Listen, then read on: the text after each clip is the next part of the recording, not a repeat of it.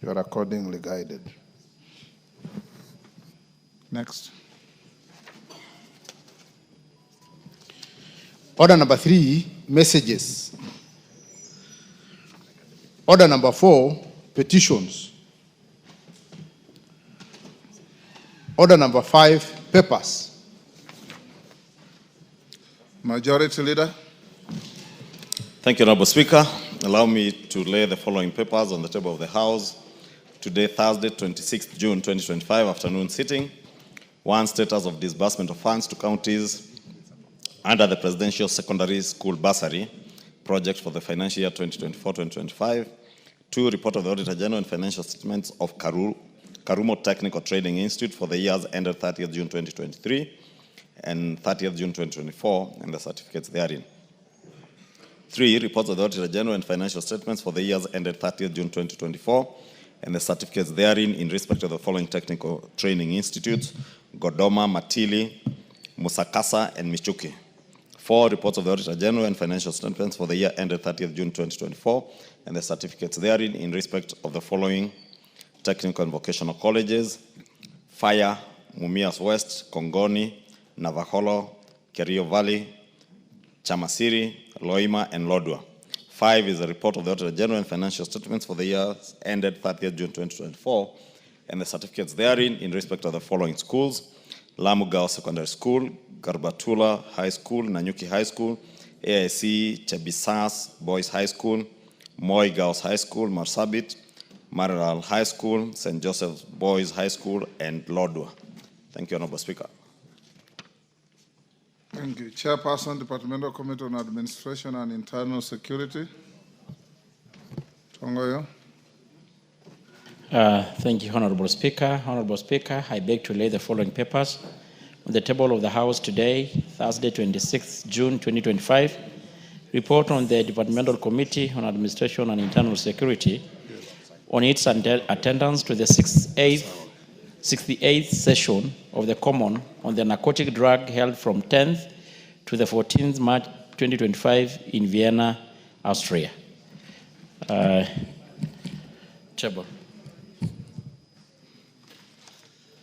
Thank you. Chairperson, Departmental Committee on Transport and Infrastructure. Honorable Speaker, I beg to lay the following papers on the table of the House today, Thursday, 26th June 2025.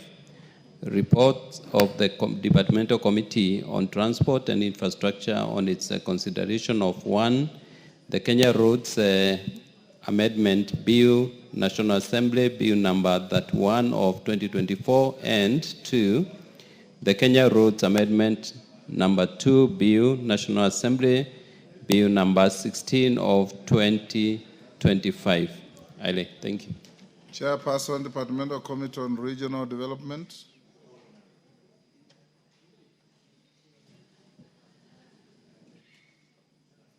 Locha Kapong.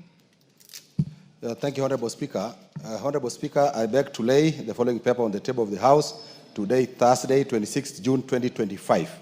Report of the Departmental Committee on Regional Development on the consideration of the Intergovernmental Relations Amendment Bill, Senate Bill number 12 of 2024. Thank you, Honorable Speaker. Thank you. Next, Chairperson, Departmental Committee on Justice and Legal Affairs. Thank you very much, Honorable Speaker. Honorable Speaker, I beg to lay the following paper on the table of the House today, Thursday, 26th June 2025. Report of the Departmental Committee on Justice and Legal Affairs on the budget implementation monitoring for agencies under the governance, justice, law, and order sector for the financial year 2023-2024. Thank you very much, Honorable Speaker. Next order.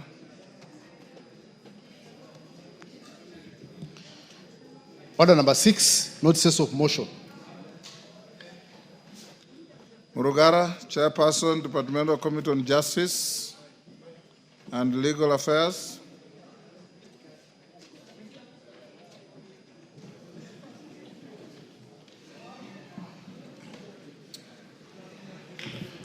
Thank you very much, Honorable Speaker.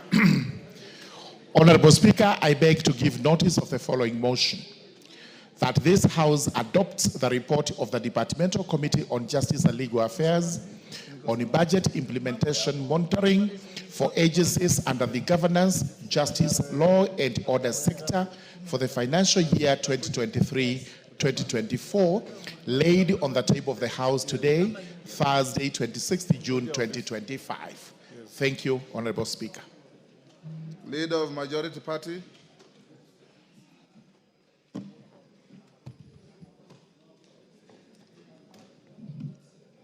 You give notice of motion.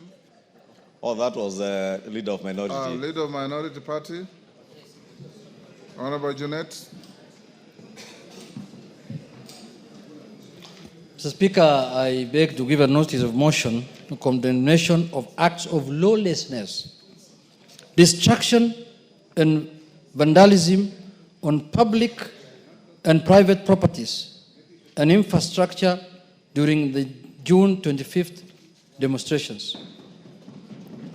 That appreciating that Article 37 of the Constitution guarantees the right to assemble, demonstrate, and present petitions to public authorities peacefully, further appreciating that on Wednesday, 25th June 2025, sections of the population participated in public demonstration and protest in various parts of the country, deeply disturbed that in exercise of this great constitutional right, there were numerous cases of violence, arson, invasion into both private and public premises, attacks on innocent wananchi and security officials, most of police officers, and further deeply disturbed that demonstrators destroyed and vandalized both public and private properties and infrastructure, including courts, administration offices, shops, business premises, homes, and supermarkets in various parts of the country, including Nairobi, Kikuyu, and Olkalau, among other places. Alarmed by the attempt by the demonstrators to enter girls' schools, including the State House Girls' School, Nairobi, now therefore this House, one condemns in the strongest terms the deliberate destruction of public and private property and infrastructure during demonstrations, including court records.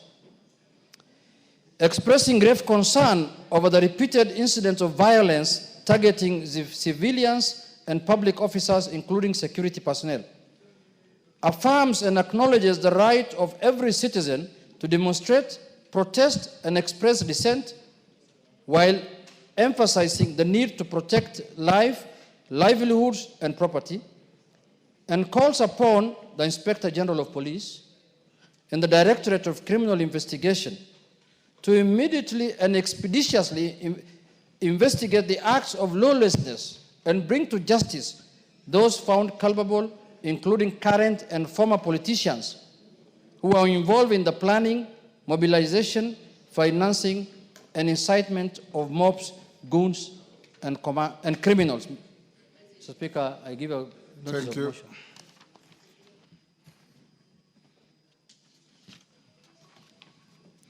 Order number 7, questions and statements.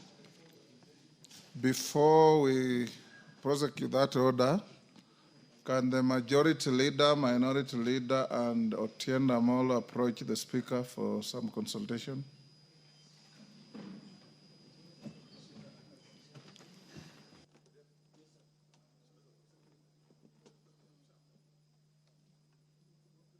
Order.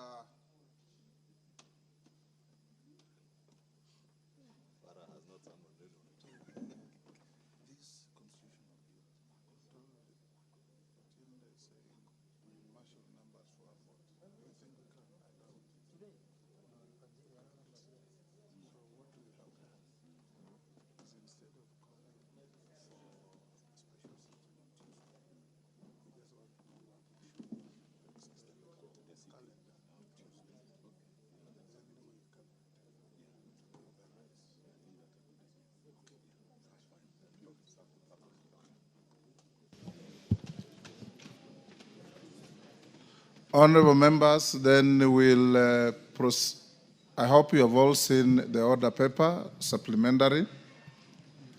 You have a supplementary order paper in circulation. After statements, and on statements, I will allow requests, which are 4, and the majority leader's Thursday statement.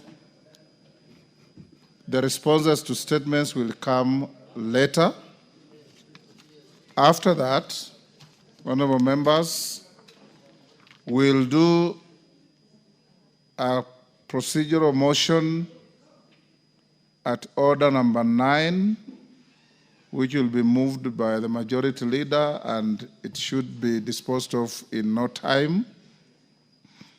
After that, we'll go to the motion to which the minority leader has given notice, and I'll allocate to that motion 1.5 hours. In those 1.5 hours, and I'm sure each one of you has a story to tell, I'll give the majority and minority leader 10 minutes each, and the rest of the members, I'll assign them 2 minutes so that we can have as many of you speaking as you can. If you think 2 minutes is too much, we can reduce. If it's too little, we can add. But I believe we can do with 2 minutes, can't we? 2 minutes each. We'll do 2 minutes. Yes, Kamukunji member, what is the issue? I was going to suggest maybe 5 minutes, but 3 minutes would be okay. Okay. Let's compromise to 3. Let's compromise to 3. And after that, we will then go to the constitutional bill that will take, after we finish the motion by the majority minority leaders, we'll then go back to order 7 and take responses to statements, and then go to the constitutional bill. So call out order number, you have called out order number 7. Member for Turkana Central, Joseph Namwar.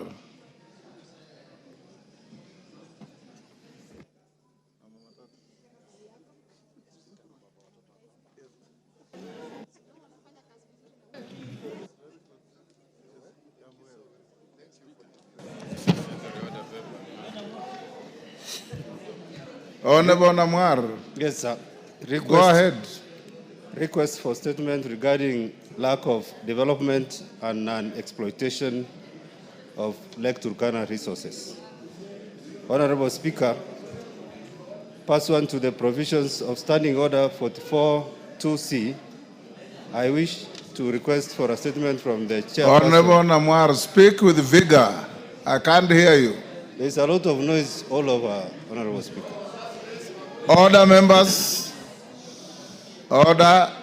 Go ahead. Request for statement regarding lack of development and non-exploitation of Lake Turkana resources.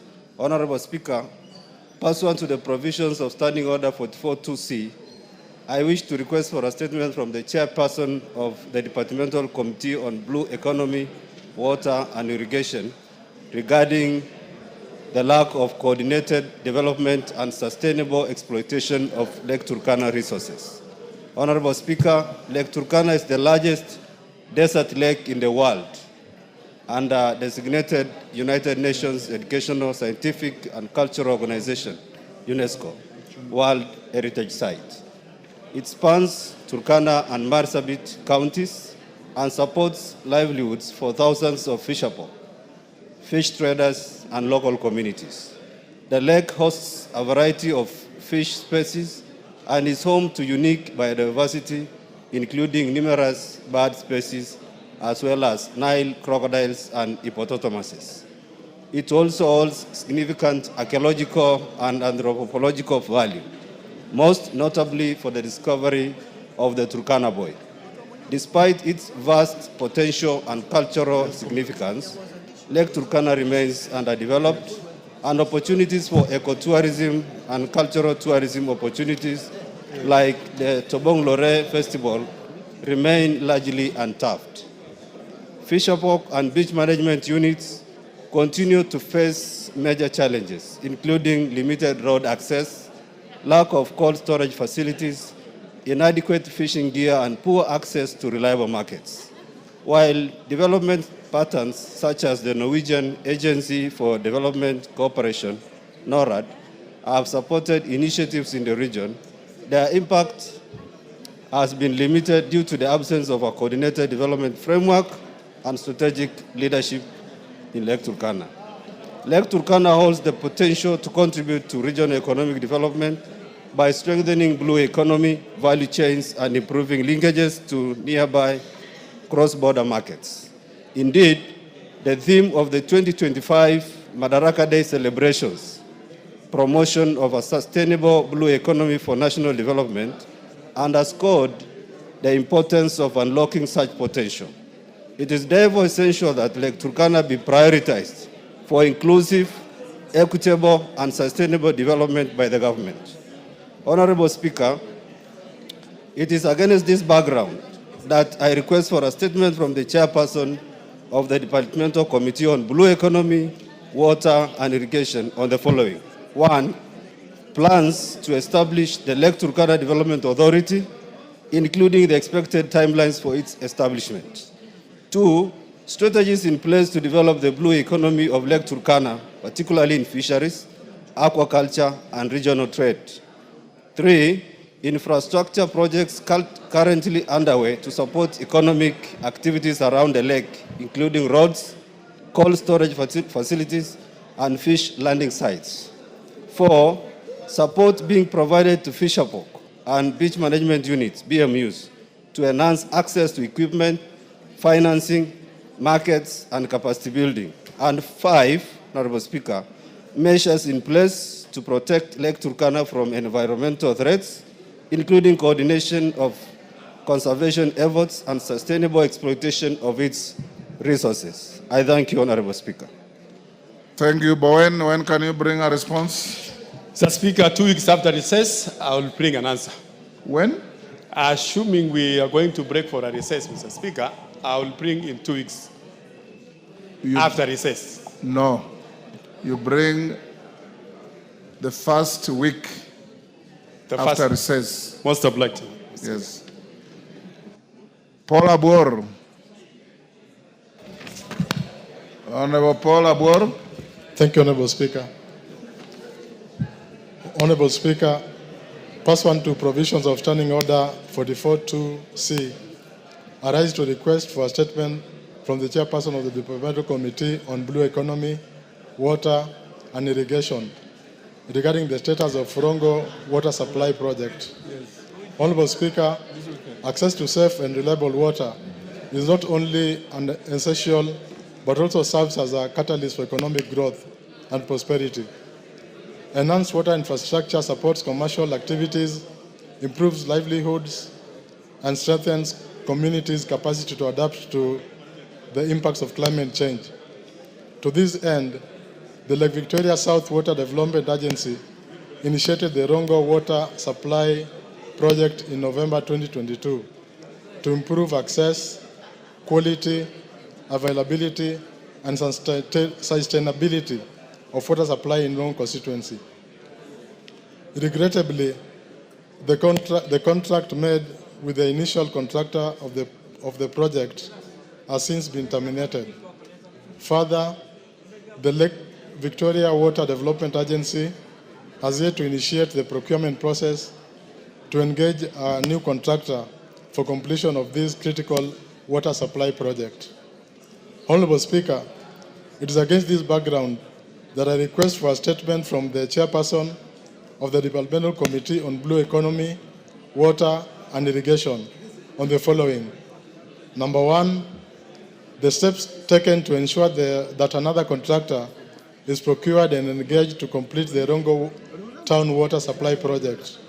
including the projected timelines for resumption and completion of the works. Number 2, a report on the funds disbursed to the initial contractor from the Kenya shillings 170 million allocated to the Lake Victoria South Water Development Agency for the project, and an indication of the remaining balance available for completion of the project. And lastly, Mr. Speaker, an update on the progress of the works executed prior to termination, including the percentage of the project completed by the initial contractor. I thank you, Honorable Speaker. Honorable Bowen, you bring at the same time as the one of Honorable Namwar. Thank you, Honorable Speaker. Beatrice Elachi.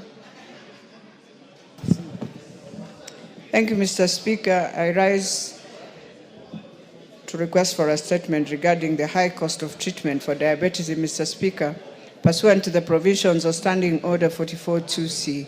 I wish to request for a statement from the chairperson of the Departmental Committee on Health regarding the high cost of treatment of diabetes.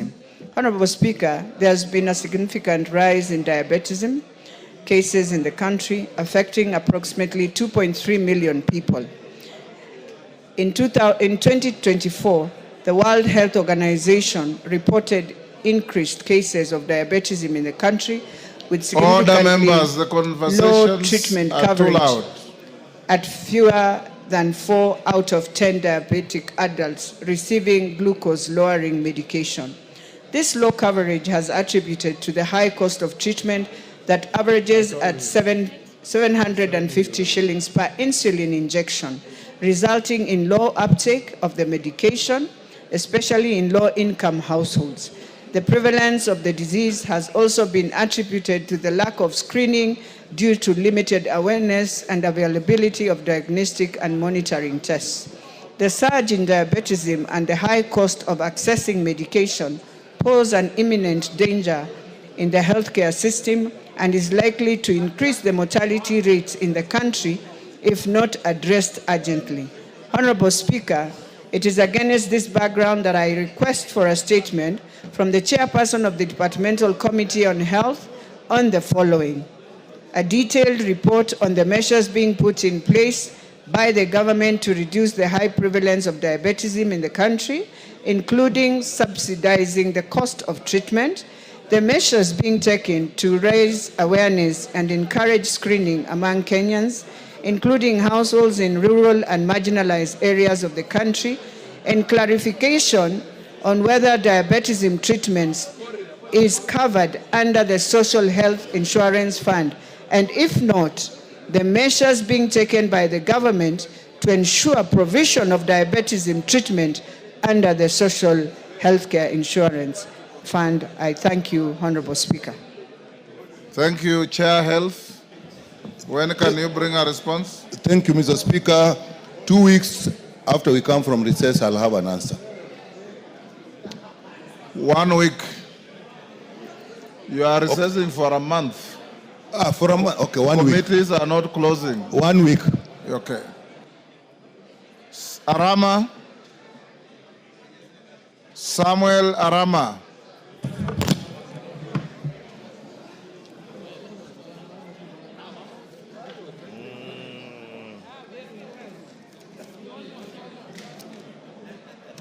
Thank you, Honorable Speaker. Honorable Speaker, I request for a statement regarding the attempted grabbing of land, L number 2015-46 in Nakuru Municipality.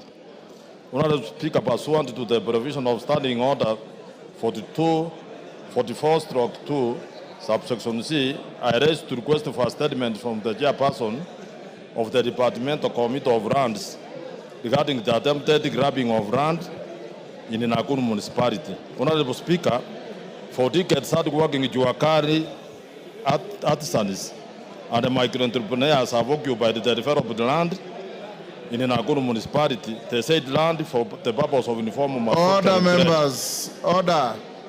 Despite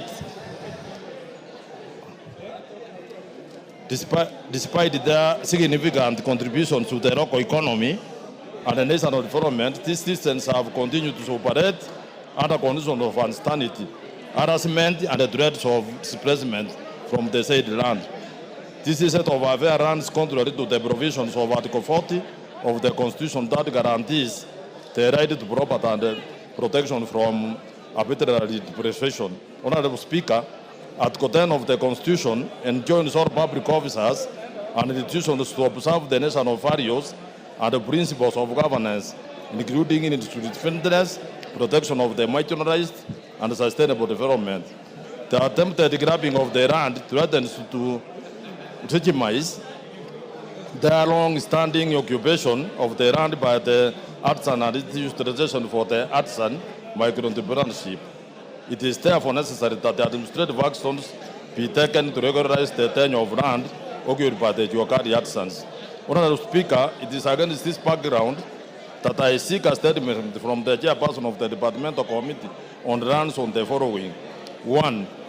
A report of the status of ownership of the land under LR number 2015-46 in the Nakuru municipality.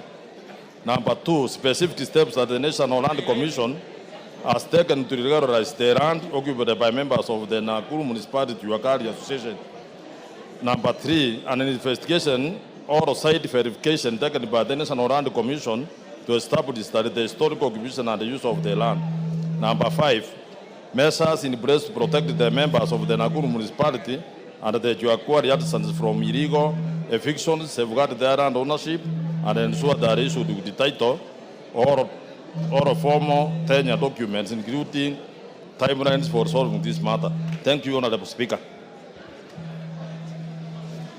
Thank you. Chair Lands, Nyamoko. When can you bring a response? In the next 3 weeks, Honorable Speaker.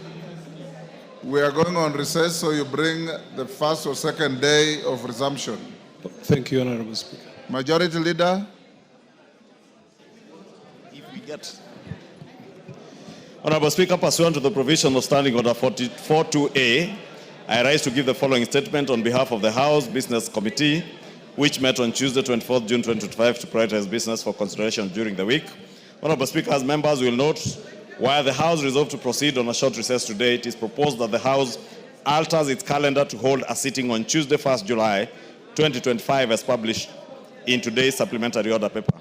The House is therefore expected to proceed on recess on Wednesday, 2nd July 2025 and resume regular sittings on Tuesday, 22nd July 2025.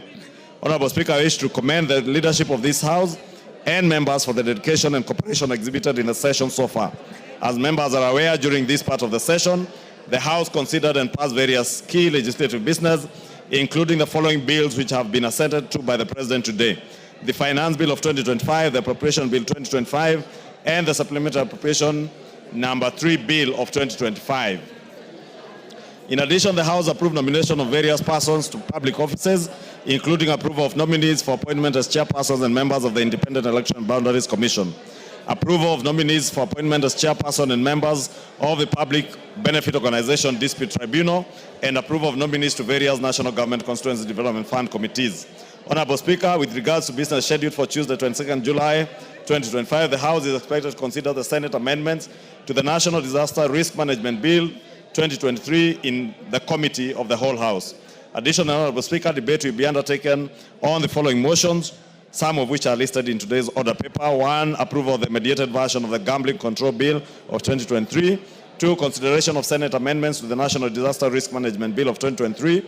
3, consideration of the performance audit report on the provision of services to persons with disabilities by the National Council for Persons with Disabilities. And 4, consideration of Comprehensive Economic Partnership Agreement between the Republic of Kenya and the United Arab Emirates. Honorable Speaker, finally, the House Business Committee will reconvene again on Tuesday, 22nd July 2025 to schedule business for the rest of that week. On behalf of the House Business Committee, I wish members a good weekend. And Honorable Speaker, may I now lay this statement on the table of the House. Order, members. Members on their feet, take your seats.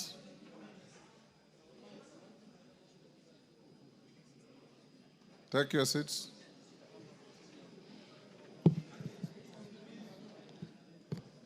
Jerry, take your seat. Honorable members, you will notice that on the supplementary order paper, we have a motion at order number 9, which seeks to enlarge our calendar to go on recess on Tuesday. The reason we are doing that is because of the business at order number 12. The bill on NGCDF, NGAF, and other related matters. There are members who are persuading me that they have lobbied sufficiently and you may have numbers to vote. Remember that the Speaker will not call a vote unless he's satisfied that you have the numbers, and the minimum is 233. Present and voting. Hold your horses. Order. A casual count on how many we are is giving me an average number of 170. So we still have some gap. What we will do then is this, because I've also been given a long list of members who wish to speak, but I'm told they are ready to forego their intention to speak. If we achieve the numbers and the whips can get on overdrive, and not just the whips, chairpersons of various caucuses, reach out to your members and get them here. Once we finish the motion at order number 10, we'll still do order number 9 in 2-3 minutes.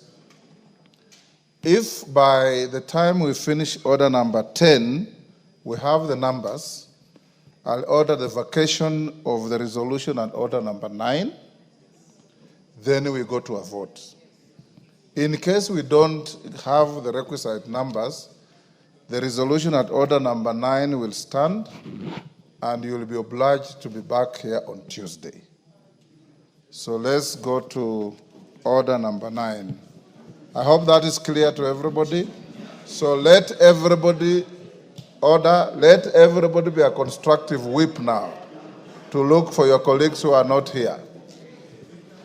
And in the event you have the numbers, then order. In the event you have the numbers, then I'll call the House to a vote by 5 p.m. 5. Order. Order. Call the next order.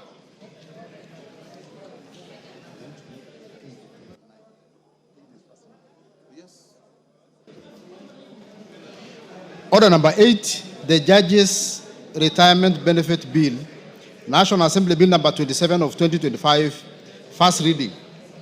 A bill for an act of Parliament to provide for the pension and other retirement benefits to judges of superior courts and for connected purposes. Order number 9, motion, alteration of the calendar of the House. Majority Leader.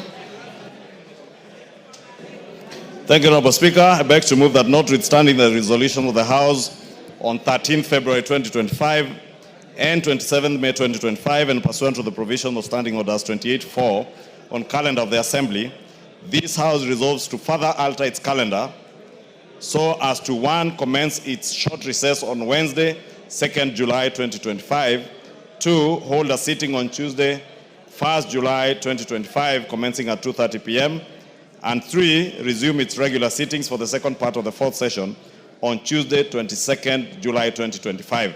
Honorable Speaker, I don't need to say anything. You had already said the intent of this motion. Yes. I beg to move and request the Leader of Minority, the Honorable Junet Mohammed, to second. Mr. Speaker, I stand to second. Thank you. Order members on their feet. Take the nearest seats.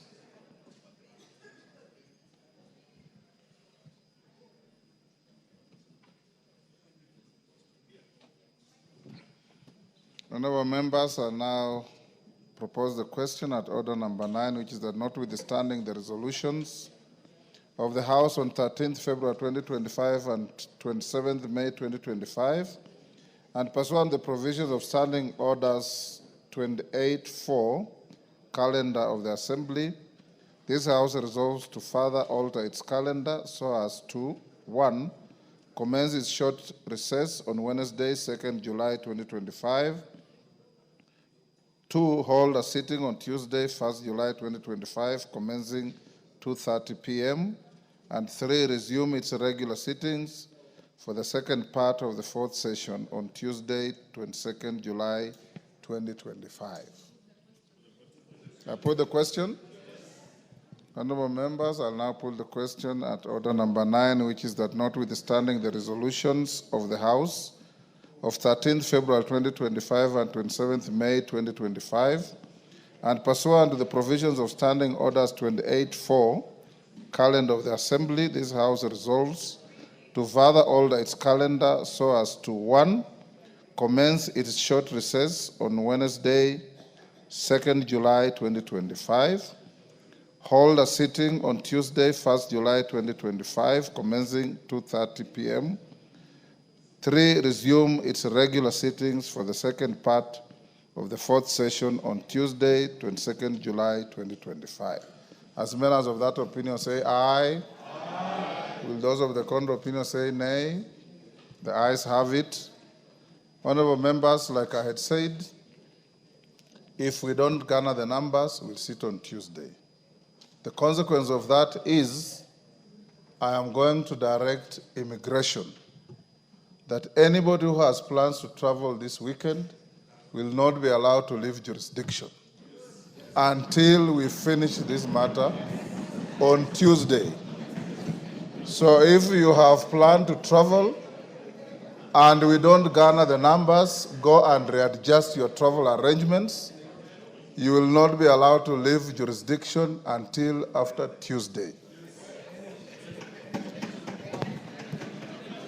Next order. Order number 10, motion. Condemnation of acts of lawlessness, destruction, and vandalism on public and private properties and infrastructure during the June 25th general demonstration.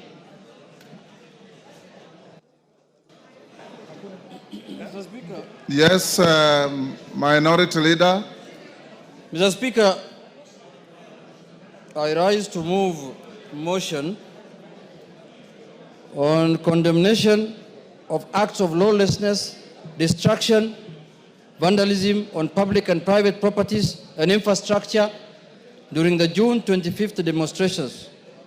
That appreciating that Article 37 of the Constitution guarantees the right to assemble, demonstrate and present petitions to public authorities peacefully, further appreciating that on Wednesday, 25th June 2025, sections of the population participated in public demonstrations and protests in various parts of the country, deeply disturbed that in exercise of this great constitutional right, there were numerous cases of violence. Order members. Order members who are walking out of the chamber. Honorable members. Yes, Millie. Thank you, Mr. Speaker. Mr. Speaker, I'm actually speaking in relation to members who are walking out of the chambers. They may have misunderstood what you said. As soon as we get quorum, we proceed. We only don't proceed if there is no quorum. So I'm requesting members, wherever you are, please come into the house. Yes. We only need you 20 more. Please come back into the house. In fact, if you get quorum, I'll curtail the debate on this motion. You vote, then we carry on. Go on, Jeanette. Order. Go on, Jeanette. Mr. Speaker. Start afresh. You know, when members, when they want to come to this house, Mr. Speaker, yes, they really want to come and sit on these chairs. Yes. When they get an opportunity to sit on these chairs, Mr. Speaker, their buttocks cannot hold these chairs. They just want to run out, Mr. Speaker. I don't know what they're looking for.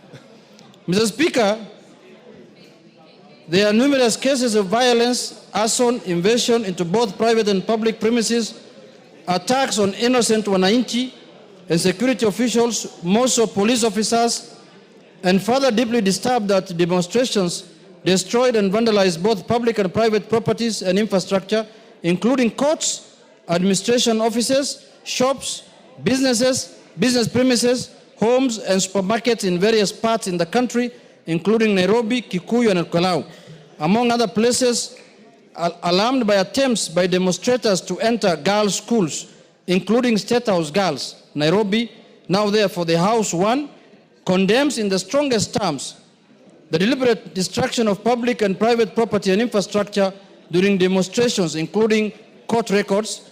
2, express grave concern over repeated incidents of violence targeting civilians and public officers, including security personnel. 3, affirms and acknowledges the right of every citizen to demonstrate, protest, and express dissent, while emphasizing the need to protect life, livelihoods, and property.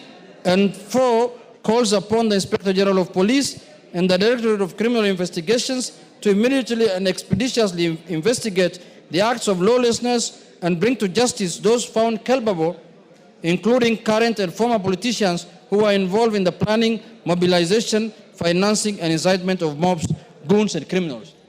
Mr. Speaker, the country is fully aware of what happened yesterday. And all of us are aware. Order, honorable members. Given order, members. Order, Mandazi. Honorable members, given what happened yesterday, it should be a concern to all of you.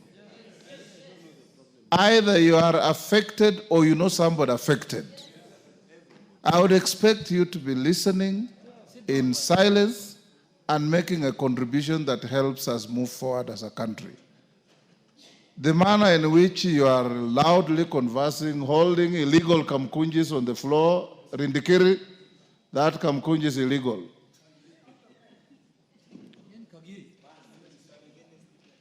I urge you, members, for Kenyans to understand and appreciate your leadership, that you speak soberly, you exercise some restraint in your conversations. If something is pressing and you want to talk, I have made rooms for you out there to do so. You can go and do so. And give those who want to pay attention and listen, including your speaker, time to do so. Junet, go ahead. Thank you, Mr. Speaker. Mr. Speaker, I have moved a motion, Speaker, concerning what happened yesterday in our beloved country. Mr. Speaker, all of us were around this country yesterday. We had a sitting of Parliament yesterday, a morning sitting where we passed very important business of the country. But Mr. Speaker, as explicitly written in the motion, Kenyans have a right to demonstrate. Under Article 37, every Kenyan has a right. And one of the things we have given ourselves to in the new constitution, Mr. Speaker, is the strongest Bill of Rights in the world, Mr. Speaker. Mr. Speaker, secondly, I sympathize and empathize with the people who lost lives in the demonstrations of yesterday and the previous ones. It is not good for Kenyans to lose their lives in that kind of manner.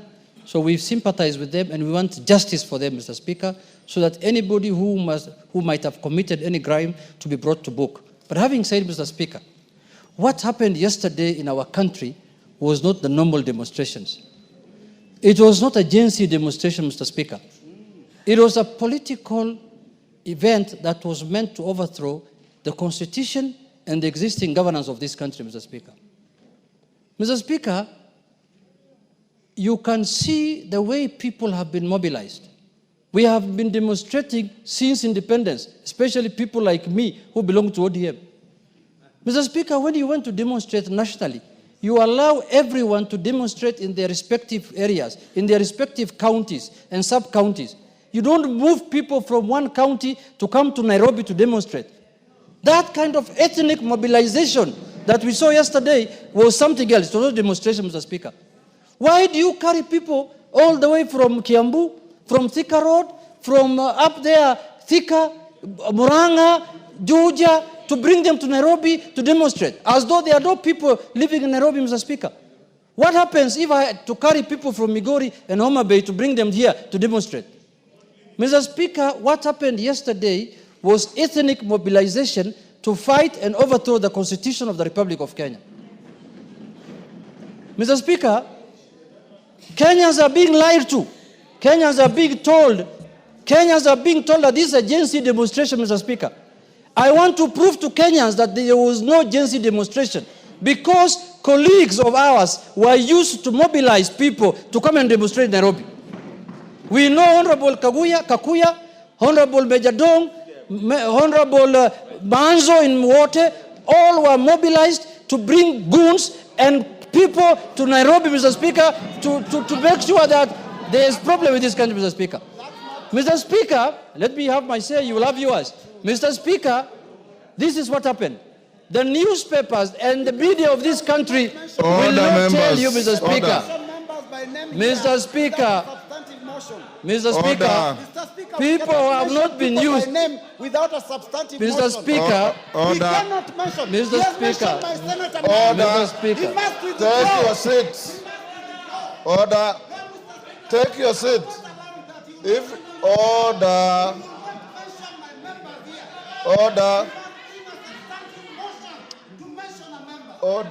Robert Mbui. Order, Robert Mbui. Take your seat. That is not how to make your point. Take your seat. Take your seat. Robert Mbui, take your seat. Order, members. Order, members. Order, members. Robert Mbui. Order, members. Honorable Robert Mbui. Order. Order, honorable members. Honorable Robert Mbui. The Speaker knows only too well what the standing orders say. In fact, I drafted them. And I don't need you to raise your voice and bang tables for me to enforce them. He was in the middle of a statement and I was going to stop him. So far, he had not order. I need no assistance from any one of you. Honorable Robert Mbui, you have a point, but you can prosecute it honorably and decently. All you needed to do was rise on a point of order and say what you are saying without belligerence, without banging tables, and the way you are behaving is like you are going to go physical with your colleague. That is not you. That is not you. Honorable Junet, you only mention your colleagues adversely after you have brought a substantive motion to the House. Saying that members were involved is sufficient. Go ahead. Mr. Speaker, why do I say so? Mr. Speaker, the media of this country, Mr. Speaker, will tell you that the demonstrations were organized by Gaucho. They will tell you the demonstrations were organized by Gaucho. They will tell you they were organized by Matakwei. They will tell you the demonstrations were organized by Sakaja. They will not tell you the real culprits, the people who are organizing these demonstrations, Mr. Speaker. So it is incumbent upon us as people who have to discuss matters of national importance, Mr. Speaker, to tell Kenyans the truth, Mr. Speaker. Mr. Speaker, what happened yesterday was very clear. Mr. Speaker, it was not a Gen Z demonstration. It was a demonstration that was organized politically in this country, Mr. Speaker. And you can see where it happened. It took place in Nyeri. That is where Rigathi Gachagua comes from. It took place in Madira. It took place in Kisii. Mr. Speaker, the standard that has been set, the standards that has been set by Rigathi Gachagua in this country is that if you want to qualify to become a presidential candidate in his so-called opposition alliance, you must do as much demonstrations as you can. He has given them a benchmark that for you to qualify to become a presidential candidate in their team, you must cause anarchy and you must do demonstrations, and that is how you are going to qualify to become one, Mr. Speaker. And destroy property. Mr. Speaker, This ethnic mobilization in this country must end. Demonstrations must be for all Kenyans. Why do you destroy the property and the livelihoods of your own community, Mr. Speaker? Mr. Rigathi Gachagua. Mr. Speaker, you can see the kind of planning that has been put into this matter. You can see the kind of money that has been paid to this matter, Mr. Speaker. Mr. Speaker, we must call a spade if we are to save this country, Mr. Speaker. Mr. Speaker, I am standing to move them. Mr. Speaker, yes, my second point. Order. Yes, Wanjiku Moya, what is it? Honorable Speaker, you just ruled a few minutes ago that Honorable Junet should substantiate when he's mentioning the names of persons on this floor. Was Honorable Rigathi in Homa Bay? Was Honorable Rigathi in Mombasa? Was Honorable Rigathi in Kakamega? Was Honorable Rigathi everywhere? Order. Order, Honorable Wanjiku. Gone. Order. Gone.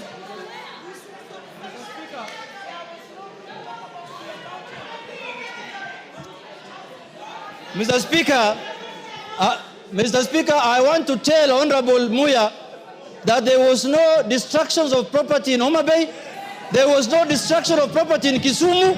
There was no destruction of property in Kisii. But there was destruction of property in Nyeri. There was destruction of property in Nyandarua. There was destruction of property in Kikuyu. There was destruction of property in Nyamakima. That tells you who the chief goon is. The chief goon is Mr. Rigathi Gachagua, Mr. Speaker. Mr. Speaker, we must call a spade today. We must call a spade today, Mr. Speaker. You can see, Mr. Speaker, this is one man who is holding his community hostage, Mr. Speaker. He has decided to use his community and destroying their property and making and impoverish them in this country, Mr. Speaker. This is the Lord of poverty. This is the man who wants to make the community from Mount Kenya to become poor so that he can rule them, Mr. Speaker. Mr. Speaker, I want to say this. Order, members, listen to yourselves. Mr. Speaker, I want to say this. This country has a constitution. This country has a government. The government of the Republic of Kenya and the constitution must make sure that every citizen's life is protected and their property is protected, Mr. Speaker. We have an election in 2027. We don't have any other election before then.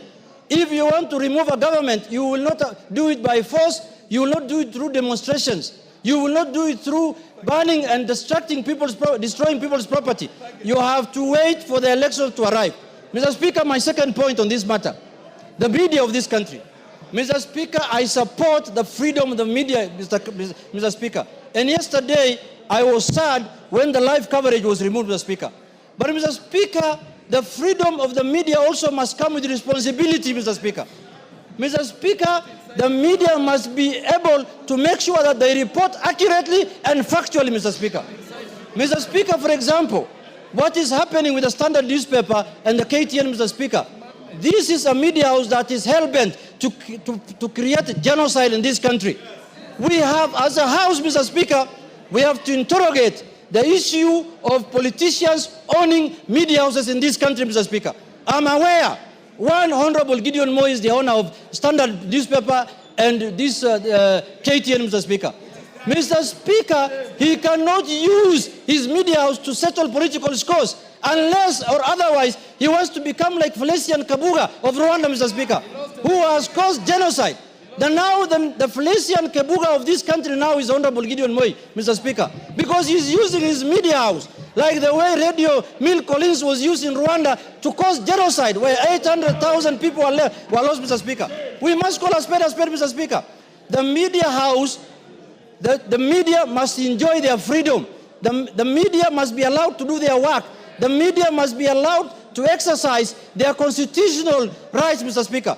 But the media that is owned by politicians who are trying to use their media houses to settle political scores, Mr. Speaker, we must call them out here because they will cause genocide in this country, Mr. Speaker. I am told Gideon Moi is the one who used to keep Felician Kabuga in Kenya when his father was the president. And he was hiding here. Maybe he learned those bad manners from Felician Kabuga, Mr. Speaker. Mr. Speaker, I want to say this. Yes, Kagusha, what is it? Honorable Kagusha. Honorable Speaker, is it in order for the honorable member to continue mentioning the names of honorable members, either present or who have been in this house before, adversely in this house without a proper motion? Honorable Speaker, on the same... Take your seat. Honorable Kakusha, you have been a Speaker of Account Assembly before. Take your seat. Take your seat. Take your seat. Honorable Kakusha, you have been a Speaker of Account Assembly before. The standing orders that we wrote for this House are applicable where you are Speaker. When he mentioned sitting members of Parliament and Robert Mui protested, I stopped him. Order. Order. Honorable Kakusha, as a first-term MP, if you think you'll gain traction by being sent out of the House, I will not send you. Just take your seat and become and participate in debate. You want to speak, I'll give you an opportunity. But don't be rowdy. Former members of this House don't enjoy the privileges sitting members enjoy. Read your standing orders properly. Go on, Junet. Mr. Speaker, you know, Honorable Gagushe was the Speaker for Nyeri County Assembly. This is National Assembly. It's a different area. This is a different place, Mr. Speaker. Mr. Speaker, I want to say this. Mr. Speaker, this country, there are people in this country who are hell-bent to take this country to anarchy, Mr. Speaker. Just because we impeached them, just because they lost a job. And they lost their jobs because of their bad manners, Mr. Speaker, of creating division, telling Kenyans you have shares, you have no shares. That is why he was impeached. Now, when you get impeached and you lose your job, you want to take this country to anarchy, Mr. Speaker. Mr. Speaker, and impoverish people. Mr. Speaker, we will not allow that. Yesterday, we were told we were commemorating the Gen Z's death, Mr. Speaker. Is Honorable Kalonzo Musyoka Gen Z? Is Eugene Wamalwa Gen Z? Is Rigathi Gachagua Gen Z? Is Jimmy Wanjiga Gen Z? Is Maraga Gen Z of all people? What Gen Z was there for us to see yesterday? We saw all the men who are supposed to retire, who are running around here, running for political office, Mr. Speaker. Mr. Speaker, when Baby Pendo was killed in Kisumu, Mr. Speaker, Eugene Wamalwa was a cabinet minister, Mr. Speaker, of the Republic of Kenya. When we passed the draconian laws of the security laws in this House, Mr. Speaker, Justin Muturi was the Speaker.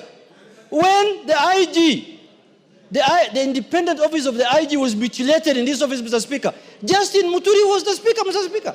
Now, Justin Muturi now says he wants to be chair of some commission called Justice Commission. That commission must start by investigating Muturi himself, Mr. Speaker, because he's the one who has caused the highest atrocities in this country by occupying the office of the Speaker, Mr. Speaker. And all those are on record, Mr. Speaker. We are not going to keep quiet anymore because we can see our country.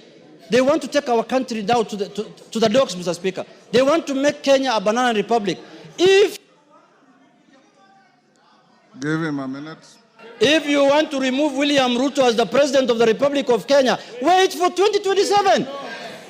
There will be an election on the 10th of August, 2027. Mr. Speaker, I want to conclude by saying this. Kenya is a constitutional democracy. Kenya is a constitutional democracy. Let people not hide under the guise of Gen Z to cause anarchy in our country, Mr. Speaker. There is a deliberate attempt in this country to silence all institutions in this country. They want to silence Parliament. They want to silence everyone who speaks for the people so that the only people who can speak are the civil society, LSK, and other kind of people. Mr. Speaker, I look at now the chair of LSK, who is my friend. Her mandate has expanded from legal issues now to political issues. Now we should elect the president of LSK through universal suffrage. Because, Mr. Speaker, that's the work she's doing. She's doing politics all the time, Mr. Speaker, which is good for the country, but she should limit her work to advocacy of rights of the people, Mr. Speaker.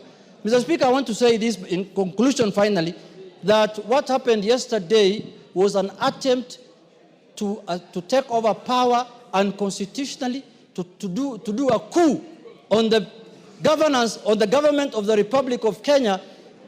We lost an election as ODM. We disputed the election. We went to the Supreme Court.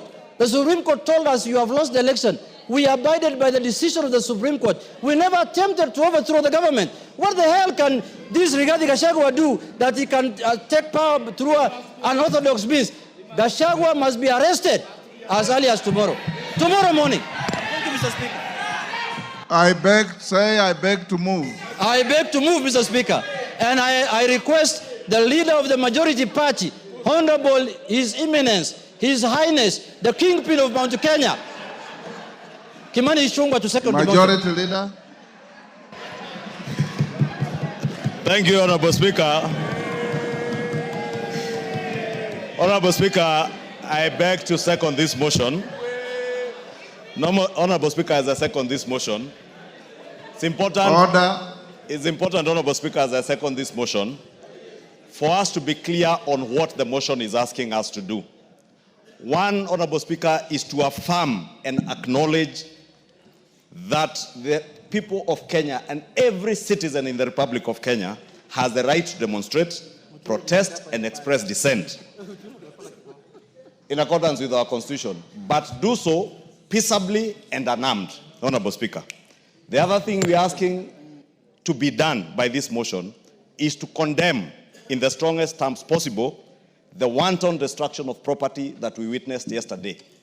And I dare say, Honorable Speaker, that wanton destruction, as the mover of this motion has said, was visited largely on the people of the Mount Kenya region, where I come from, on businesses owned by the people of Mount Kenya. If you look at Nairobi County, Honorable Speaker, the businesses that were looted were largely businesses owned and being run by people from Mount Kenya. Whether it is OTC, whether it is Nyamakema, Honorable Speaker, I was under attack myself.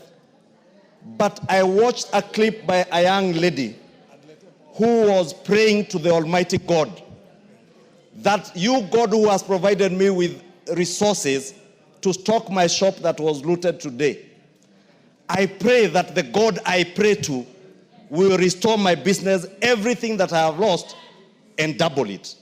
And I want to assure that lady, we will support you even as we seek to support other people who lost lives and livelihoods, Honorable Speaker. And let me express my regret, Honorable Speaker, and my condolences to those who lost their lives, not just yesterday, but even last year, Honorable Speaker. But we must have a way to mourn and memorize those that we have lost. We do not need to lose more lives to memorize those that we lost last year. Yes. We do not need to. Honorable Speaker, the other thing this motion is asking us to do as a House is to call upon the Inspector General of Police and the DCI, the Director of Criminal Investigations, to immediately and expeditiously investigate the acts of lawlessness and bring to justice those found culpable, including, Honorable Speaker, current and former politicians who are involved in the planning, mobilization, financing, and incitement of mobs and goons and criminals, Honorable Speaker. That for me is cardinal, Honorable Speaker. June 2024, 25th of June 2024, with the unfortunate incidents that happened, Honorable Speaker, we let it pass. If you can protect me from the member for Narok County and the member for Elgeyo Marakwet. Honorable Speaker was saying June 2024, we let it pass.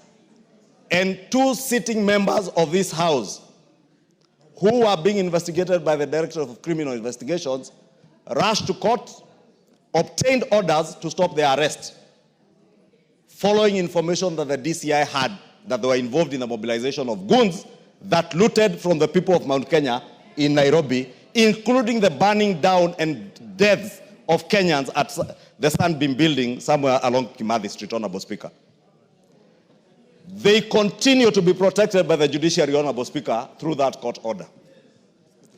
Court orders using anticipatory bails cannot be into perpetuity, Honorable Speaker, because we are breeding impunity through these conservatory and preemptive orders, Honorable Speaker. The same characters, Honorable Speaker,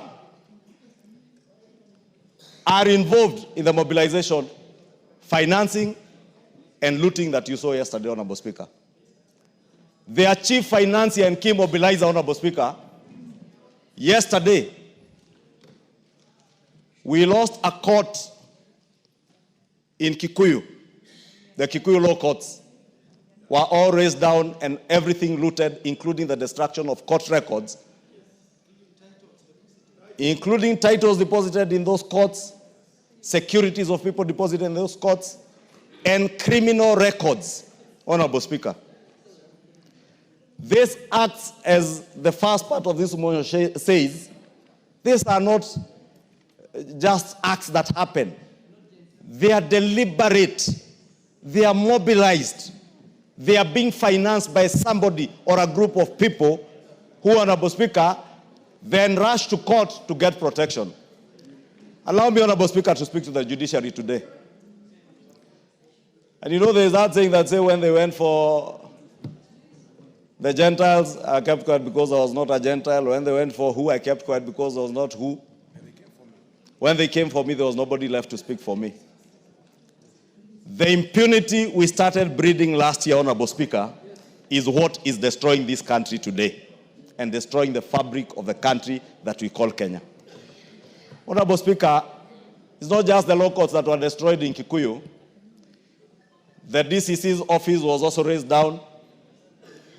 I've said the law courts, the sub-county, the county offices, including graders and machinery of the county government of Kiambu that help our people to do their roads, and county records, including our own property records in those offices, Honorable Speaker.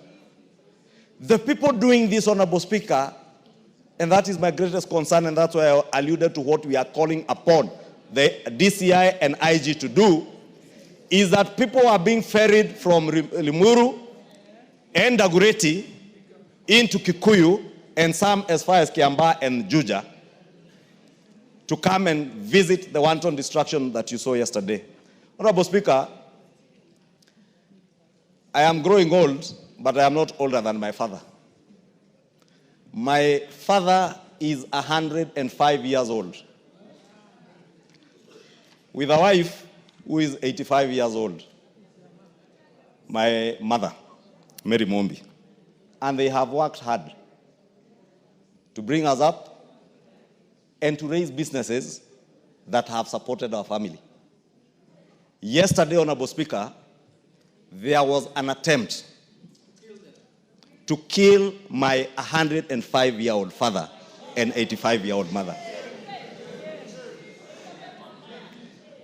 All in the name of myself being the leader of majority in this house and having done my work to the best of my ability as God may help me. And I saw by the Bible, Honorable Speaker, standing before you, that I will execute my duties without fear, without favor, and to the best of my ability. And I will continue to do that, Honorable Speaker. Let nobody be in doubt. The Honorable Junet Mohammed has mentioned names. I did say here last year during the impeachment process of the former deputy president that this is a dark man with a very dark heart. Very black heart. I dare say today, Honorable Speaker, in this house, Honorable Rigathi Gachagua is the one who directed goons he mobilized to go and murder my parents, destroy my property in Kikuyu, destroy the property of the people of Kikuyu in the name of revenge. Honorable Speaker, we cannot build a country that way. That is why, Honorable Speaker, we are asking the Inspector General of Police. It cannot rest at this. Nobody, not Kimani Ichung'wah, not Rigathi Gachagua, not the sitting members of parliament in this house, Honorable Speaker, who are doing this work, and some 2 senators, Honorable Speaker. And as Honorable Junet Mohammed has said, if you look at the trajectory of violence and destruction that visited, you can associate that violence with a particular politician and the area they come from, and the kind of thuggery that was going on, Honorable Speaker. So as we condemn, Honorable Speaker, let us call on the Inspector General of Police and the Director of Criminal Investigations. Anybody involved in this criminality, whether it is Kemani Ishongwa, whether it is Junet Mohammed, whether it is Rigathi Gachagua, whether it is Jane Kehara, whether it is Kaluma, whether it is Ngogoyo, whether it is Major Dong, whether it is Kakuya, whether it is Senator Medho, investigate each and every one of them without fear or without favor, and whoever is culpable, bring them to book, Honorable Speaker. Because we cannot have a country of lawlessness, Honorable Speaker. We cannot have a country... Honorable Speaker, I was finishing by saying we can't have a country where I purport to speak for the people, my people, yet I mobilize people to destroy my people's property. I mobilize people to kill our own people so that we make political capital out of it. We must desist as political leaders in this country from using our people as political pawns to make political capital out of, Honorable Speaker. And I condemn the lawlessness, the violence, and congratulate the people of Mombasa, Honorable Speaker. The people of Mombasa yesterday demonstrated what peaceably demonstrating is. What happened in Nairobi and in other areas in central Kenya were riots, disorder, and anarchy, Honorable Speaker. And the owner of that anarchy is known, must be apprehended. Honorable Speaker, allow me to commend the police also for the restraint that they exercised yesterday and for the hard work they put yesterday when a police lady was being brutalized by men, grown men, beating up a woman, Honorable Speaker. It's the most despicable thing you can find, that a man is stepping on a police officer on her head. Honorable Speaker, there were criminals who attempted to get into State House girls. It is not William Ruto's children who go to State House girls. It is not Kemani Ishongwa's daughters who are in State House girls. It is our children.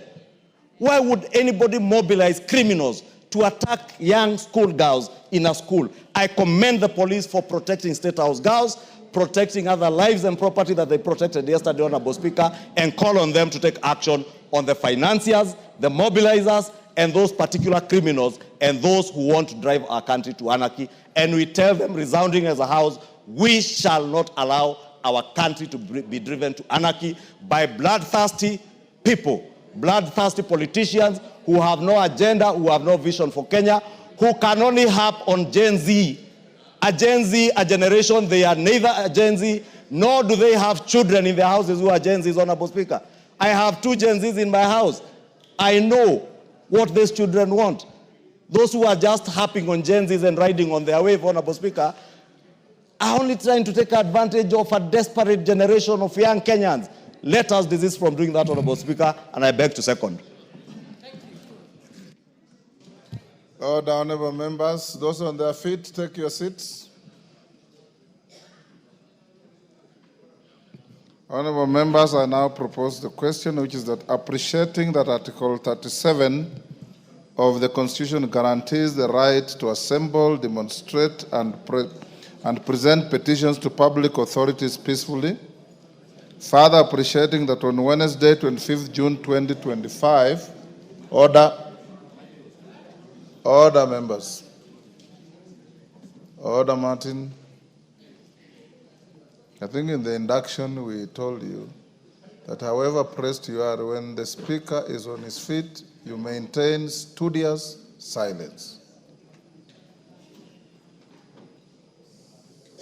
Further appreciating that on Wednesday, 25th June 2025, sections of the population participated in public demonstrations and protests in various parts of the country.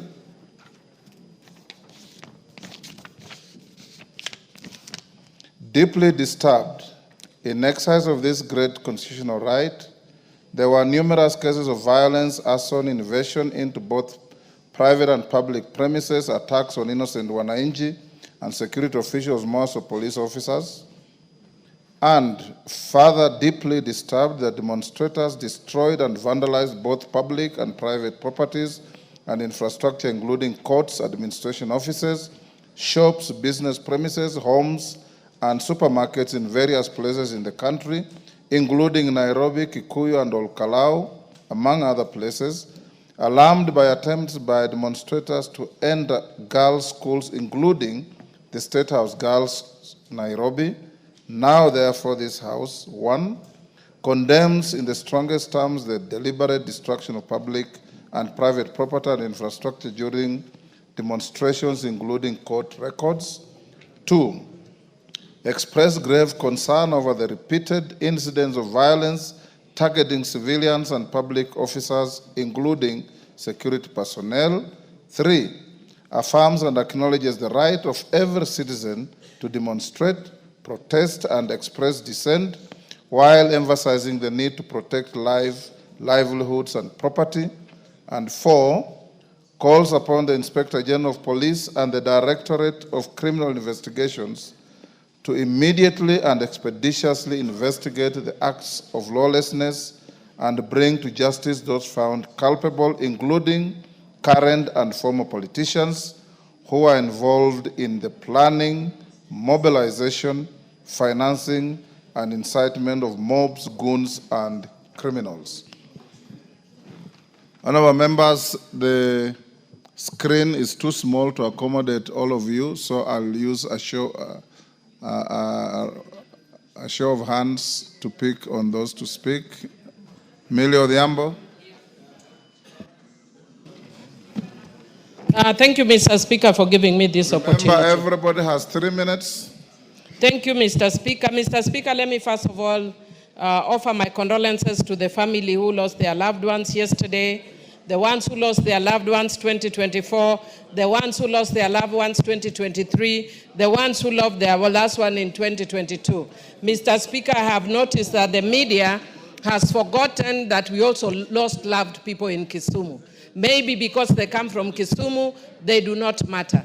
But I want to offer condolences to every family who has lost a loved one. Mr. Speaker, Article 37 guarantees a right to demonstrate peaceably and unharmed. And Mr. Speaker, I'm one of the people who pushed for that article in the Constitution, and I will defend it with my life. And that is why, Mr. Speaker, it was very sad to see what happened yesterday. Mr. Speaker, ODM and Azimio have become the experts in demonstration, Mr. Speaker. And Mr. Speaker, when we were doing that, we were called anarchists. Bare fidelity to history. Exactly. You as truly here was with you in CORD and NASA. Yes, Mr. Speaker. So it's not just ODM. No, I've said ODM and Azimio and NASA. Yes. And CORD and all those. But the constant one is ODM. Mr. Speaker, for me as Millie Odhiambo, I can't cheat you. I thank God that I'm resting, Mr. Speaker. I don't think people understand what it means to go to the streets. I understand when the Gen Zs are writing letters to their parents saying may not come back. I would tell my husband that because they didn't know I'd come back. So let us be. You called us names, Mr. Speaker. You called us names. You said we are anarchists and all that, Mr. Speaker. Mr. Speaker, but who is God? God creates balance. Mr. Speaker, you called us names when we were fighting for the same rights you are fighting for. Mr. Speaker, now, or that you said to be fighting for. Mr. Speaker, now instead what you are telling us is that Baba is eating and observing table manners. Mr. Speaker, if you can give me 1 minute, Mr. Speaker, because I was interrupted, or 2 minutes. Mr. Speaker, it's difficult to be Baba. You are damned if you do, damned if you don't. So, Mr. Speaker, we are only learning from the best. You have observed table manners since independence. Let people from the lake also observe table manners. For once, let us also observe table manners. And take over, and I've heard people saying that in terms of demonstration, you've overtaken Baba, that we've been lying, that we want to, that no. I am glad to note that you have overtaken us. Please do it excellently. But Mr. Speaker, I want to say one thing, if you would allow me. Mr. Speaker, as a women's rights activist, Mr. Speaker, yesterday I left my house, not caring for my life. I went to State House when I saw on social media that State House was under attack. State House girls. Give her 1 minute. Thank you, Mr. Speaker. When I saw State House girls was under attack, Mr. Speaker, I didn't care for likes. I condemned when the policewoman was under attack. Mr. Speaker, we cannot allow such things. Mr. Speaker, where we are attacking women, and then, Mr. Speaker, today in the morning in the WhatsApp group of FIDA, I saw something very disturbing, that women were being removed from motorcycles, they were being gang raped, and they were being, even in our time with our excellence, even when we were infiltrated, that has never happened. Never. Mr. Speaker, I said this and people condemned me as a Christian. Come, let us reason together. It's not about who is winning. This country belongs to all of us. Thank you. George Murugara. Thank you. Thank you very much, Mr. Speaker. Mr. Speaker, allow me also to... Seeing the interest, I will reduce the time to 2 minutes. Thank you. Thank you very much. Go ahead. Allow me kindly to empathize with the families and the persons who suffered fatalities yesterday, their properties damaged. This is abhorrent. It has nothing to do with Gen Zs, because we know for sure these youngsters were out to express themselves, but some hooligans hired by unscrupulous persons invaded them and decided to take things south. Honorable Speaker, I think always we must be the role models and examples. Even now we've been told ODM, the members who are here, Junet Mohammed, Millie Othiambo, are examples on how we should be demonstrating. Honorable Speaker, as I watch the leaders who went to the streets, including a former Chief Justice of the Republic of Kenya, and for once, I asked myself whether really this is what a former Chief Justice should be doing. I saw another former Vice President of the country, Kalonzo Musyoka, carrying a wreath to go and lay on behalf of those who had lost their lives. Nothing wrong with that whatsoever. But you do not lay wreaths on the streets to remember those who had passed on. Order. You Order, actually, Jess Kambalu. Order. You actually lay wreaths on the graves of those who passed on, not in the streets. So I wondered what Honorable Stephen Kalonzo Musyoka was doing, especially to our young people who should be learning from him, emulating him on how we should be properly doing our things. As leaders, we are role models. We are not there to incite young people, misdirect them, or mislead them. We are there to tutor them to rights and the paths of righteousness. So, with all that, while the Gen Zs were right, our politicians were not right at all, and this is the time they should be called upon to account. Thank you very much, Honorable Speaker. Robert Mbui. Yeah, thank you, Mr. Speaker. I also condemn in the strongest terms possible the destruction of property and infrastructure. But Mr. Speaker, we must be careful, because when you look at the way this motion is worded, we seem more concerned about the property that was damaged, and we are not talking about the 10 people that lost their lives yesterday. We are not talking about the 60 that lost their lives last year, right here in Parliament. Order, Mr. Speaker, Robert Mbui, order. Mr. Speaker. Order, Robert Mbui, take your seat. Save his time. Save his time. Robert Mbui, I'm also sitting here and I listen. Let's have fidelity to facts. Milo Odhiambo next to you has eulogized all the dead up to 20 years back. Your neighbor there who moved the motion talked about the same thing. Kimani Ichung'wah talked about the same thing. So let's bear fidelity to facts. The motion is not just about what is written, but also what is going to the Hansard. Go ahead.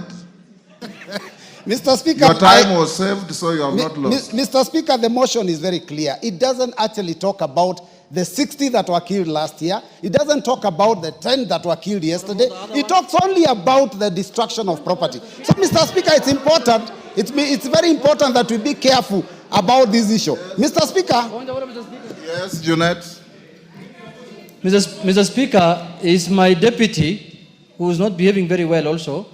Mr. Speaker, is he in order to mislead the House that we are in demonstrations, we have only lost 10 people, 60 people, when he knows very well we were with him having sufrias on our head, and we lost over 100 people on the road, Mr. Speaker, and he was part of us that time. Why is he not talking about those ones? Or because they are Luos, Mr. Speaker, and their lives don't matter.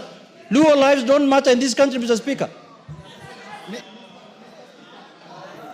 Mr. Speaker, the minority leader knows that we also lost people from our region during all those demonstrations. So it's not about tribe.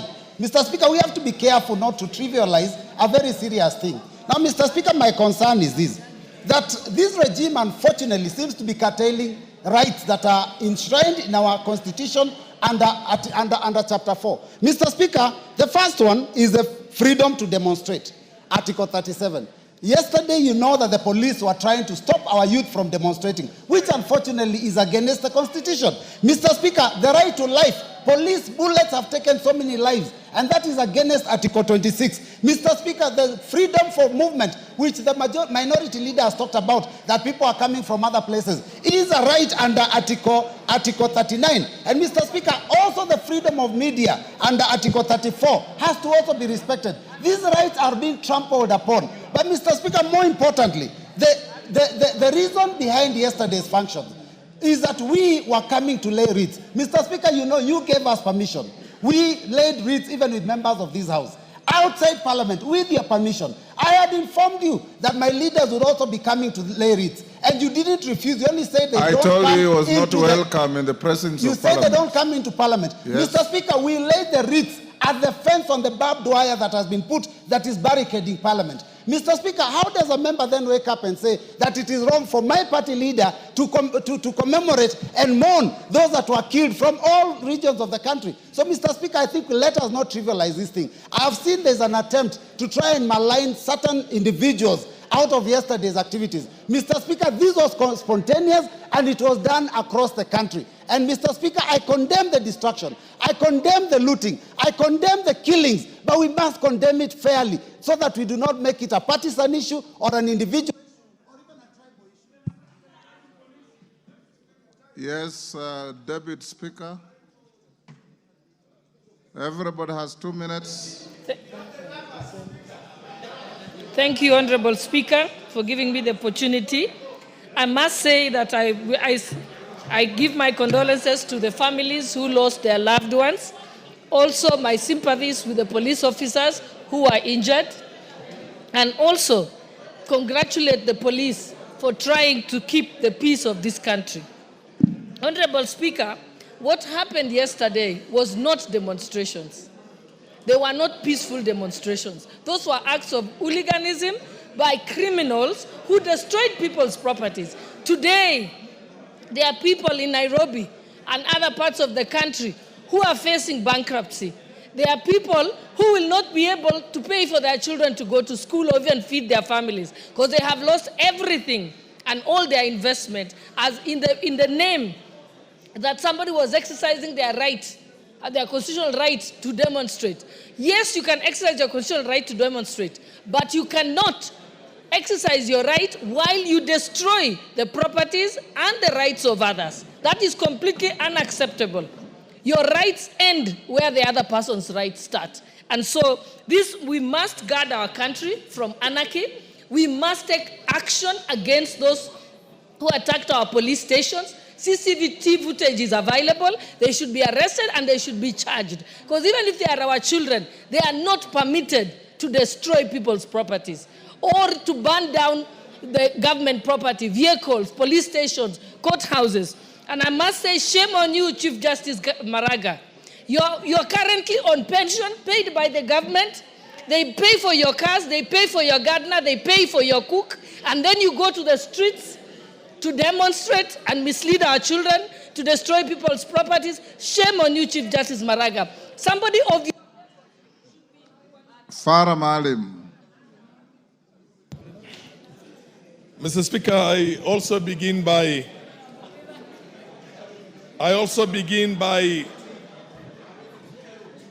sending my condolences to all those ones who lost loved ones in all the incidents that had happened in this country for a very long time. Mr. Speaker, please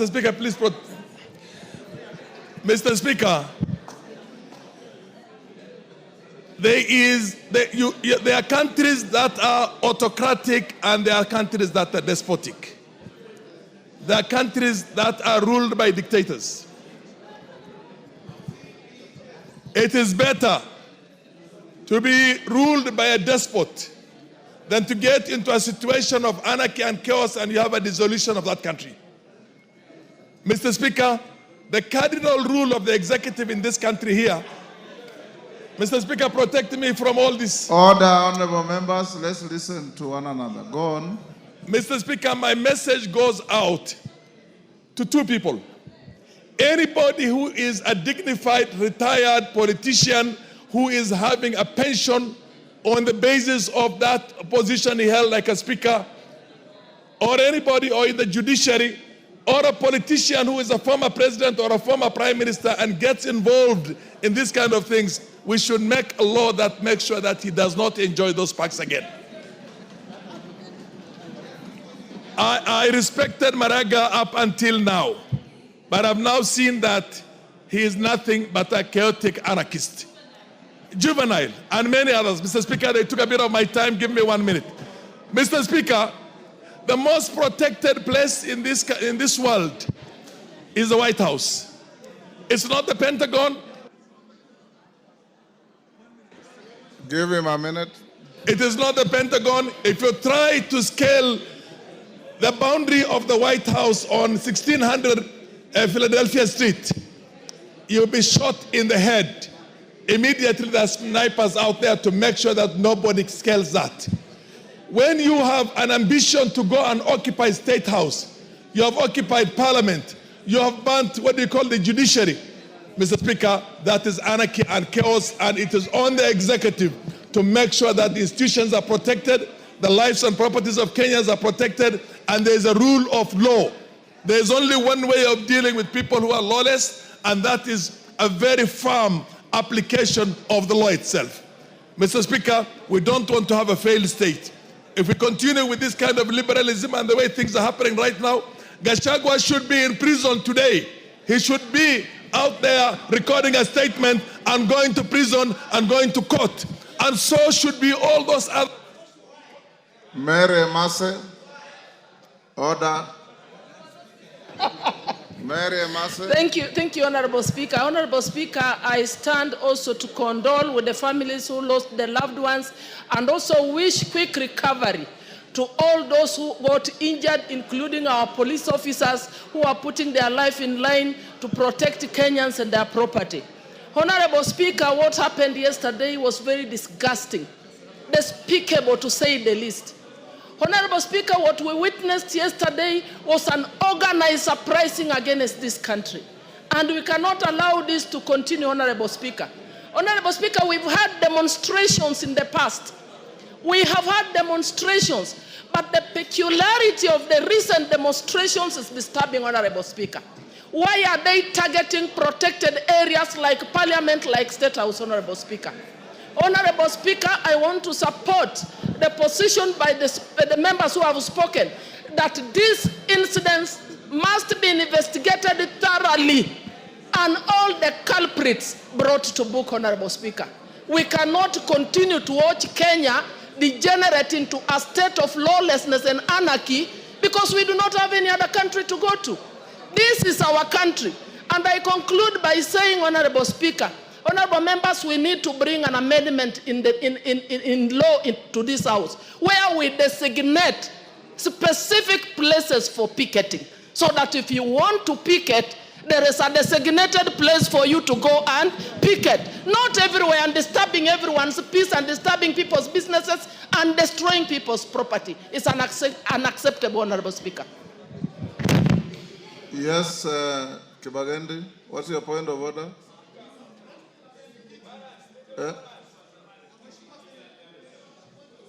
You have a point of order.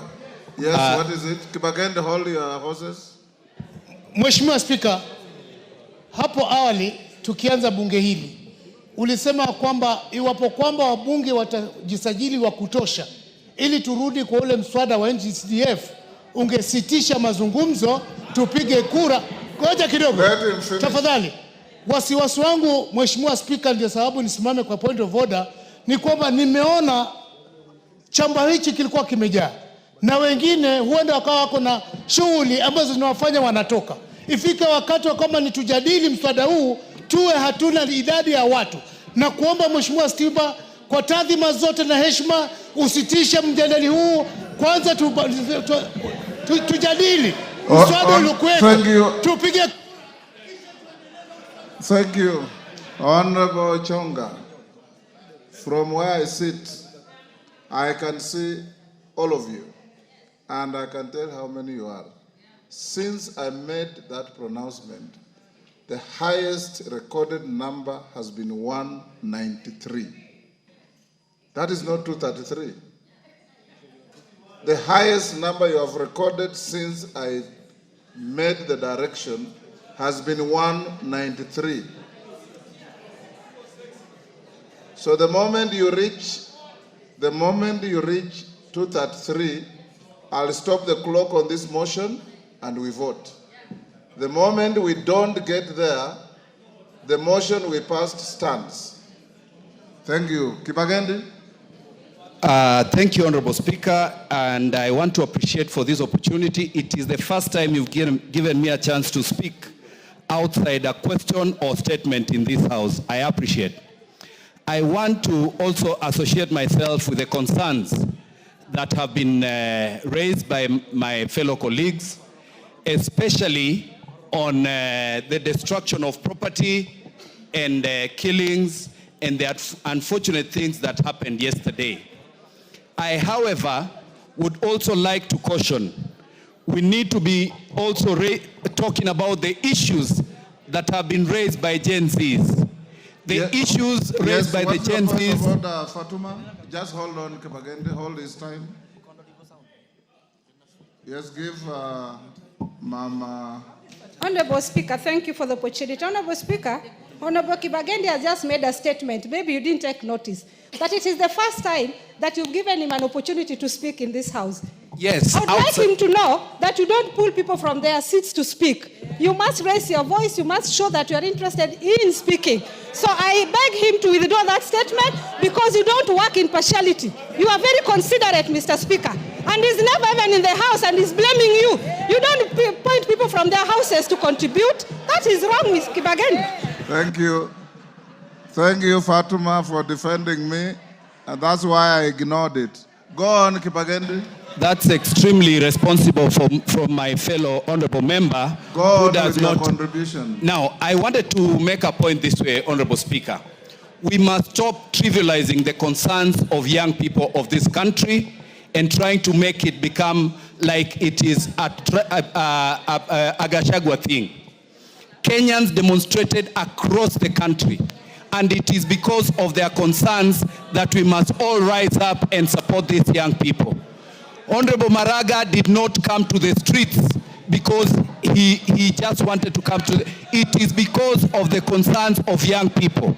I'm perturbed by what Honorable Farah Maalim and the Deputy Speaker speaking about Honorable Maraga and those who've spoken about the former Deputy President.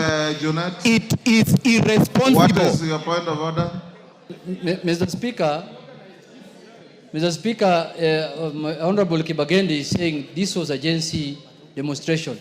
Could he share the House with his experience in organizing the one in Kisii County, Mr. Speaker? Because he was the supervisor and organizer of that one, Mr. Speaker. Mr. Speaker, I hope you'll add me the time because you realize all this time members have been... Go ahead with you. What I'm saying is this. Honorable Junet, with all due respect and all the leaders that have spoken before me, we need to be more concerned about the issues raised by young people in this country rather than trivialize this to what Gachagua has done to this country. Gachagua is such a small person. Did he organize in Mombasa? Did he organize in Kisii? Did he organize in Kericho? Why don't you have him arrested? Deal with Gachagua in accordance with the law. And finally, we want to advise that this Mwafrika,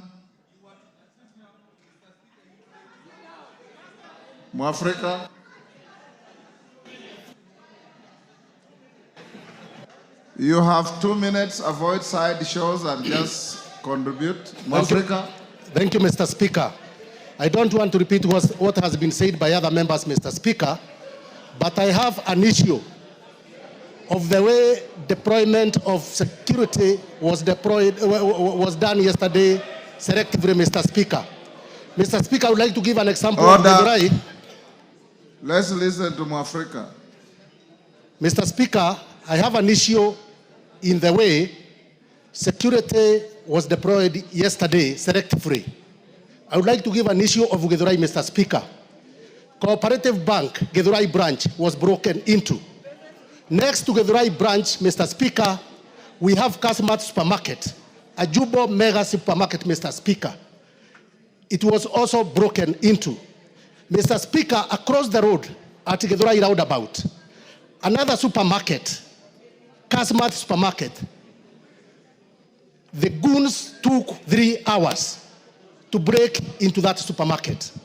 Mr. Speaker, I just wondered, there was no even a single police officer at Githurai, Mr. Speaker, to offer the basic security of minimum security services of crime prevention, Mr. Speaker.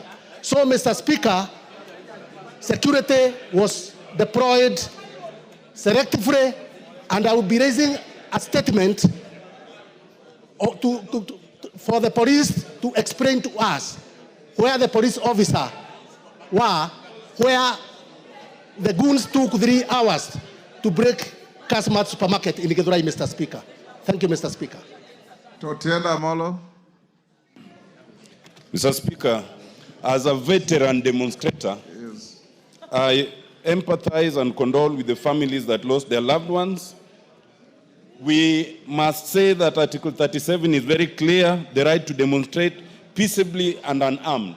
But that right does not extend to an attempt to establish government other than by law. Article 3.2 is very clear, and it must be read out that any person, any attempt to establish a government otherwise than in accordance with this constitution is unlawful. We must be very clear, Mr. Speaker. Demonstrations are different from anarchy. What we saw in Mombasa were demos. What we saw in all those other places mentioned in the motion, that was anarchy, and it cannot be tolerated. Mr. Speaker, we condemn the hiring of goons. We condemn the torching of courts, police stations, and houses. We condemn the extreme provocation of the police. But, Mr. Speaker, I also condemn the CAK for stopping live coverage, because the CAK cannot do that in the face of a very clear judgment by the court. Thank you, Mr. Speaker. Osoro. Thank you very much, Honorable Speaker, for also giving me this opportunity to air my views. Order, Mama Machakos. Order. Yes, Osoro. Thank you very much, Honorable Speaker. Honorable Speaker, I have really not lived for long in this planet Earth. It's just nearly about 4 decades. And about 3/4 of such I've lived in the Mount Kenya region. Honorable Speaker, what I saw yesterday in Mount Kenya has never been seen before. And I'll be very specific on Mount Kenya because that is a place I grew in, Honorable Speaker. What I saw in terms of looting and destruction of property has never been witnessed before, Honorable Speaker. And we call it by its name. But there are 3 things I'll speak to, Honorable Speaker. Number 1, we need to review the police laws, Honorable Speaker. We need to find a way to guard our police officers from these anarchists that are emanating from all over. That is number 1. We really must review that. Number 2, if you can protect me, Honorable Speaker, from the... Honorable Kamene, you have the right to converse with your neighbors, but not to shout the way you are doing. Please keep your cool.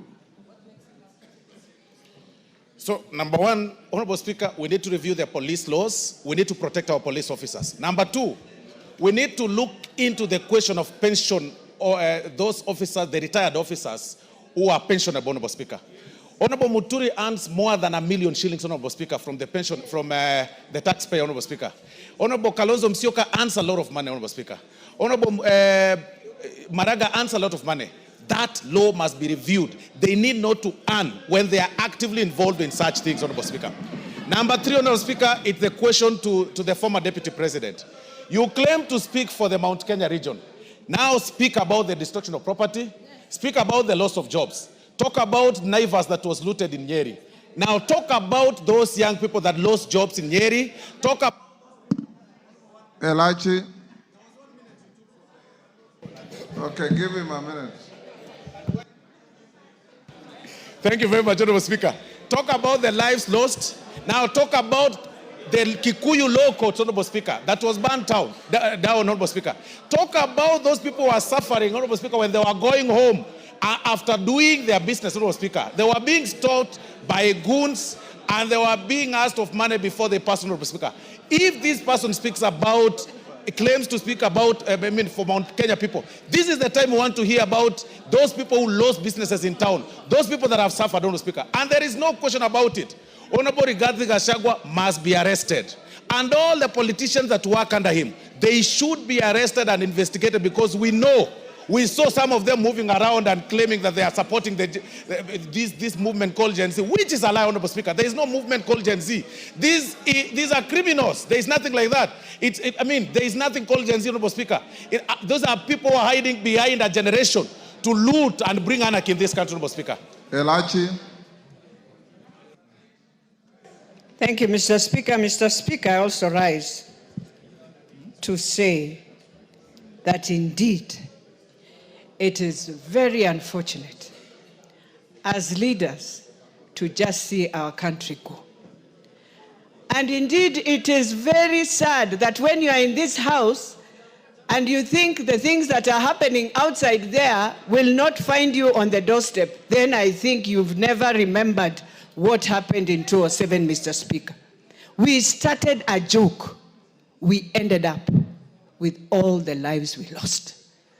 And so as much as I will say today that it is sad for parents who lose their children because of political scores, that today we are here again discussing an anarchy in Nairobi, Mr. Speaker, I will tell you, and first of all, thank all the constituencies in Nairobi that made sure they restrained themselves from destroying property.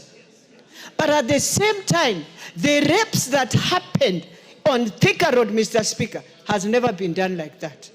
And Mr. Speaker, I want to speak as I finalize to our generation, that you are a young generation that can shape the future of this country. You are innovators, you are digital. But I want to tell you, in a world where it's growing with a lot of conflict, you will be overwhelmed and people will take advantage. But I want to say, we must bring a law here to give incentives to our young people to start businesses without taxes so that we give them jobs, because in their generation, there is no jobs. Everything is going digital. They will never have employment. We must think, and we must tell those who are thinking, you can use Gen Zs to have power. Madenge. Before Madenge takes the floor, I acknowledge in this public gallery Ararat Shiner School from Ainabkoi was in Gishu.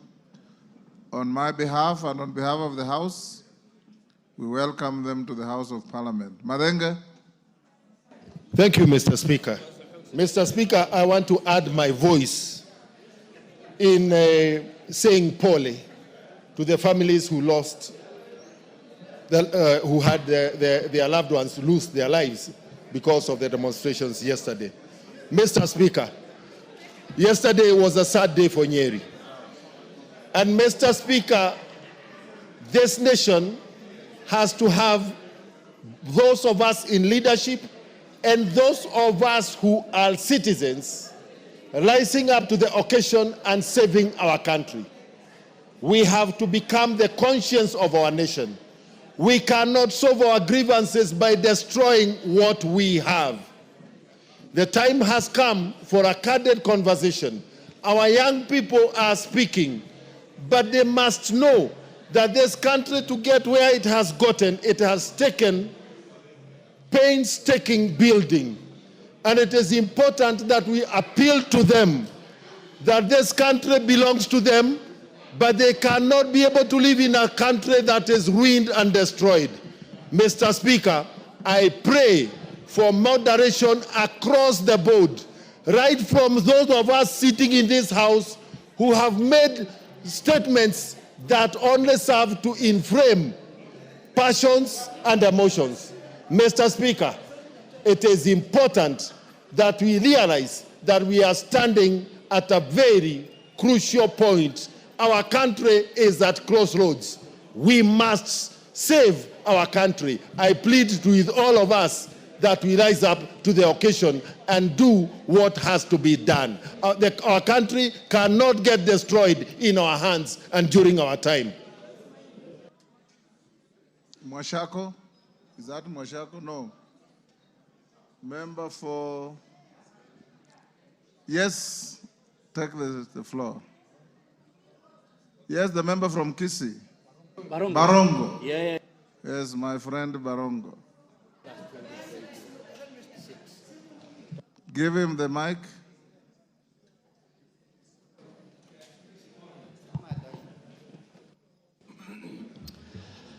Thank you, Mr. Speaker, for the opportunity to also contribute on the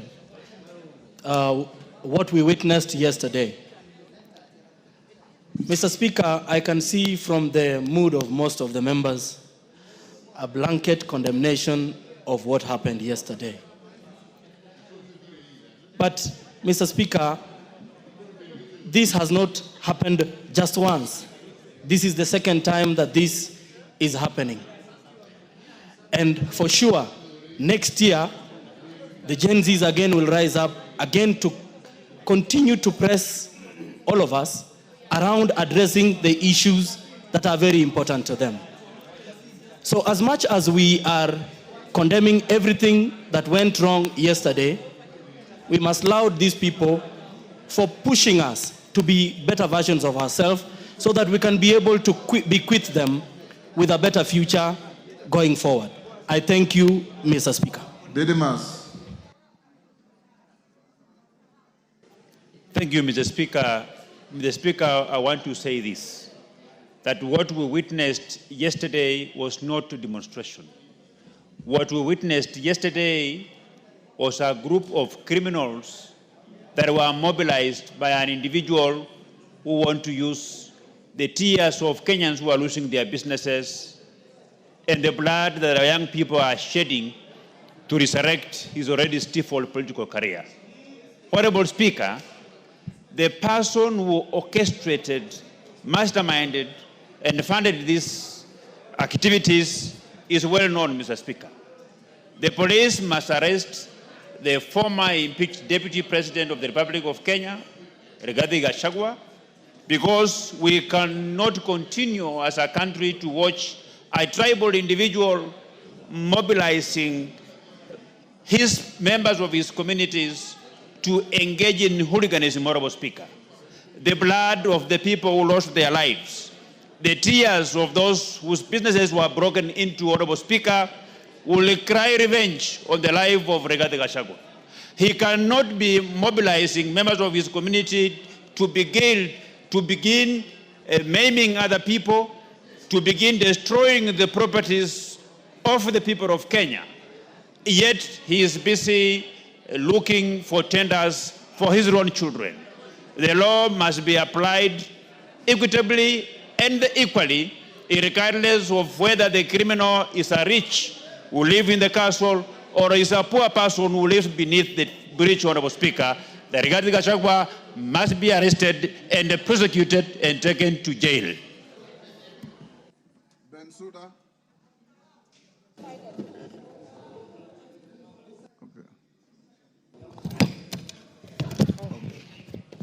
Thank you, Honorable Speaker. I also rise to make my contributions on this motion. Honorable Speaker, what happened yesterday, as a parliament, we have to condemn in the strongest possible terms. Number one, I want to say that we must rise to a parliament, a nation that solves problems. We must not allow some people to take political scores because we have a little bit relaxed on providing for justice. The justice we are talking about, the families that their children lost their lives. We need to organize for a national prayer, give them compensation, and shame the demons in the broad daylight. Mr. Speaker, number 2, the police have tried, and yesterday they exercised restraint. We have to take it that they must be beefed up in terms of their numbers. Whether it requires additional resources, Mr. Speaker. I came to Parliament yesterday and saw the work that they were doing. I want to applaud them, but they need to be increased in number so that we don't have a situation whereby when things are getting out of hands, then we direct the GSU to come. I witnessed next to the Parliament here, the people who are hiding behind Gen Zs, Mr. Speaker. The Gen Zs came in, and when they walked and found the policemen, the age of the real Gen Zs, they were allowed to walk in. All of them clapped, and they were young children. But the ones who are exercising hooliganism, Mr. Speaker, those are not Gen Zs. My third contribution, the women are the largest numbers who lost their properties yesterday, besides the ones who were raped. I could see the ones who are confessing over the television. The majority are the women. Benja.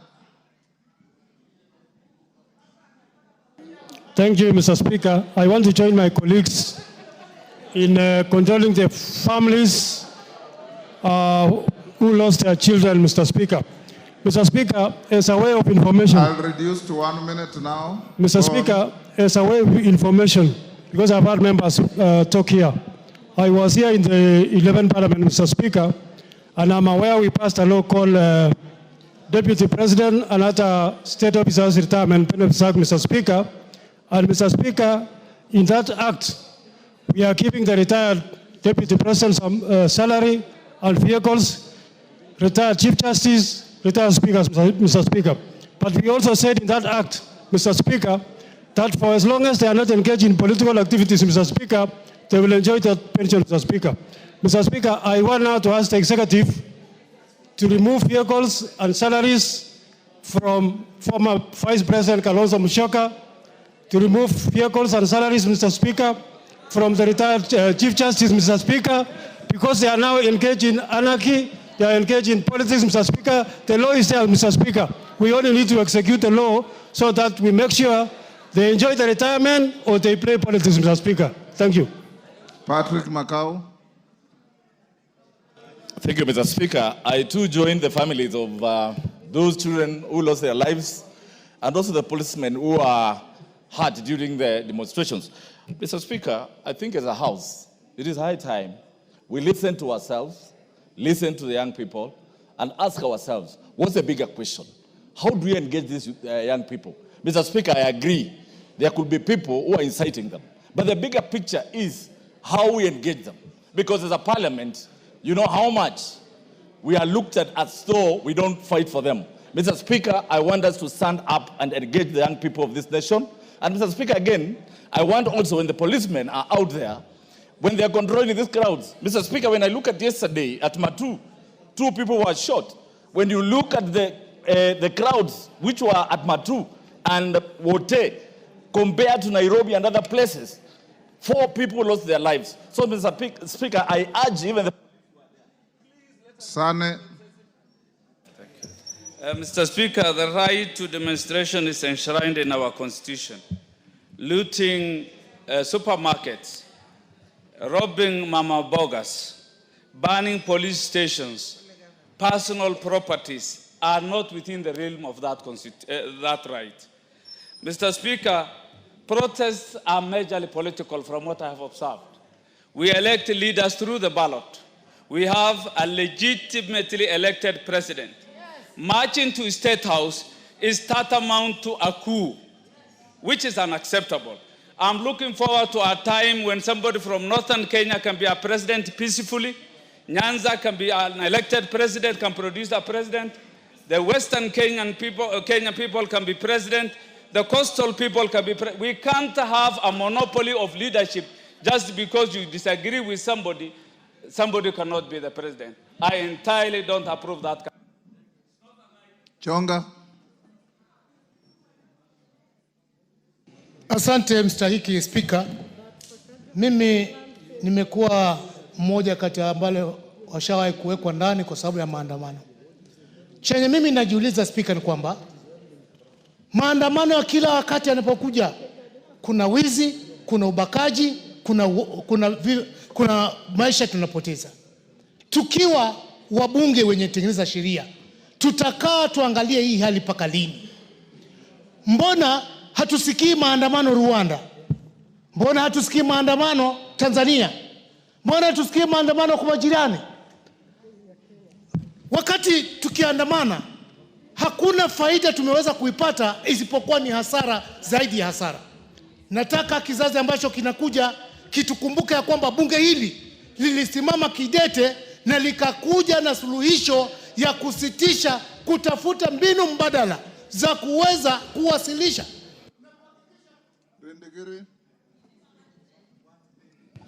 Thank you, Mr. Speaker.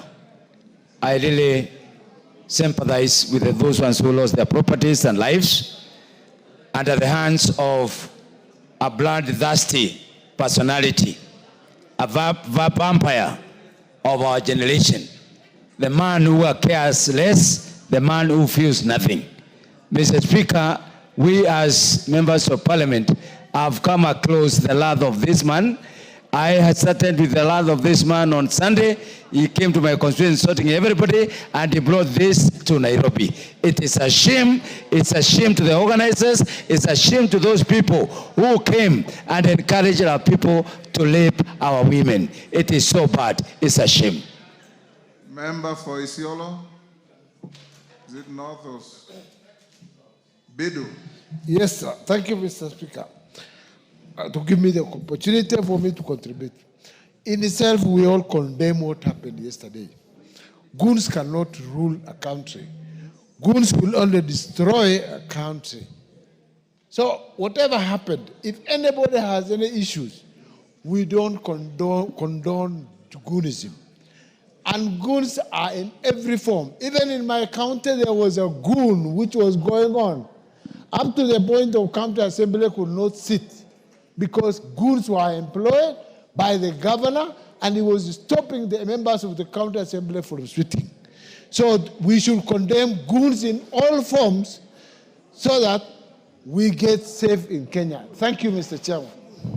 Mr. Speaker, sorry. Tongoyo, Chairman, Security, I'll give you 2 minutes by virtue of yours. Thank you, Honorable Speaker, and I want to join the rest of us who have spoken to condemn what happened yesterday, Honorable Speaker.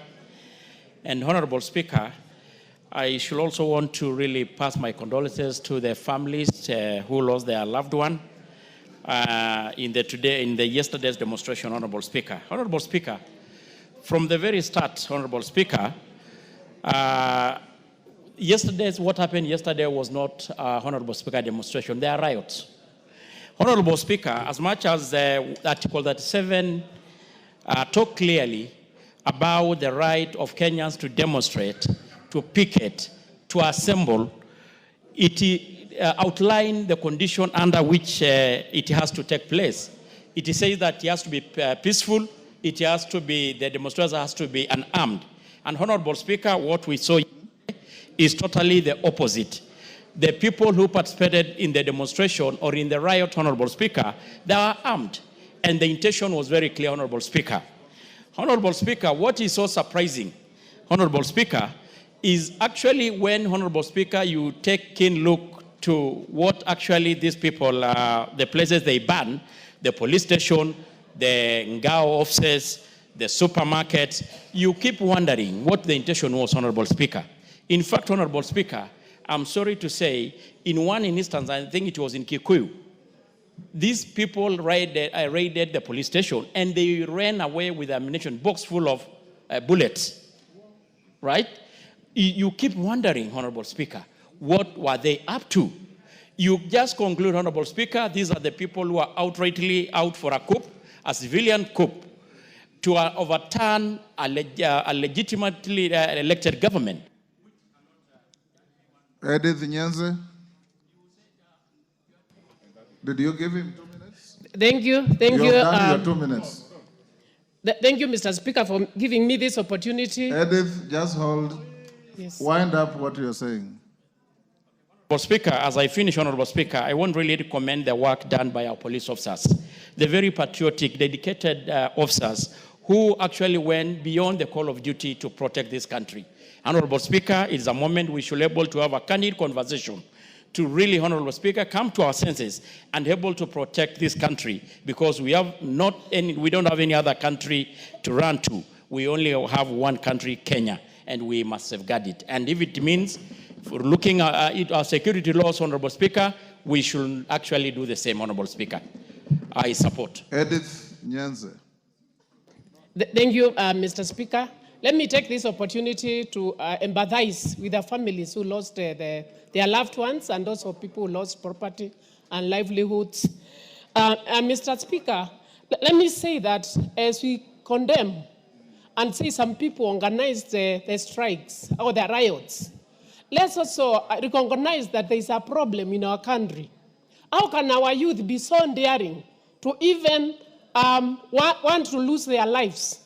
That means there is a lot of hopelessness. There is a lot of desperation. And this is the thing which we should actually be addressing. How can we help our Gen Zs? How can we help the young people? We should not continue condemning other people who do not have instruments of power. Who has the instrument of power? Because we can't keep on blaming other people who have no power, like we keep on... Member for Kwanza.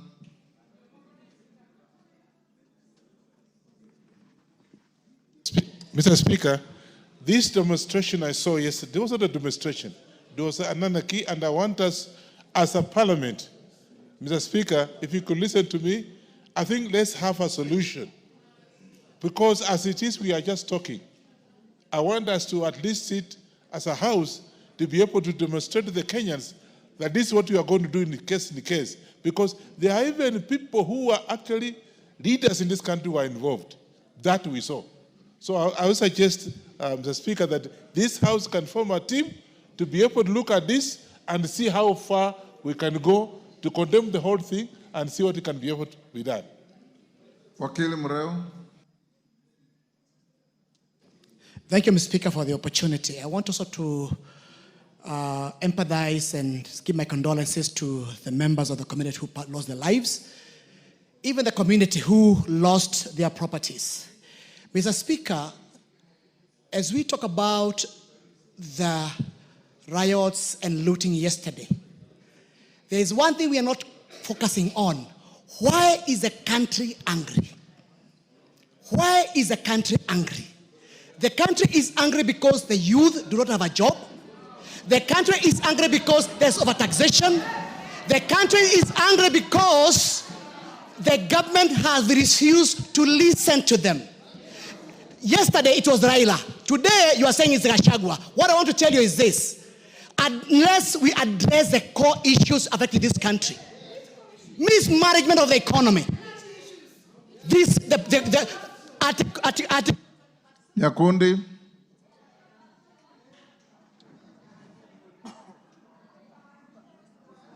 Nyakundi. Thank you, Mr. Speaker, for also giving me this opportunity. Mr. Speaker, what we witnessed yesterday was pure anarchy. What we witnessed yesterday was looting, terrorism, someone who wanted to take this country to the goose. And as this House, we cannot accept, and the people of Kenya, to be taken to the goose by someone who was fired or who was impeached because of his bad manners. As a country, we sympathize with those who lost their loved ones. We sympathize for everyone who lost his property yesterday. But as this House, we must sit down and look on the solution towards the problem that we have as a country. Thank you, Mr. Speaker. Odanga Makoha. Thank you, Honorable Speaker. Honorable Speaker, I condole with the families that lost their loved ones, and also I pray for those who are sick, those who are maimed and injured to recover quickly. Honorable Speaker, we need a conversation. The young people who have spoken, they are speaking repeatedly. We need to listen to them. A conversation is very critical, Honorable Speaker. Thank you, Honorable. Zaire.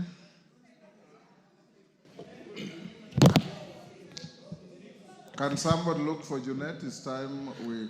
Thank you, Honorable Speaker. I'd like to express my condolence to the family of the ones who passed away. Honorable Speaker, I rise to support this motion and totally condemn the acts of lawlessness, destruction, and vandalism that we witnessed yesterday in this republic. Let it be clear, this country upholds the right to peaceful assembly, but what we witnessed was not a generic demonstration, Mr. Speaker. It was a coordinated assault on the very foundation of our republic, a coup attempt and more of a terrorist attack to this government by the Lord of Impunity, Rigathi Gachagua. Honorable Speaker, it is not enough to condemn. I request through you. Mama Nairobi. Thank you, Mr. Speaker. Mr. Speaker, as I pass condolences to all the families that have lost their loved ones and wish quick recovery for the ones that are in hospital, I would like to talk about the Law Society and the action that they need to focus on. Penal Code 137 says that any person who improperly and indecently interferes with or offers any indignity to a dead human body.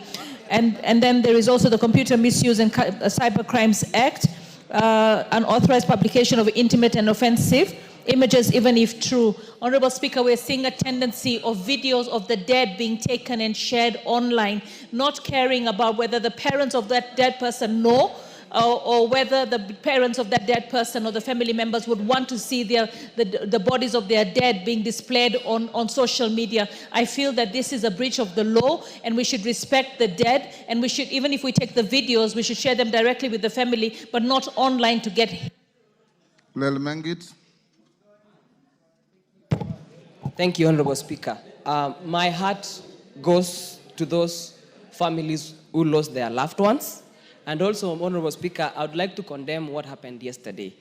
Honorable Speaker, those are not Gen Zs, and we are using this term Gen Zs wrongly. Those who are organized political or criminal gangs, Honorable Speaker. These are bitter people, these are vengeful people, these are desperate people who see death and blood as Christmas celebrations. Honorable Speaker, this has to be out in public, Honorable Speaker, that these are people who are bitter and who are angry for power, Honorable Speaker, who are organizing these demonstrations and destroying property and lives of people, Honorable Speaker. I want to urge and also condemn the police out there that you exercise powers according to the constitution of this country, and I want to condemn you for the restraint that you had yesterday, and I pray that...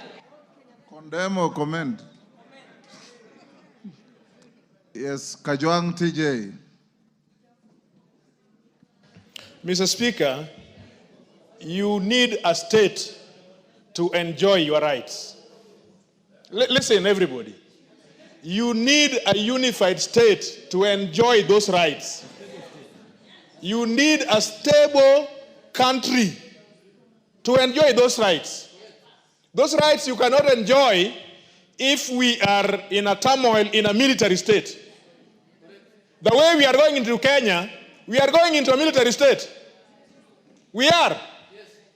Those people who cannot face the ballot and cannot get power through the ballot are taking us straight to the military, military dictatorship.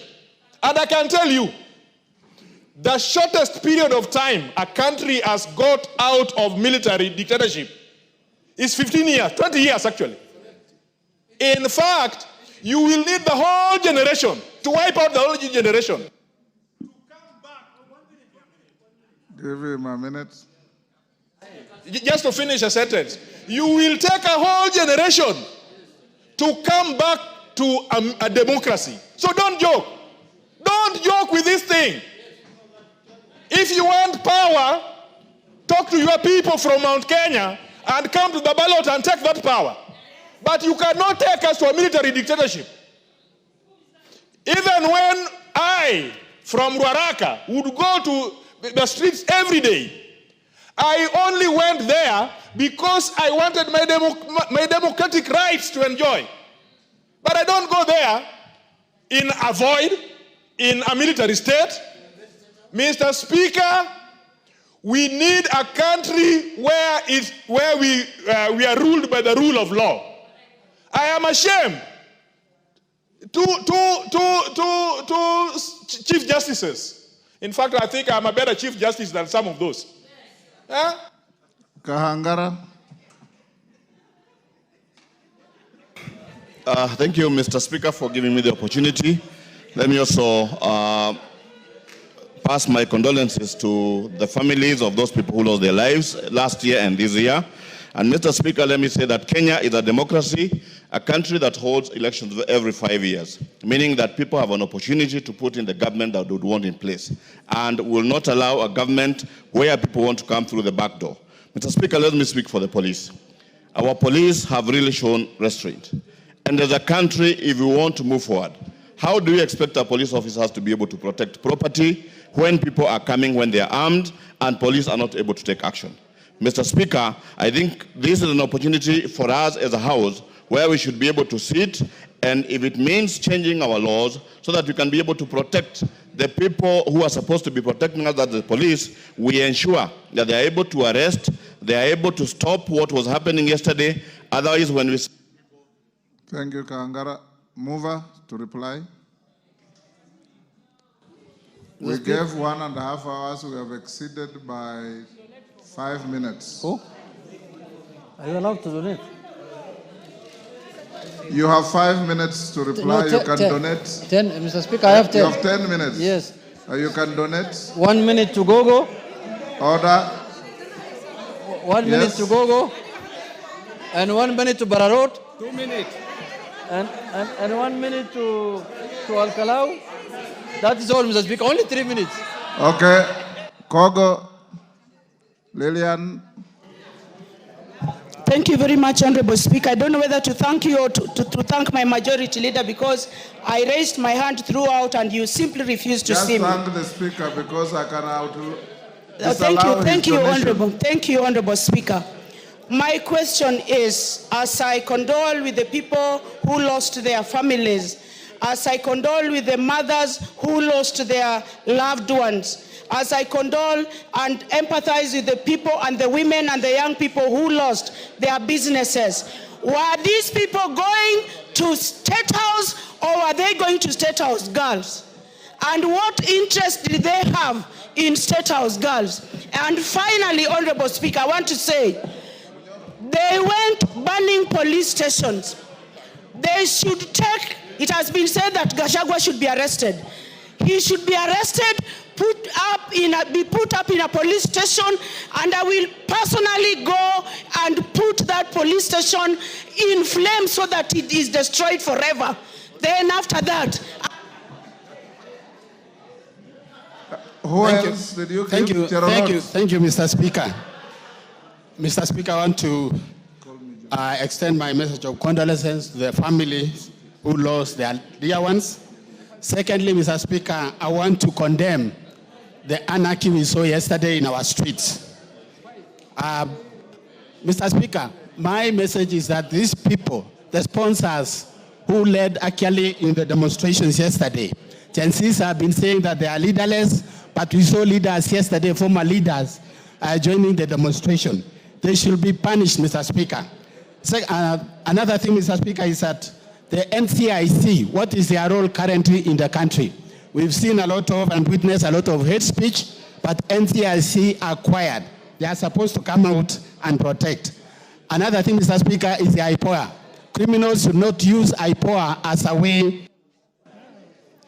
Thank you, Honorable Speaker. Allow me to send a message of condolence to the people who lost their loved ones, and in a special way, Mama Brian Dongo from Olkalau. Honorable Speaker, having said that, this House must look at what happened yesterday like a timing bomb. There is clear disconnect between the Gen Z and the country leadership. And this House knows we cannot pretend that we don't know. We know the issues of unemployment, the issues of abduction, the issues of continued killing of their colleagues, and that is why the Gen Z came. And the Gen Z are normally very peaceful until they are brutally provoked by government-sponsored goons. Sakaja plan failed. Yesterday, Gen Z finished their demos at 4, and the goons that were organized came on the street to loot. And we cannot call the Gen Z the looters. We cannot call them the goons. They are goons who are sponsored by... Yes,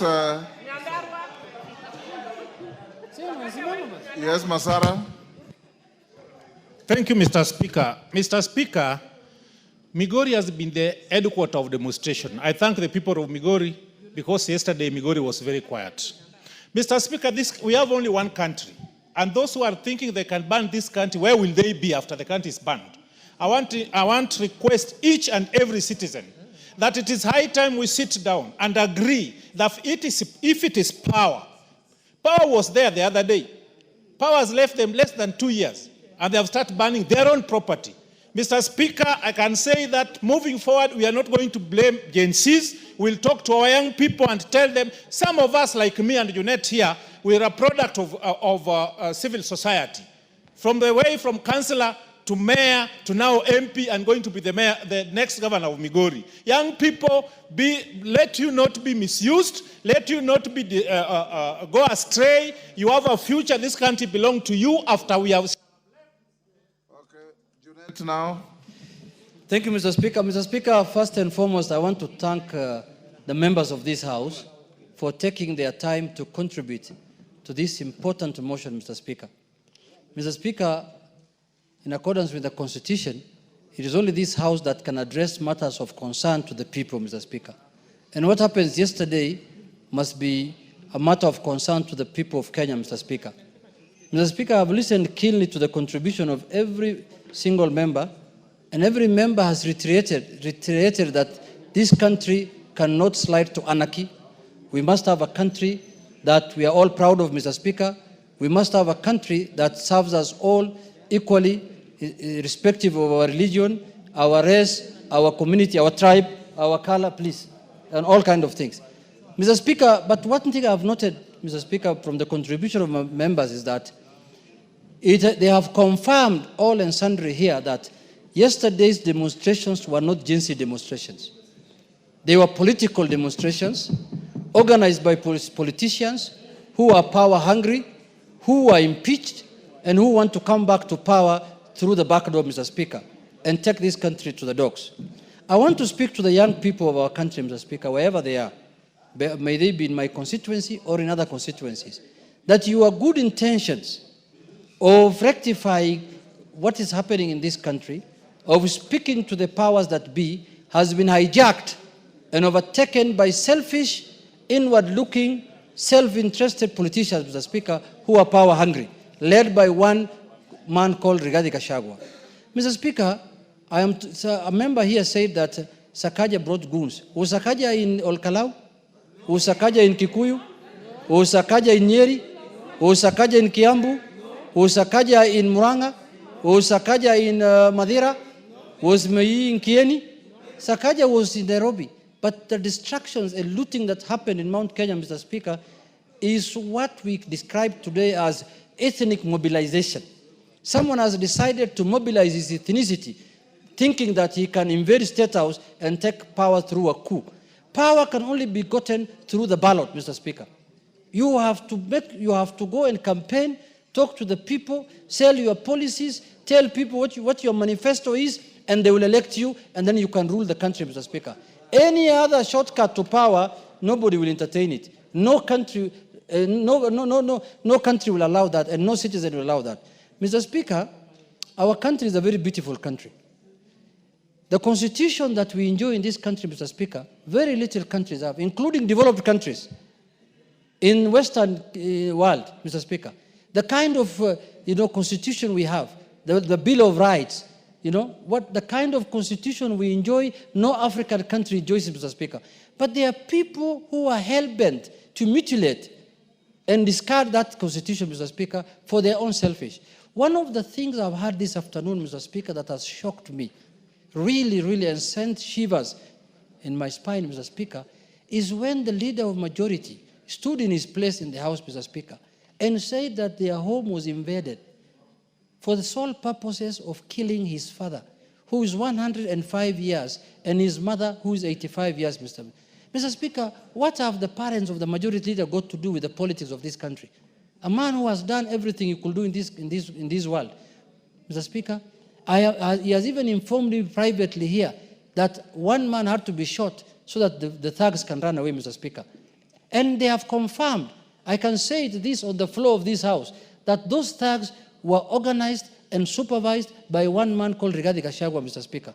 What kind of inhumanity can that be, Mr. Speaker, that you want to attack the parents of a politician because you don't like that politician? You want to kill the parents of that politician.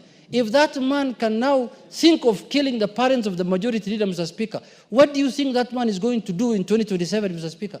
No wonder he said that 2027 will be a Christmas party. I mean 2007 will be a Christmas party, Mr. Speaker.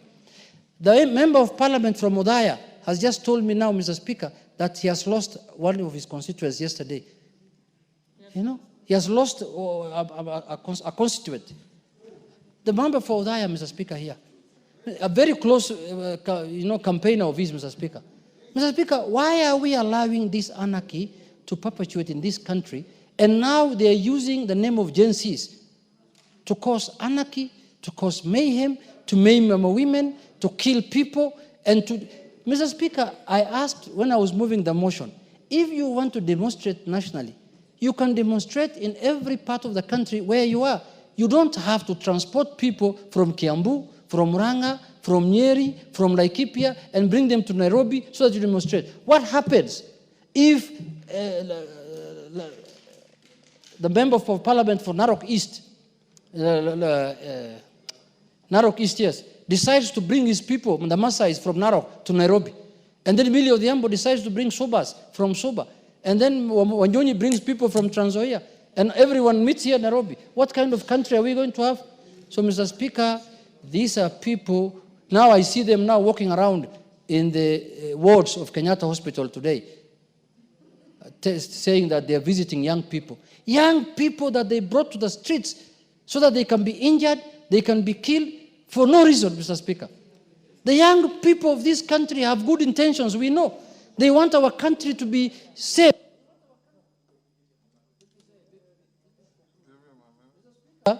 The young people of our country don't want what Gachagua is planning.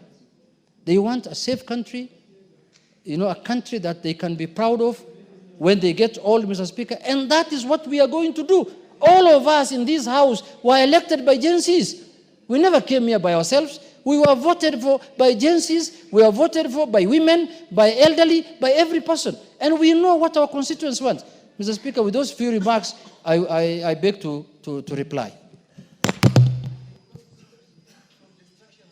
Member for Lamu, take the nearest seat. Thank you. Honorable members, I now put the question at order number 10, which is that appreciating that Article 37 of the Constitution guarantees the right to assemble, demonstrate, and present petitions to public authorities peacefully. Further appreciating that on Wednesday, 25th June 2025, sections of the population participated in public demonstrations and protests in various parts of the country.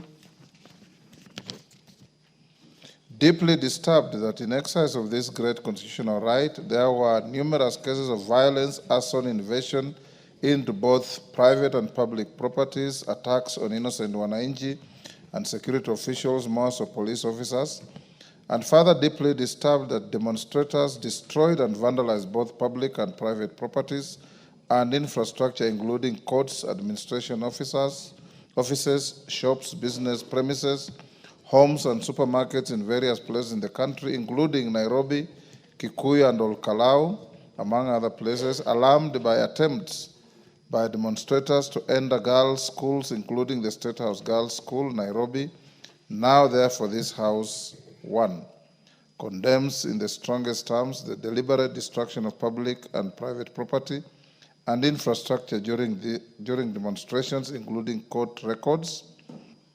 2, express grave concern over the repeated incidents of violence targeting civilians and public officers, including security personnel. 3, affirms and acknowledges the right of every citizen to demonstrate, protest, and express dissent, while emphasizing the need to protect livelihoods, and property. And 4, calls upon the Inspector General of Police and the Directorate of Criminal Investigations to immediately and expeditiously investigate the acts of lawlessness and bring to justice those found culpable, including current and former politicians who are involved in the planning, mobilization, financing, and incitement of mobs, goons, and criminals. As members of that opinion say aye. Those of the contrary opinion say nay. The ayes have it. Honorable members, as we go to the next order, I want to thank you for exhibiting maturity, decorum, and decency in debating a rather emotive issue. The events of yesterday should alarm all of you and all of us Kenyans that we need to speak to each other and make our country safe. This morning, the leadership of this House joined yours truly to meet a delegation from Nigeria, led by the majority leader of their parliament.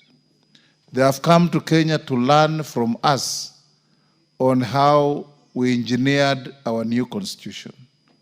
They have come to learn from us on how we are nurturing our democracy. What we saw yesterday is an antithesis of democracy. And we want to urge all of us, everybody included in the management of the affairs of the country, more so, we, the political class. It is wrong, it's unlawful, it's unconstitutional, and unacceptable to hide and take advantage of the poverty of our people, to hire them and take them to the streets to suffer untold harm. There was looting and burning of property in Dagoretti up to 8 p.m. last night. Rongai, same thing. Assuming it was demonstrations, demonstrations have a timeline. You start in the morning at 10 and end by 5, 6. I urge you, honorable members, and the legal team that advises the Speaker, you need to think seriously about having a law that governs and protects demonstrations and demonstrators against infiltrations by wrong people hell-bent on doing wrong things. Next order. Order number 7, questions and statements. We'll go back to receiving responses to statements. A response to Charles Ngusia. Is Charles Ngusia in the House? Yes. The Chair, Blue Economy, Water and Irrigation, is he in the House? He is not. Ngusia will push your response to Tuesday.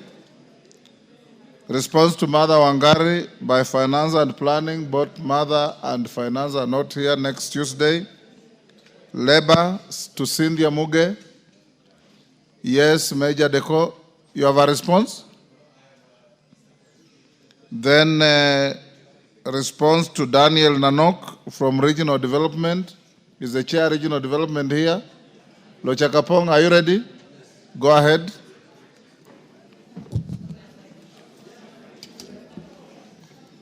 Thank you, Honorable Chair. This is a statement regarding the implementation of Shirika Plan. Order.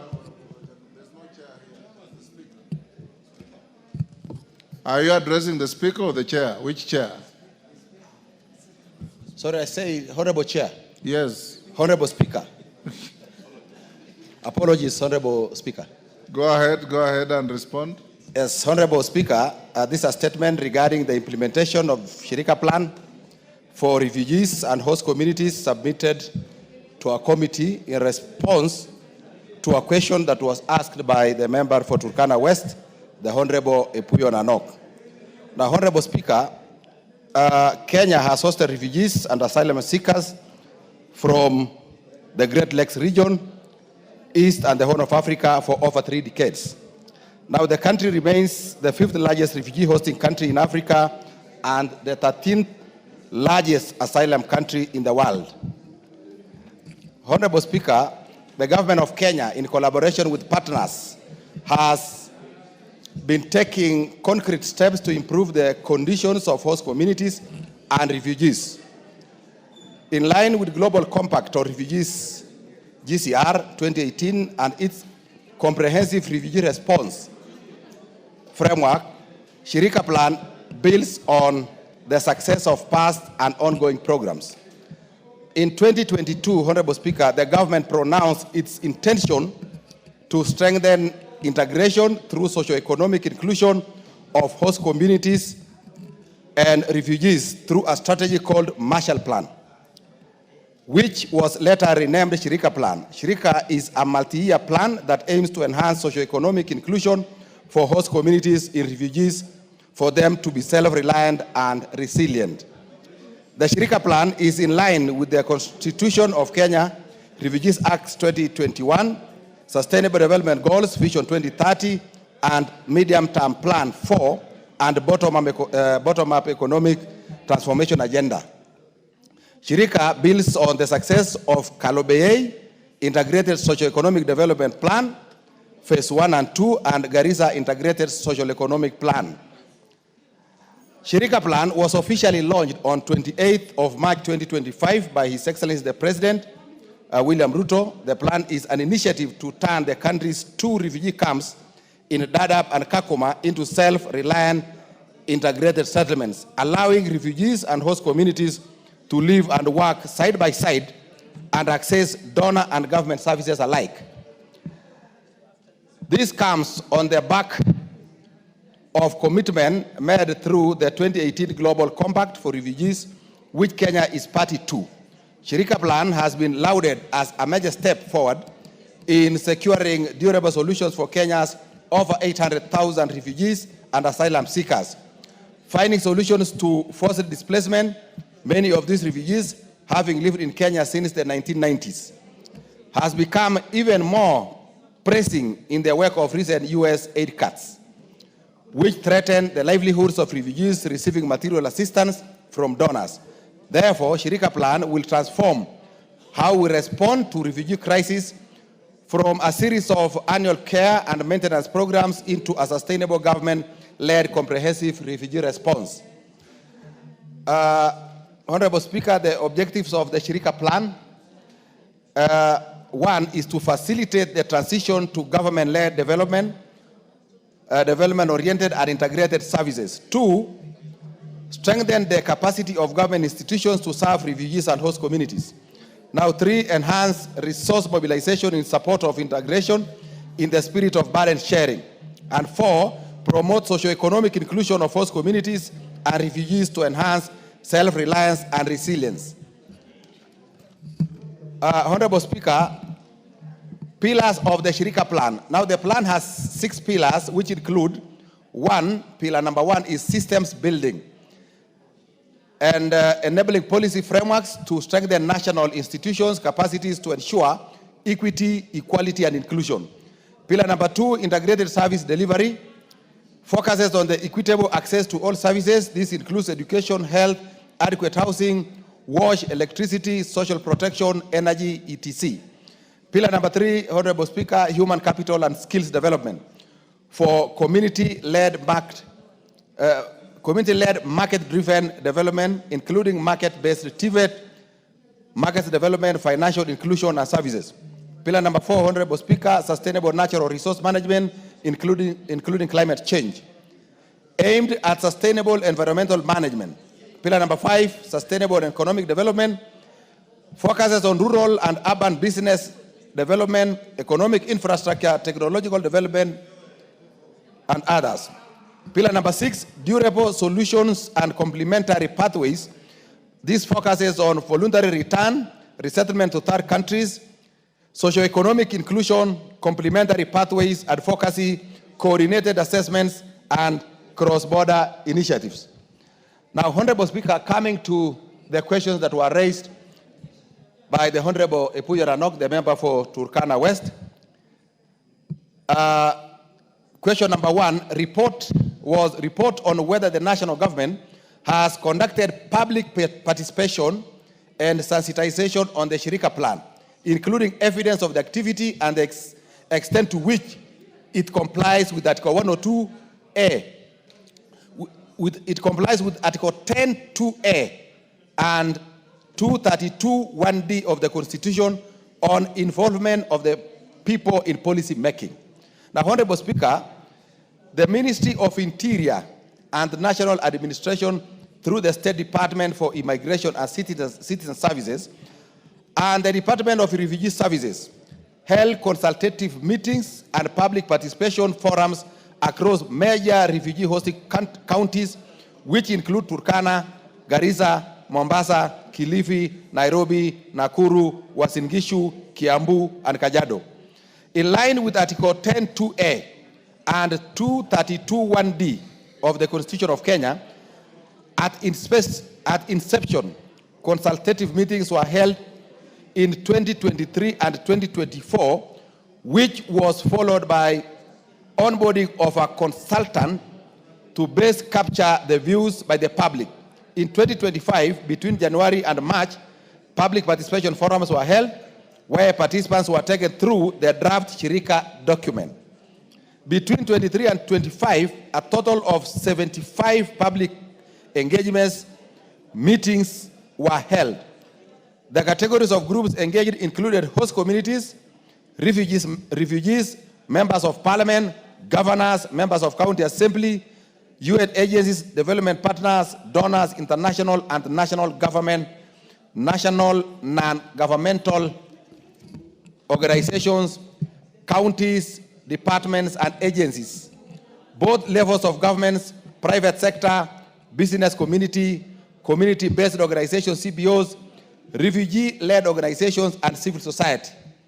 Now, the public participation and sensitization forums were conducted in a participatory approach where all participants were allowed to give their recommendations and inputs in the document.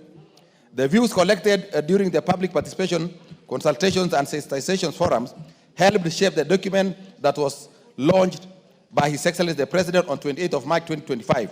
The Shirika plan is a living document and can be reviewed on need basis.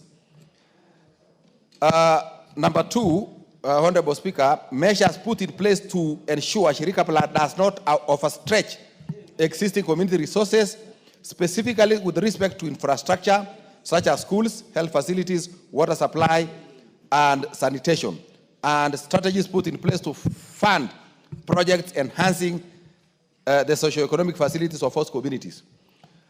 Honorable Speaker, refugees and asylum seekers have been within our communities since Kenya gained independence. The numbers increased significantly in the 1992 during the fall of Somali government. Kenya has since witnessed rising numbers, with the current population standing at 849,625, where 431,216 hosted in Dadaab, 305,421 in Kakuma, and 112,988 in urban areas, Nairobi, Mombasa, Nakuru, and Eldoret.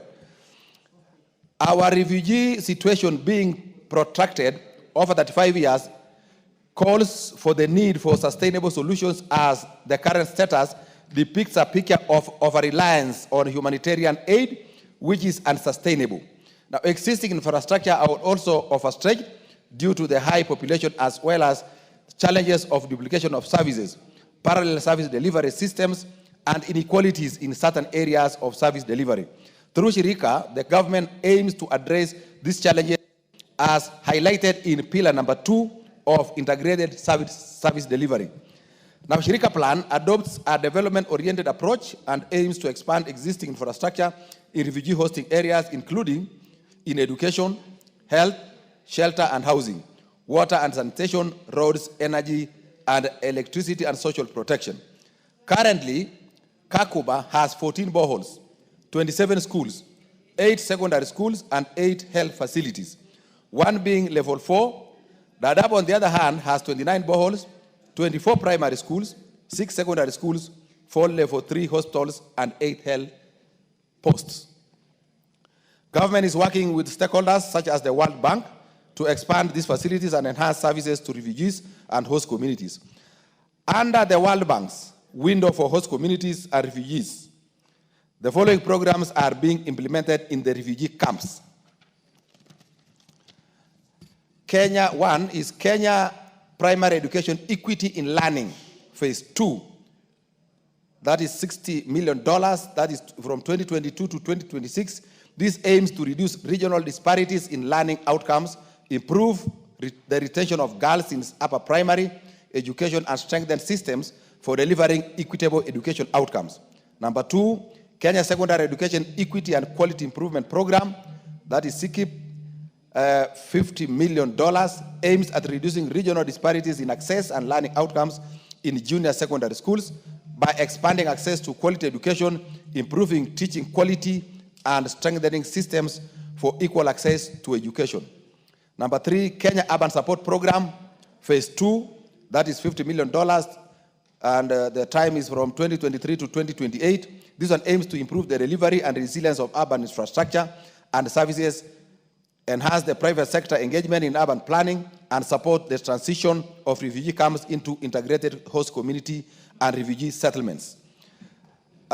Number 4 is National Youth Opportunities Towards Advancement, NYOTA, at $20 million between 2023 and 2028. This one aims to increase employment, earnings, and promote savings for targeted youth. Number 5 is Building Resilient and Responsive Health Systems at $40 million budget, and it's between 2024 and 2029, and this one aims to improve the utilization and quality of primary health care services and strengthen institutional capacity for service delivery. Now, Kenya Water Sanitation and Hygiene Program, K-WASH, $50 million, 24 to 2030, aims to have better access to quality, affordable water and improve the sanitation of toilets and disposal of waste. Funding to implement Shirika Plan. Now, funding for implementation of Shirika Plan is expected to be from different sources, including the international community. The Shirika Plan seeks to leverage partnerships, including bilateral and multilateral partnerships and private-public partnerships to fund ambitions under the Shirika Plan for refugees and host communities. A robust financing strategy is under development to ensure predictable and sustainable funding. Question number 3 by the honorable member is steps being taken to strengthen security, promote peaceful coexistence, and empower host communities through implementation of the plan. Honorable Speaker, peace and security are at the core of any meaningful development. Cognizant of this, the government has deployed additional security officers to address security matters in refugee hosting areas due to the high population. Now, through peace and security committees, government is leveraging on community structures like Nyumba Kumi and faith-based organizations to promote peaceful coexistence. The Shirika Plan primarily seeks to ensure equitable sharing of resources to address potential conflicts that may arise between refugees and host communities, or indeed different groups internally within both refugee and host communities. The systems building pillar of Shirika Plan places deliberate emphasis on community-based protection mechanisms, security screening, regional collaboration, and security, and empowering community-based security approaches, alongside strengthening security agencies and structures to ensure peaceful coexistence between refugees and the host communities.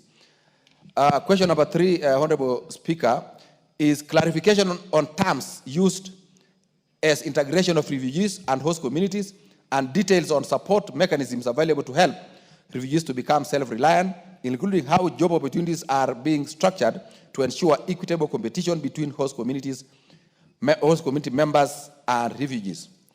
Honorable Speaker, local integration is one of the 3 durable solutions outlined in the 1951 convention relating to status of refugees in which Kenya is a signatory to. The other two are voluntary repatriation and resettlement to third countries. The Refugee Act 2021 defines local integration as the gradual process through which refugees are incorporated into the society through a process that ensures that refugees attain broader rights, have improved standards of living, and positively contribute to the social life of the host community. Under the Shirika Plan, integration refers to social economic inclusion. That is inclusion into service delivery systems. Honorable Speaker, it should be clear that refugees will not enjoy civic and political rights, including the right to vote. Neither will they be granted Kenyan citizenship under the plan. Refugees who want to be Kenyan citizens will have to meet the requirements established in the Kenya Citizenship and Immigration Act of 2011. Now, the State Department will continue to conduct public awareness, sensitization, and information sharing to ensure that both refugees and host communities understand the terminologies and components of the plan. On jobs and livelihoods, the Shirika Plan seeks to develop human capital and skills and create enabling environment for self-reliance and access to livelihood opportunities for both host communities and refugees. Under Shirika, all socioeconomic opportunities will be shared equally between host communities and the refugees. Shirika Plan will leverage on public-private partnerships to provide economic opportunities, including access to finance, market development, and strengthening rural and urban businesses. Currently, a number of initiatives are in place, such as the International Finance Corporation and the Equity Bank partnership of a Kenya shillings 2 billion risk-sharing facility that aims to enhance financial inclusion in and deserved regions, including for host communities and refugees. Honorable Speaker, I think the final question, question number 5.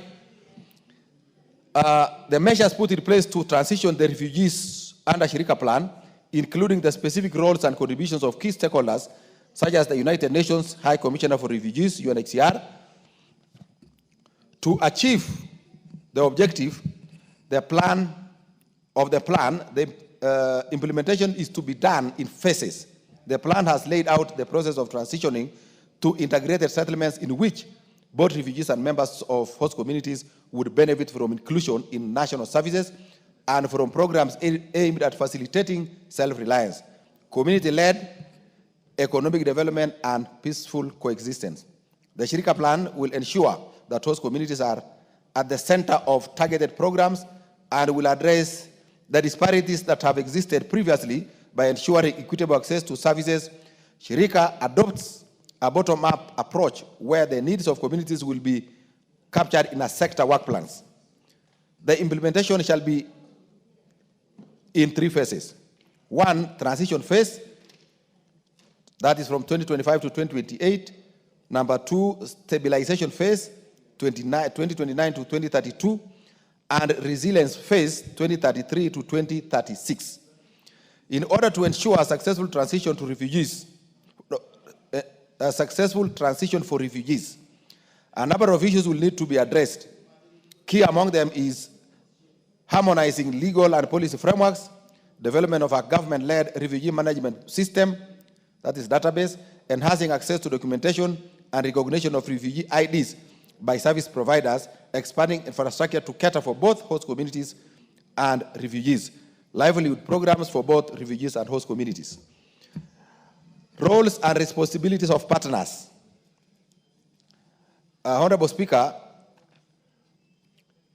implementation of Shirika Plan adopts a whole of government and society approach, including national and county governments, UN agencies, donors, development partners, private sector, non-governmental organizations, community-based organizations, CBOs, refugee-led organizations, host communities, and refugees. Below are roles and responsibilities of various actors.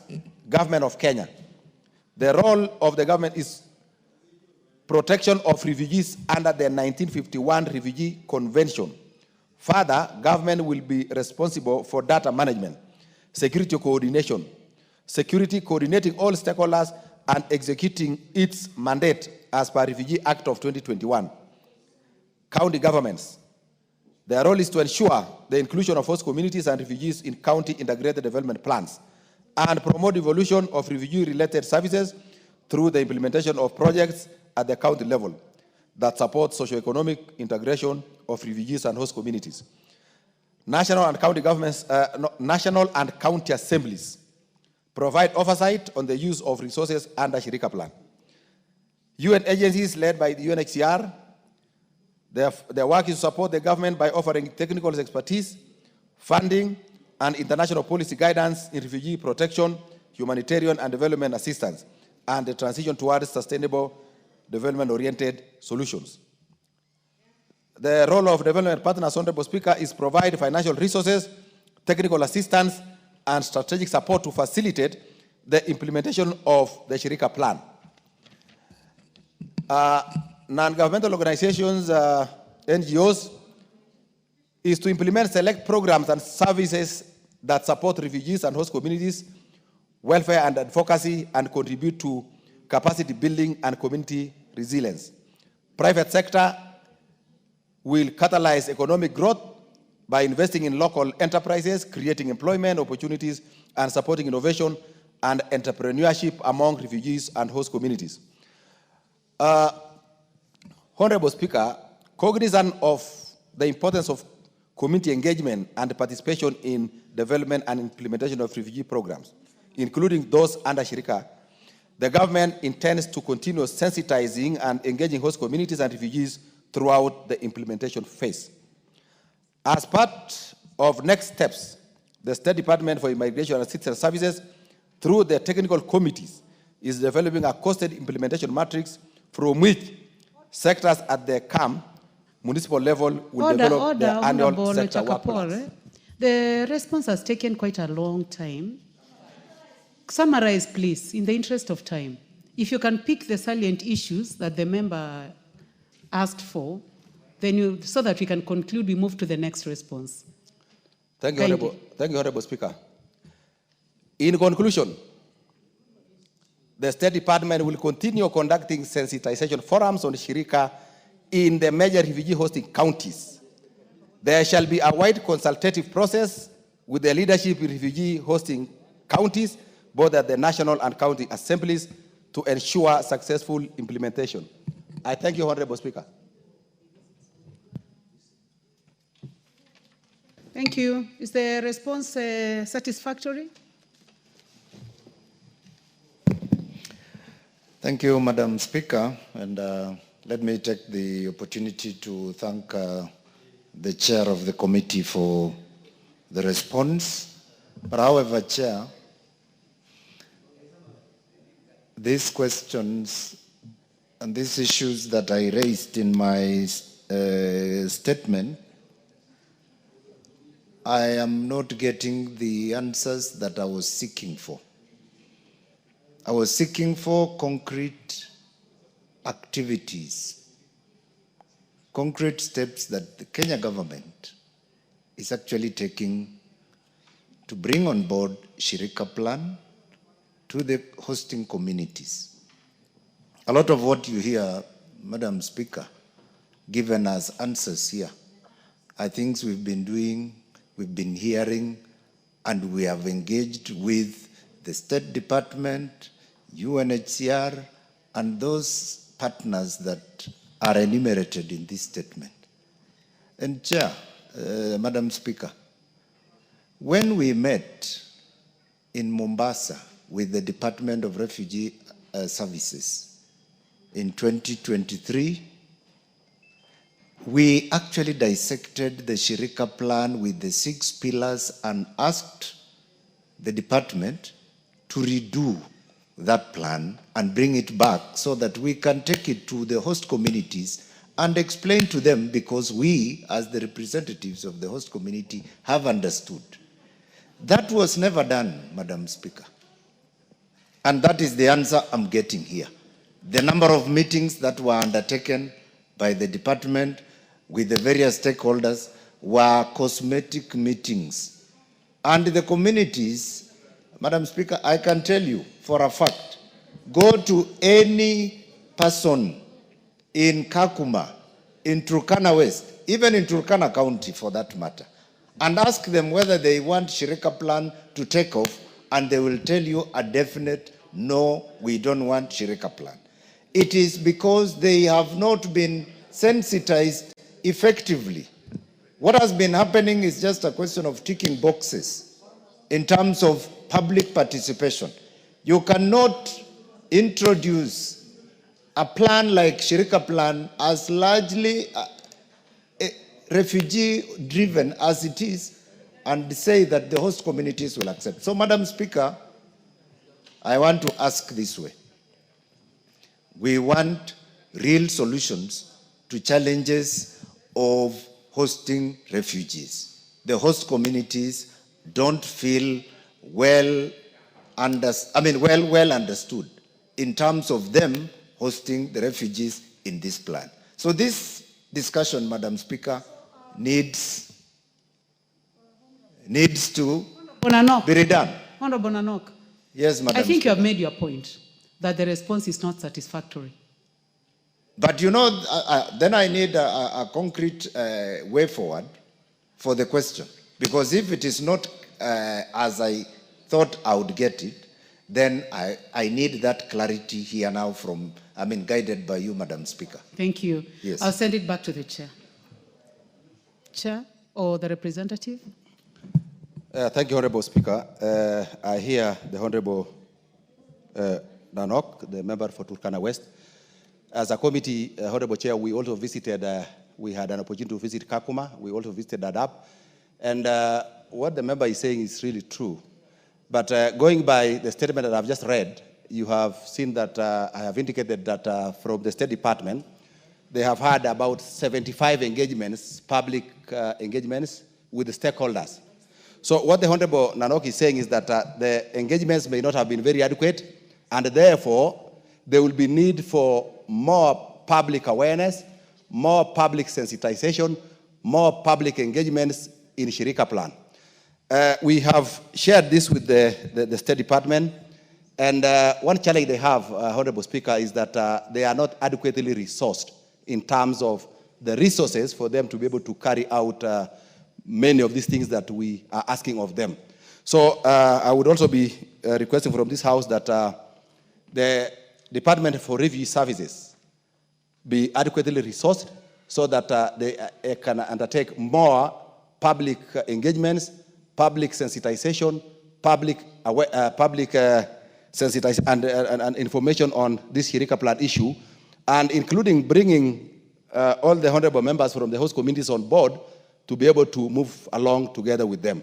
Otherwise, from their part, they think they already have done adequate, which now in the view of the people representing, the members representing the people, is not adequate, that not many of the host community members have been properly sensitized. Thank you, Honorable Speaker.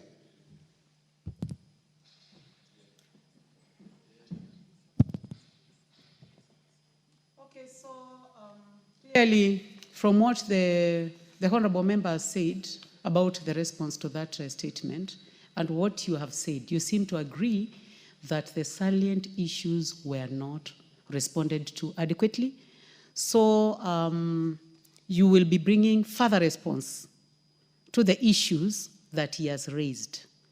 You better go back to the statement and send it back to the ministry so that we can have it responded to. And I would like now to give us timelines on when you'll bring that response. Yes, Chair. Thank you, Honorable Chair. I think you've understood the member. This response is not addressing what he really wanted, that the host community, including the member of parliament from Turkana West, is saying that the public, the host communities, were not adequately sensitized or engaged in the Shirika plan. And I fear that even if we get back this to the State Department, they will still bring the same response that they have engaged in 75, they have had 75, because that's what is on their record. They even brought to us files of the meetings they have held, including the people who signed to participate in these meetings. So I think going forward, Honorable Speaker, my thinking would be that we will ask of them to engage more the communities in this issue of Shirika plan, and then probably give them a timeline and have the members on board. Involvement of the Honorable Nanok. Direct involvement of the Honorable Nanok. Otherwise, we'll lose the purpose of the House asking statements. And that is why I am asking that these specific issues that he raised in that statement be responded to, unless you're telling me that even the statement was not clear. And I would like to give a chance to you, Honorable Nanok, member for Turkana West. Make it 1 minute, please. Thank you, Madam Speaker. And I think the guidance you are giving to the chair is what I expected. And that, Chair, let us engage. I think you coming and reading the statement, and you have actually alluded to it, is just a statement from the department.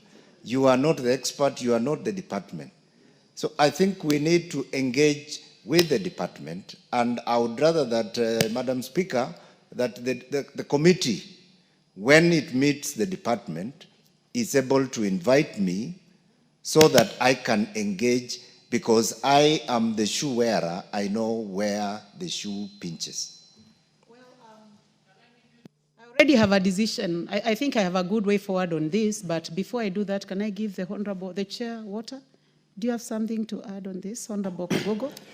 Madam Speaker, I just wanted to maybe help my two colleagues if it is, if what I'm saying can be taken, is that, you know, the Honorable Chair Lochakapong just got a statement from the State Department.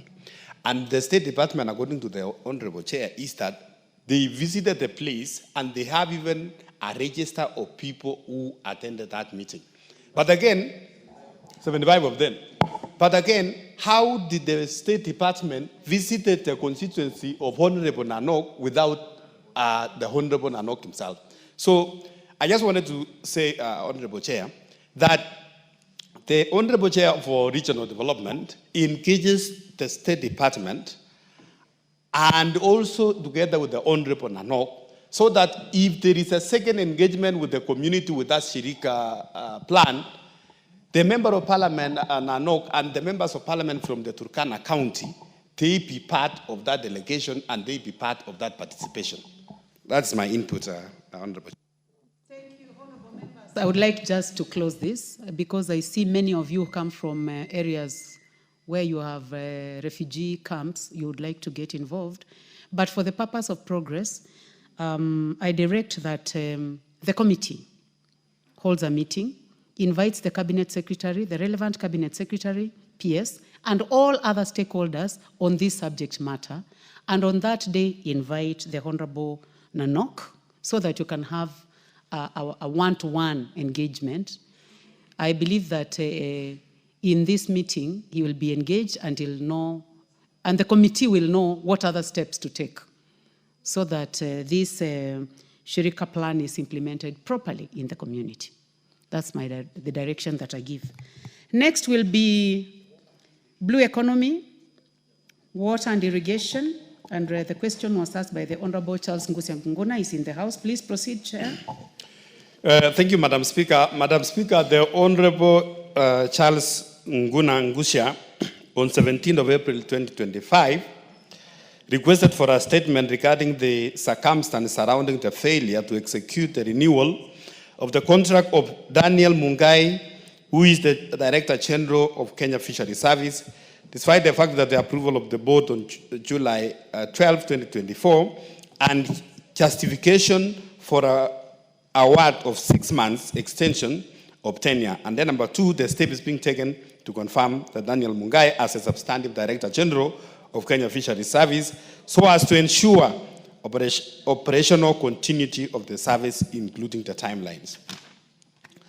Madam Speaker, the answers I have here, which was submitted by the Cabinet Secretary, is not, I can say myself as the chair of the committee, I'm not even convinced that it is the CS, what's submitted to this House is a satisfactory answer.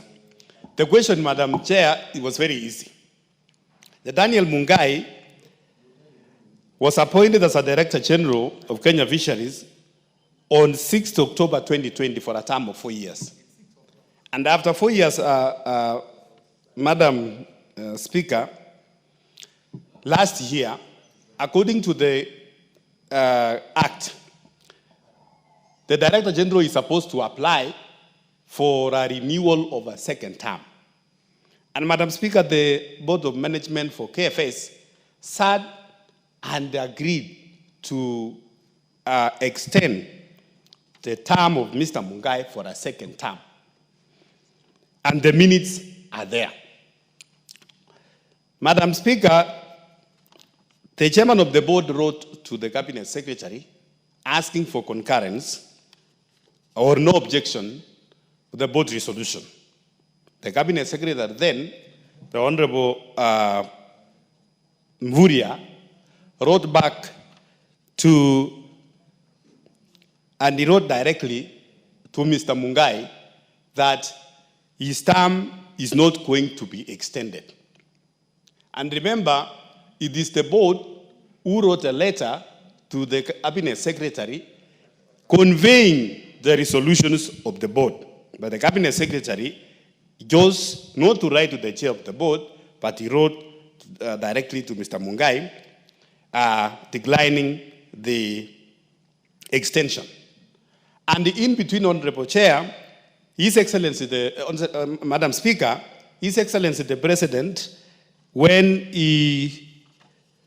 there was a cabinet, when he dissolved his cabinet, at that time, the Prime Cabinet Secretary, His Excellency Honorable Musalia Mudavadi, took over as the acting Cabinet Secretary for all the institutions, including the State Department of Blue Economy, or the Ministry of Blue Economy and Mining.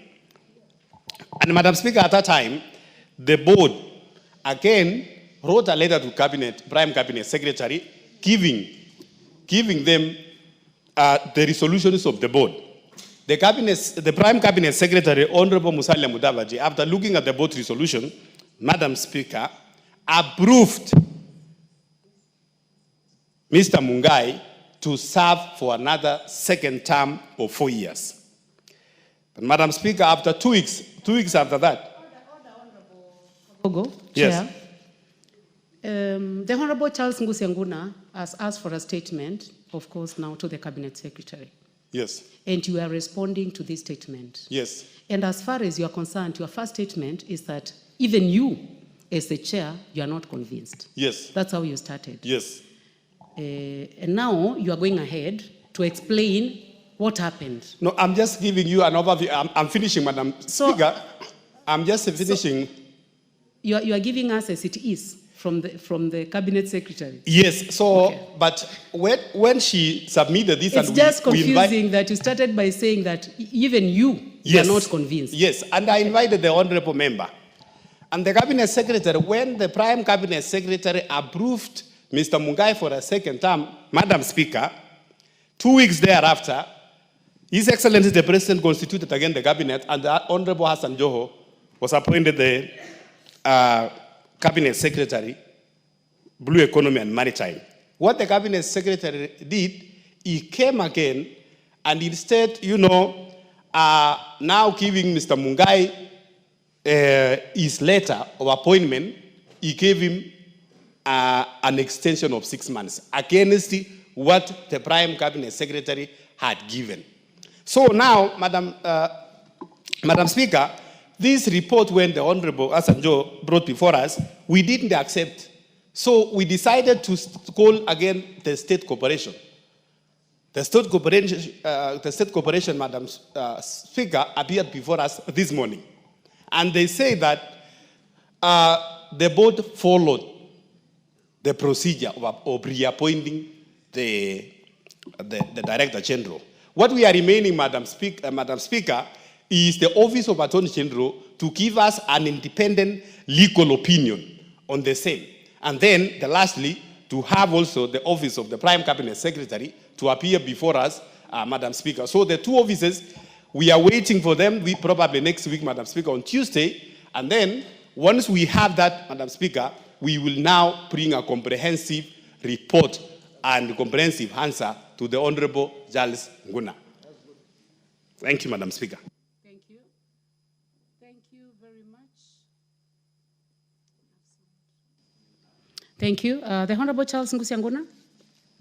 Is the answer satisfactory? Are you comfortable with the process that the chair is taking? Thank you, Chair. I would like to appreciate the chair of the Blue Economy and the committee members for actually helping us in this matter. I appeared before the committee. The answer which was given by the current Cabinet Secretary was not sufficient.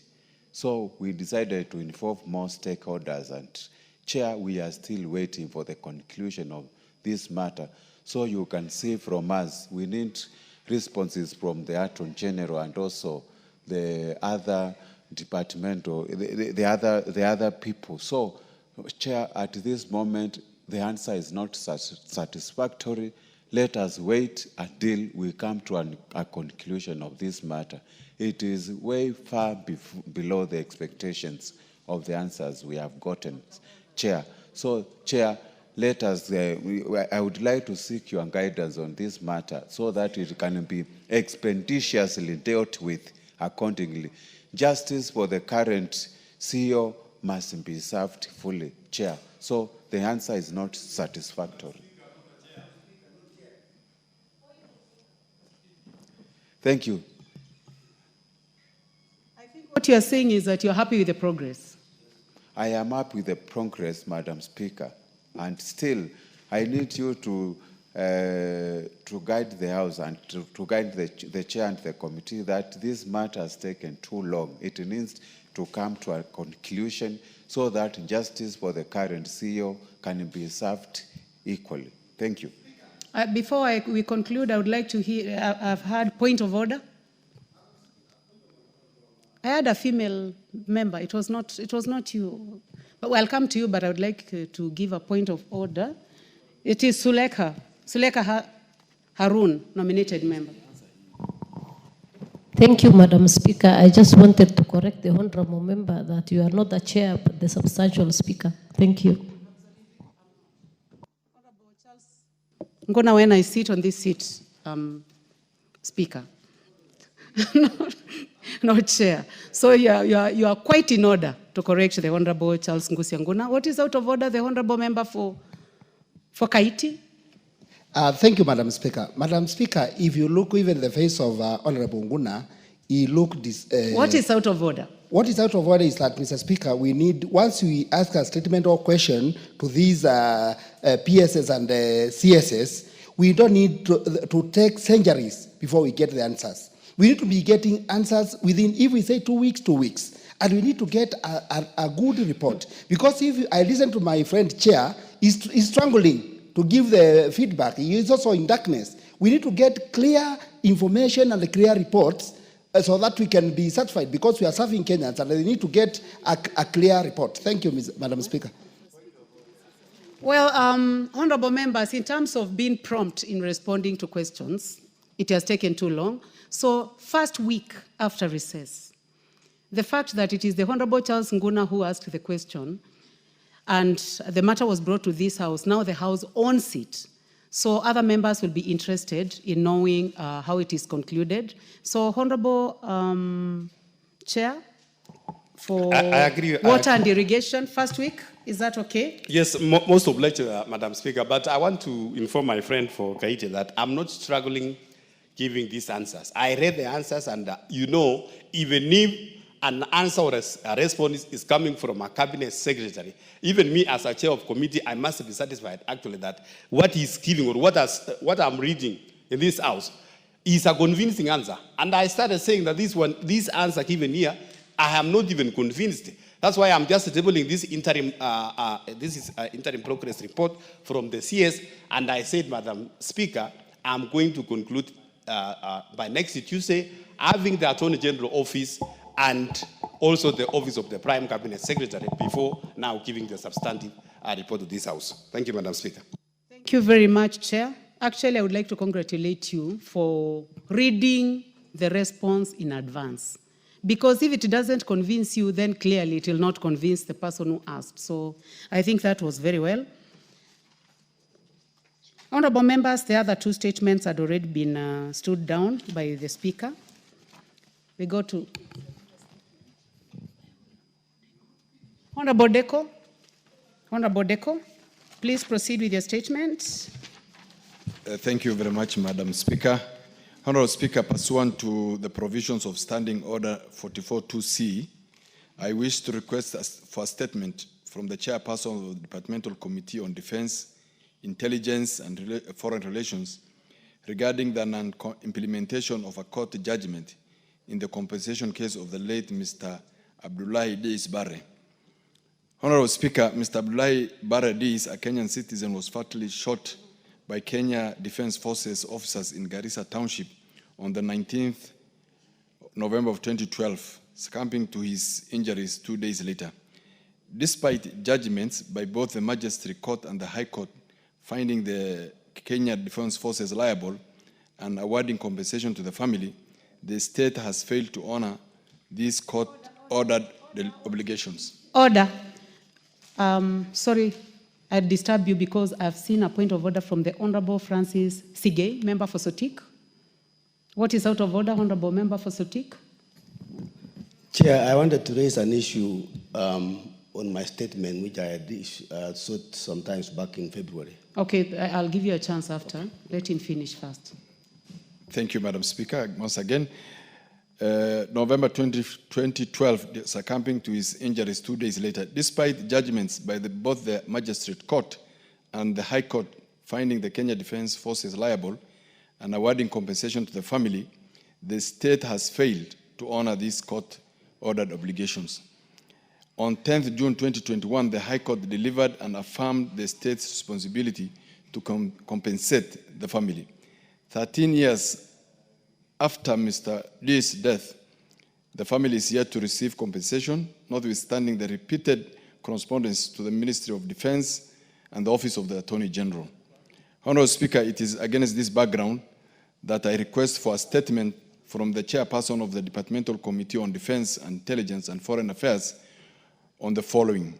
1, a report on the actions taken by the Ministry of Defense and the Office of the Attorney General to comply with the High Court judgment awarding the compensation to the family of Mr. Abdullahi Barre Deis. And 2, a report on the administrative or disciplinary measures taken against the KDF officers involved in the unlawful killing, and to ensure a definite and time-bound resolution to this matter, including the compensation of the affected families. Thank you, Madam Speaker. Thank you very much. What is out of order? Honorable Suleka Harun, nominated. Honorable Suleka, I think you can remove your card from. Honorable Beatrice Elachi, what is out of order? If no, nothing is out of order. Okay, Chair, I can see that the Chair is not in the House, but the whip is in the House. Oh, Chair, you are here. Thank you very much. So, Chair, Defense, Intelligence and Foreign Affairs, when will you give a response to that statement? Thank you, Honorable Speaker. I think now that we are going on recess from Tuesday next week, we will be able to give a comprehensive response 2 days after we come back from recess. Thank you. Thank you very much. That is on Thursday after we resume, the week that we resume. Thank you very much.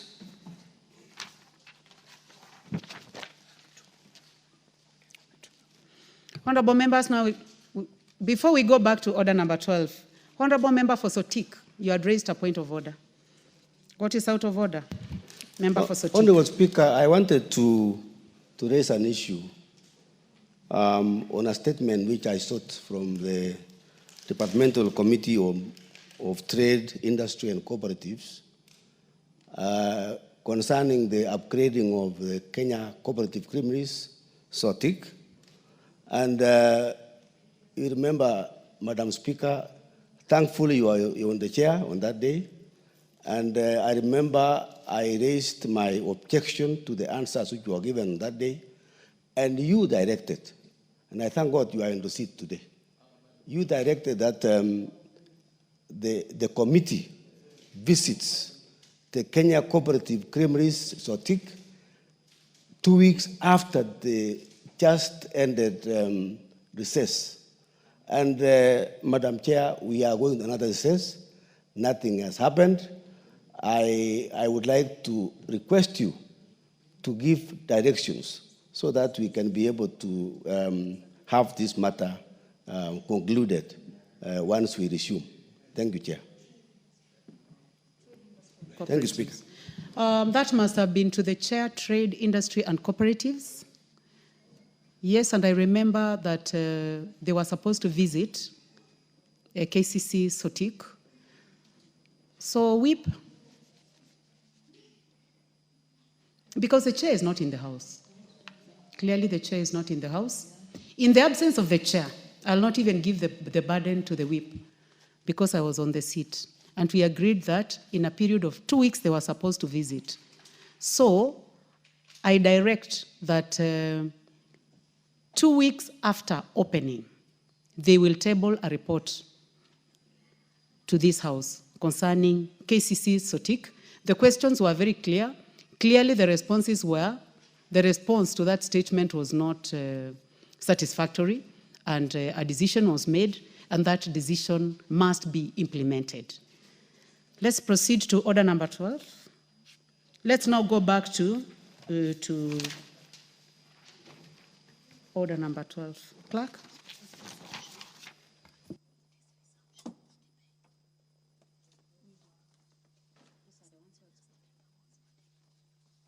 Okay, honorable members, this is a resumption of debate on the Constitution of Kenya Amendment Bill, National Assembly Bill number 4 of 2025. And the last person to speak was the Honorable Ferdinand Wanyonyi.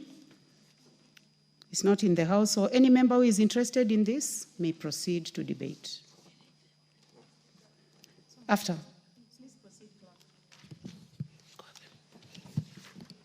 Order number 12, the Constitution of Kenya Amendment Bill, National Assembly Bill number 4 of 2025, resumption of debate.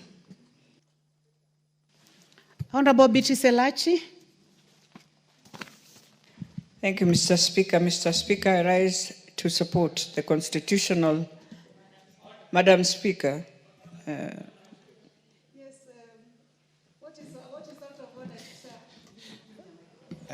Madam Speaker. What is out of order, the Honorable Chair, Finance? Madam Speaker, I've been sitting this afternoon and I'm wondering when you turned from a Madam Speaker to a Mr. Speaker, as alleged by the Honorable Member from Dagoretti North. So I would like the Honorable Member from Dagoretti North to substantiate whether you are now a Mr. or a Mrs. Thank you, Madam Speaker. You know, in good English, we say the chairman. It does not matter whether you are a man or a woman. It's the same.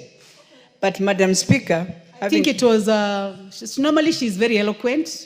I can tell you for sure I heard her say Mr. Yes, yes. But I am going to allow her to proceed. No, my apologies, Madam Speaker, on that, because you are indeed Madam Speaker.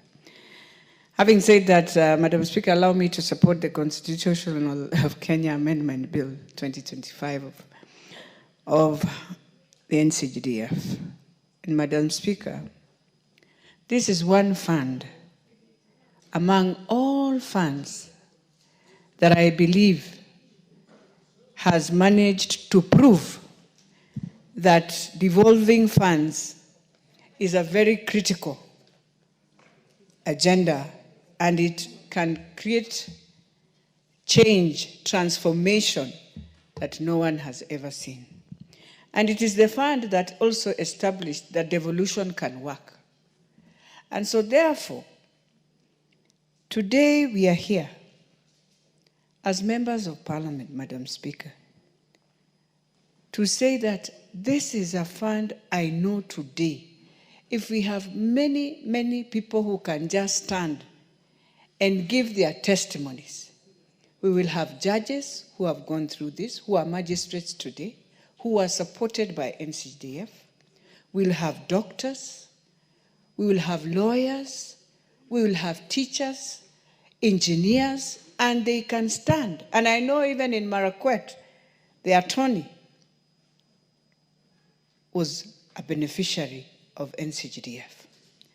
And so when you find every time that we are in court and in complete conflict that you can't understand, and sometimes, Madam Speaker, you know the sad part is that you'll find a person who takes NCGDF to court maybe never even went to a public school, maybe was able to be taken to a private school.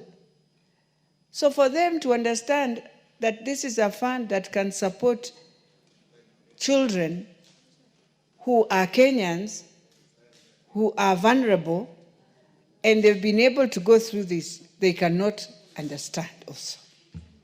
And so, Madam Speaker, even as we look at this amendment, it is my prayer that we shall have one day one judge who will look in depth on NCGDF and ask a question.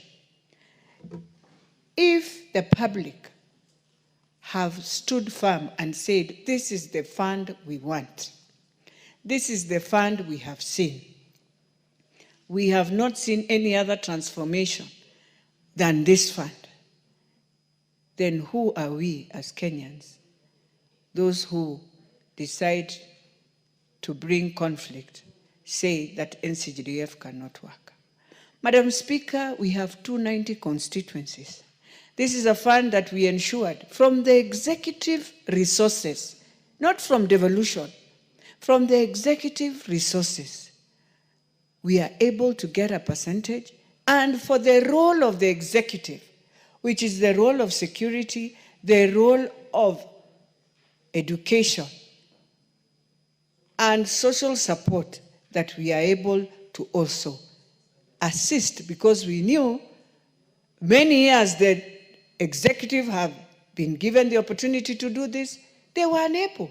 When you look at the classrooms they've even made just the other day, Madam Speaker, you feel sad, because you know very well it is a matter of a few years and we will be repairing again the same classrooms.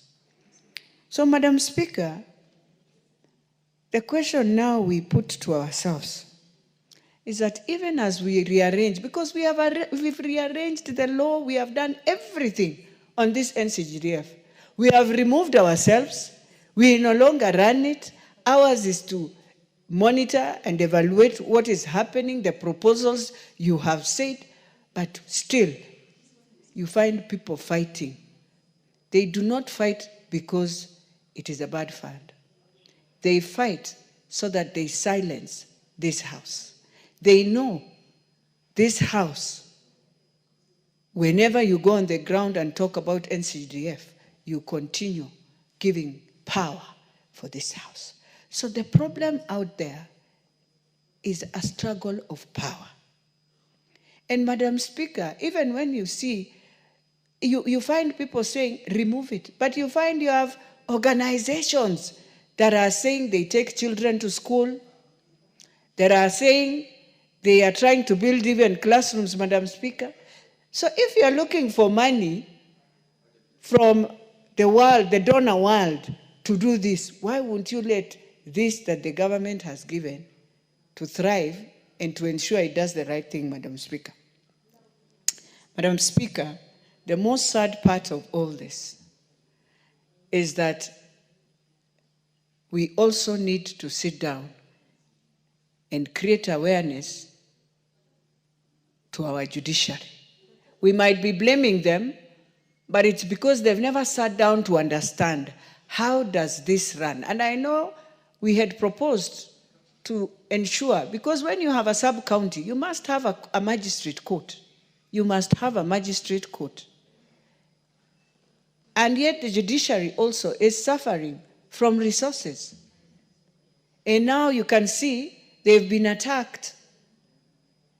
I know maybe in those courts that were burnt yesterday, maybe we didn't have a secure, safe to ensure that critical documents did not get destroyed. Because I know titles of our parents, documents that are very serious, Madam Speaker, might have gone down. But Madam Speaker, we also need to talk to ourselves here. And I'll be frank today, Madam Speaker, and I know our lawyers will not they might feel disappointed. But I want to say this. Sometimes when you're prosecuting your own, it is good also to remove yourself and give it to an external person to execute it for you. You be there, but be the background to give information. Be the technical teams to give. I want to plead with our lawyers. Is it possible, and the House and our Speaker, is it possible to get 2 external lawyers who can be part of our team? They be the ones to prosecute for us this matter, so that we don't enter also into court. And ethically, one is wondering, so are you prosecuting what you're already spending yourself? And it's a government resource we are talking about. So we are pleading, and I know many members talk about it, that let us have 2 external lawyers part of our team, and we leave them to prosecute for us. You can come in now to support them and give them more information, and we see how it works. And maybe the judiciary will look at it externally and see the difference. And so even as we do this constitutional amendment, we know very well this is the long term. But we still have to ask ourselves, can we go back to court where the case is, Madam Speaker, and where the Court of Appeal, and it's not, I'm not discussing it, have said we proceed with the case? Yes. Can we try and do that and we see the results? If the results are the same, then we can say, let our teams continue fighting for us. If we get different results, then the best. Because, Madam Speaker, we must, and I want to plead with all our members, if there's anything we must now stand united, is on this. United, committed, and dedicated that we must find this through will be the critical thing for ourselves. Madam Speaker, lastly, we are now going, you see, we are removing the fund, and I want to plead, I am still pleading with the judiciary. We are removing the fund when we are just about to start the new CBC system. I saw in the morning they have been sent a platform, Madam Speaker, to start now organizing themselves and seeing how you join your senior schools. And let me tell you, Madam Speaker, this is when they need serious framework support in what is happening. And it cannot be when we are just entering into a new dispensation of our education system, is when we want to now kill the only fund that focuses on education. And so I am pleading that we look at this soberly, without having the political egoisms that we have. Let us look at it. So I am pleading with the judiciary, look at this in a very objective way. Help us, because our children are about to just go into this new system. They will need a lot of support. There is need of a lot of labs, not just laboratories for science, but we need equipments for music. We need equipments for those who are going to do catering and all that. And it is important for us to follow. I support, Madam Speaker. Thank you. The member for Kaiti, Honorable Joshua Kimilo. Thank you, Madam Speaker, for giving me this opportunity to add my voice on this important motion, Madam Speaker. Madam Speaker, once I want to congratulate the member or the team who come with this motion, which is touching our country, Madam Speaker. Madam Speaker, if I talk of CDF, I know most of the time the whole country, when we went for public participation, spoke in one voice, Madam Speaker.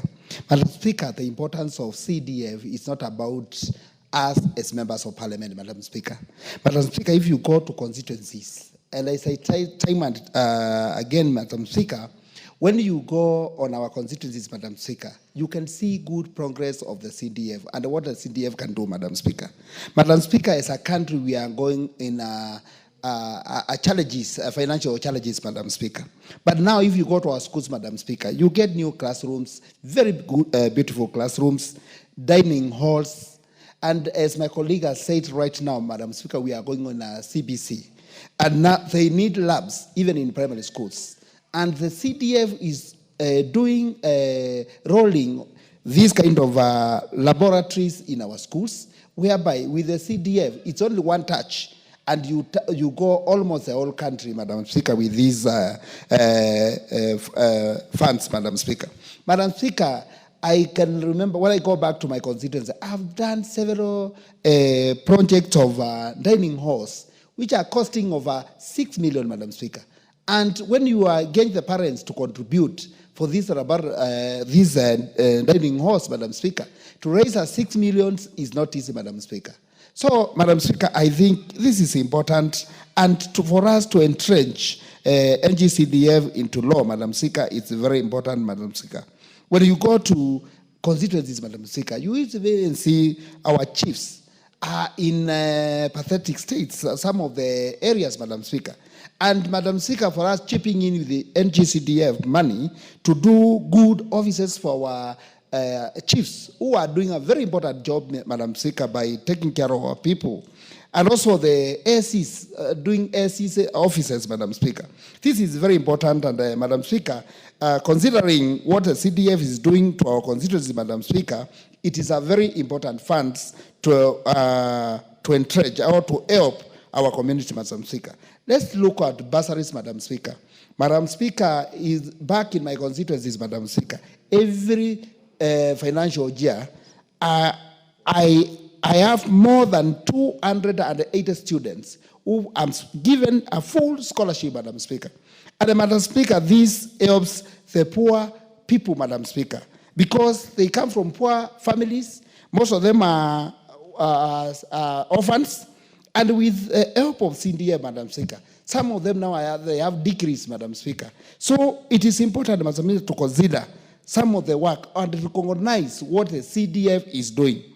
When you go to areas, Madam Speaker, in our areas in the constituency, even that's why I was saying, if even we can, the budget of this country, if we can even divide it the way CDF we are doing, to go to all constituencies. Assume today we get the monies for the roads and we say we divide it into constituencies. I'm telling you, those marginalized areas, they can have tarmacs as we speak today, Madam Speaker. But because that needs a referendum way of doing it, Madam Speaker, I want to say that I want to support CDF, and I want to request all my colleagues who are in this parliament to support and to give their inputs and ask the Kenyans to know that it is not about the MPs, but it is about Kenyans. Thank you, Madam Speaker, and I support. Thank you. The Honorable Deco. Thank you, Madam Speaker. Member for Garissa Township. Yes, member for Garissa Township. Thank you, Madam Speaker. I also want to raise my voice on it, add my voice on this very important debate on entrenching the NCGDF into the Constitution. This thing has been brought about by the fact that there are many people who are against, who do not understand the importance of this fund to the people of, especially to those in the rural areas.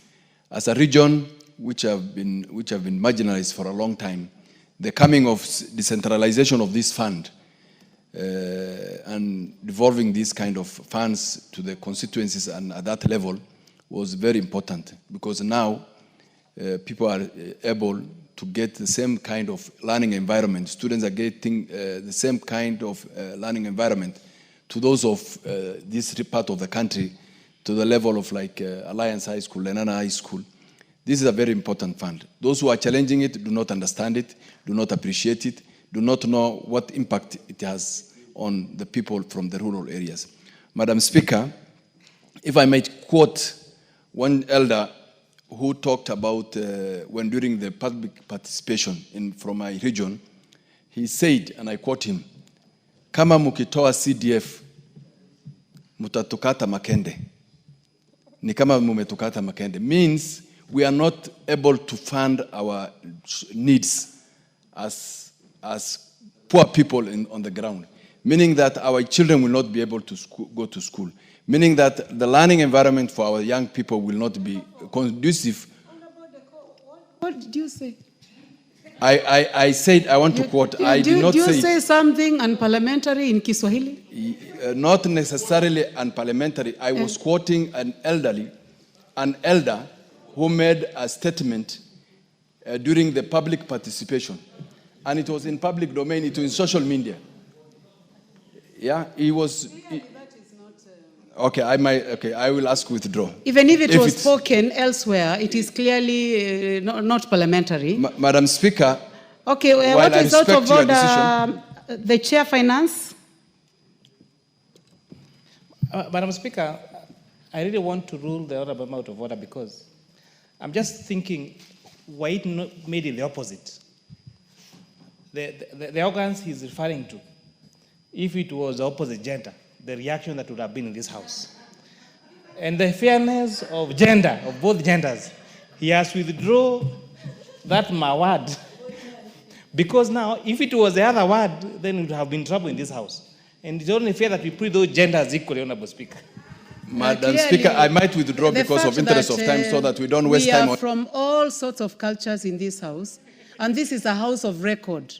I would like you to go back to what you said. Kindly withdraw. Madam Speaker, that is unparliamentary. I withdraw, but I don't think the other word will or the other organ will have been mentioned anyway by whoever was speaking about it. But what I'm trying to say, it is to raise the importance he attached to this CDF fund. Madam Speaker, where I come from or where I represent, before the CDF came into effect, I only had two... Jaldesa, I know you are a gynecologist, but you are not allowed to say what you are saying. I can hear you even though you are not on record. I know you are a gynecologist, but I will not allow you to be heard. Please proceed. Yes. Before CDF, Madam Speaker, we had only three secondary schools in Garissa Township constituency. Today we have 12 and growing. Within this period of me as Member of Parliament, I intend to construct another 2 secondary schools from the allocation of CDF. You can tell the kind of developments that are going on in such constituencies. Madam Speaker, in the last general election of 2022, I had an opportunity. I contested as a governor for Garissa County. And I had the opportunity to travel across all the towns or whatever you call it, towns and cities within that county of Garissa. And there is absolutely no impact from this devolution, the county allocations. In fact, they were telling us there is no projects that were carried out by the county government.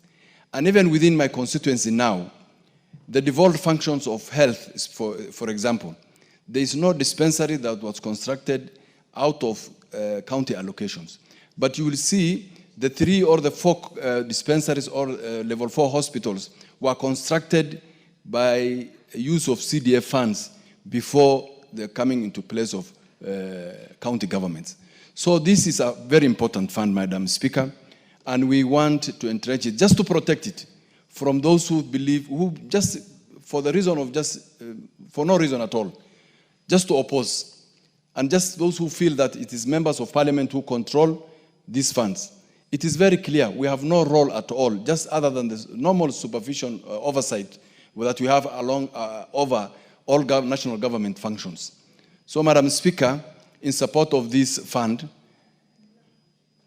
let us as members of parliament and let Kenyans in general support this fund. It is very important. It is, if we had, or rather if I had as a member of parliament, another maybe 200 million shillings, or raise this amount from 2.5 million to 5%, and allow us even as constituencies to construct health centers, to provide water to our people, to carry out emergency activities when our people are faced with emergency, we can be able to do with only the 5% if it is raised to 5%.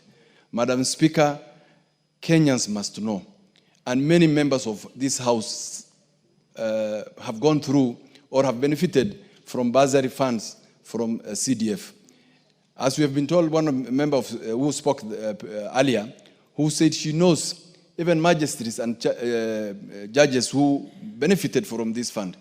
And they are the same ones who want to deny these poor people from the rural areas to benefit from these funds, just because they don't need it themselves at this stage, because they can afford for their children and others who are directly involved in, whom they are directly taking care of. Madam Speaker, let us as a country stand up for what is right. CDF is right, it is important, it is what the people on the ground need. I don't want to quote again the elder who said that, but he has expressed, and many of them have expressed, 98.5% of Kenyans have said this is a very important fund. They do not want any money going to the county government anymore, especially those who think, the governors who think that if this fund is removed from national government, it will go direct, it will be part of the county allocation. We must protect this fund. And those few remarks, thank you, Madam Speaker. The Honorable McLeod, member for Baringo North.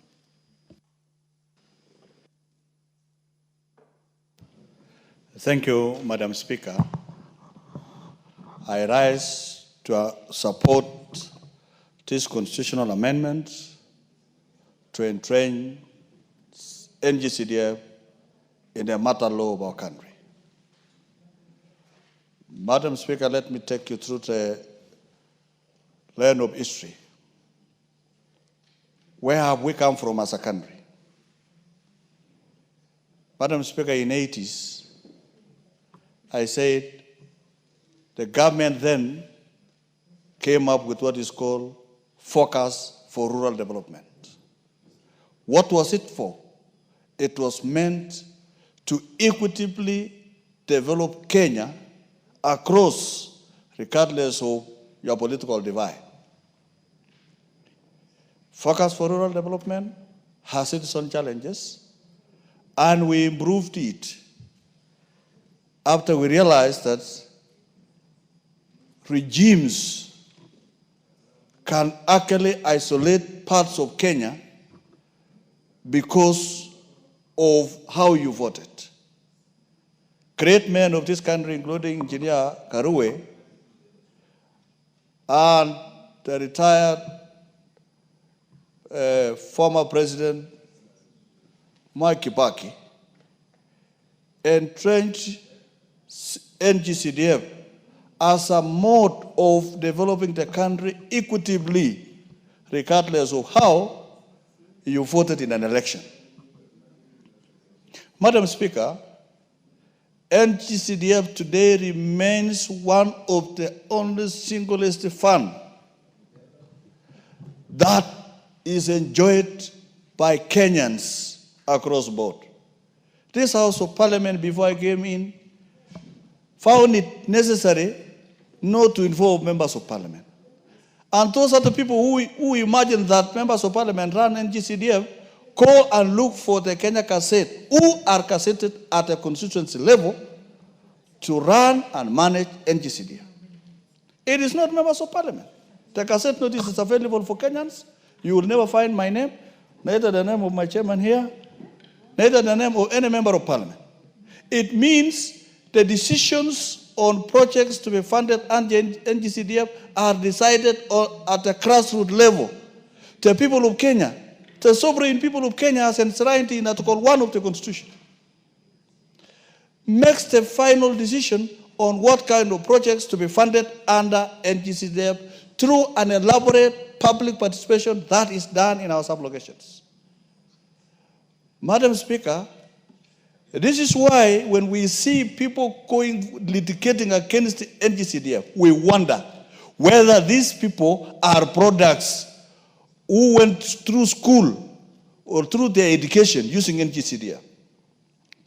We want therefore this House to rise and join 98.5% of Kenyans who endorsed NGCDF together with the GAP, together with the Senate Oversight Fund, to be entrenched in the matter law. Because, Madam Speaker, there is nothing constitutional which is unconstitutional. Once this finds in the matter law, then there is nothing that would be referred as by the courts as unconstitutional. Because whatever in the Constitution cannot be unconstitutional. Madam Speaker, let us go down memory lane.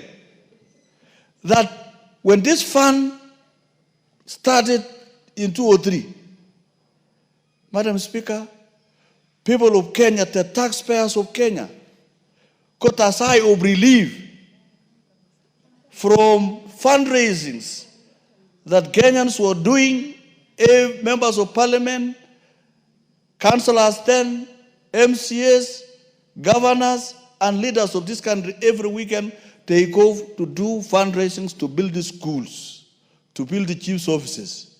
We Kenyans got a sigh of relief because now there was a fund to construct the schools of Kenya, to pay fees for the children of Kenya, to do chief's offices and do security matters, and many other projects that were now done under GCDF. Madam Speaker, if not because of NGCDF, then the constituencies and the country could not have been brought up in education the way it is today. Could you imagine, Madam Speaker, a taxpayer, a mama mboga, a boda, a teacher, a soldier, a politician, after paying all the taxes to the government, again, their own government follow what remains after taxation and ask them to give them to build the schools, to build the chief services, to educate children. It negates the spirit of tax to provide services for the people of Kenya. And in fact, since I took over as a member of parliament, and many other constituencies of my colleagues here, you will never hear a single fundraising to build a school, a dormitory, a classroom, a chief service. Honorable members, the same people at home, the pastoralists, the farmers, got a sigh of relief because nobody would follow them again to remove what has remained after taxation to fund programs of government. Madam Speaker, NGCDF is very effective. Today, every constituency gives out bursaries to a tune of greater than 60 million to children in this country who could not have access to education. Madam Speaker, this is a serious fund for the people of Kenya. And that is why 98.5% people of Kenya endorsed that CDF be the practical fund that will develop Kenya regardless of who is your president, regardless of your loyalty, regardless of your commitment. Madam Speaker, this is the fund that changes Kenya. In fact, there is need to enhance NGCDF.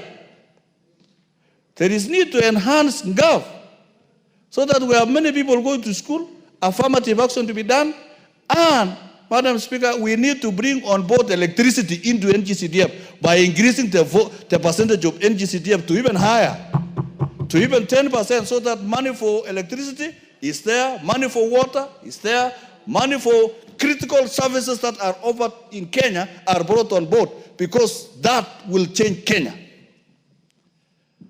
Madam Speaker, look, for example, I am a student of mathematics. My own county, Baringo, receives 7 billion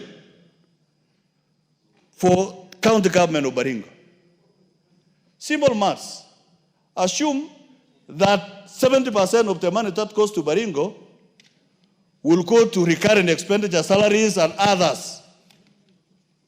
And 30% goes to development.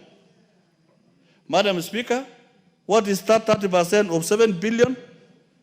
It is 2.1 billion. If you say 2.1 billion divided by 6 constituencies of Baringo, every constituency should have 350 million shillings, which is 2 times higher than the CDF. What do they, Madam Speaker, what do they have to show? What do they have to show? The ACTs are not taking off. The water programs are not taking off. The agricultural sector is collapsing in the rural areas. The fund that is noticeable today, if you go to every part in Baringo and Kenya, is programs funded under National Government Constituency Fund, NGCDF, and KERA. It means there is value for money. So if Baringo gets 179 million or 170, and they are supposed to get 350 from the county government, then what are they doing with the money? This one you can see, a building in Moya High School, Kabartonjo, a multipurpose dormitory, a dining hall. You can see everything without a penny being lost. But what do they do with the county government funds? That is a question for another day.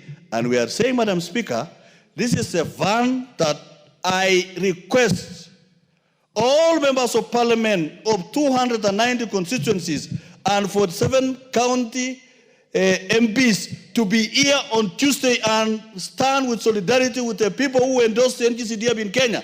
If you will not be here on Tuesday, then you are not for the people of Kenya.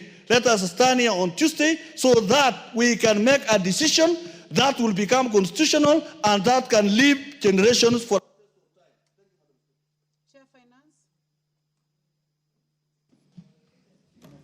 Thank you very much, Madam Speaker, for this opportunity. Record, please. Member for Molo. Yes, Madam Chair Speaker. Finance, please. I want to begin from the outset by supporting this constitutional amendment to our constitution to enshrine NGCDF in the Constitution of the Republic of Kenya. Madam Speaker, I've been on record on this house, on this floor, saying I'm a product of NGCDF. When I completed my Form 4 my Class 8 in 2001, being the best student then in Molo constituency, my grandparents could not afford to take me to the school I was admitted to join. And I had to go to a mixed-day secondary school to study for my Form 1, Form 4. And that is Kieni Secondary School in a place called Kirengero in Subukia constituency, a constituency now being led by the Honorable Kashofe. Honorable Speaker, school fees then was 3,000 shillings for first term, 2,000 for second term, and 1,000 shillings for that term. But Honorable Speaker, that money was too much for us, for my late grandfather and my late grandmother. And took the intervention of then Member of Parliament for Molo constituency, then Mheshimiwa Wakili Mukiri, who I still hold in very high esteem, through one of his members of staff called Karanja Wageshe, my neighbor from Witima in Mukinyai, who brought my name to NGCDF, and through my 4 years of high school, I was educated through NGCDF, led by the patron then, the Honorable Mukiri Macharia. I completed my Form 4 in 2005, scoring an A in my KCSE, and was admitted to Kenyatta University, Honorable Speaker. Still, that was a mirage in the dream of my community.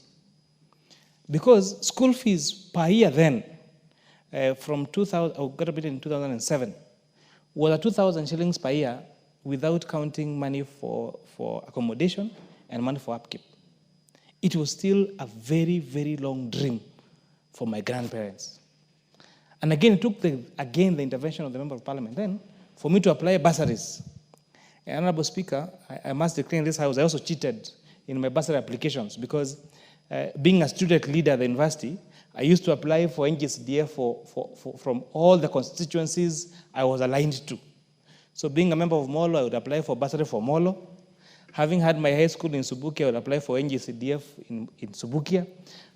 Then having a girlfriend from Gatondo South, I will apply for bursary from my girlfriend's constituency. And that's how I survived through my 4 years in university, Honorable Speaker. And therefore, I speak before this house as a beneficiary of NGCDF. And were it not for NGCDF, Honorable Speaker, I don't know where I would be. I would have been a wasted talent in the village who never would have opened the doors of high school and the doors of the Honorable Speaker.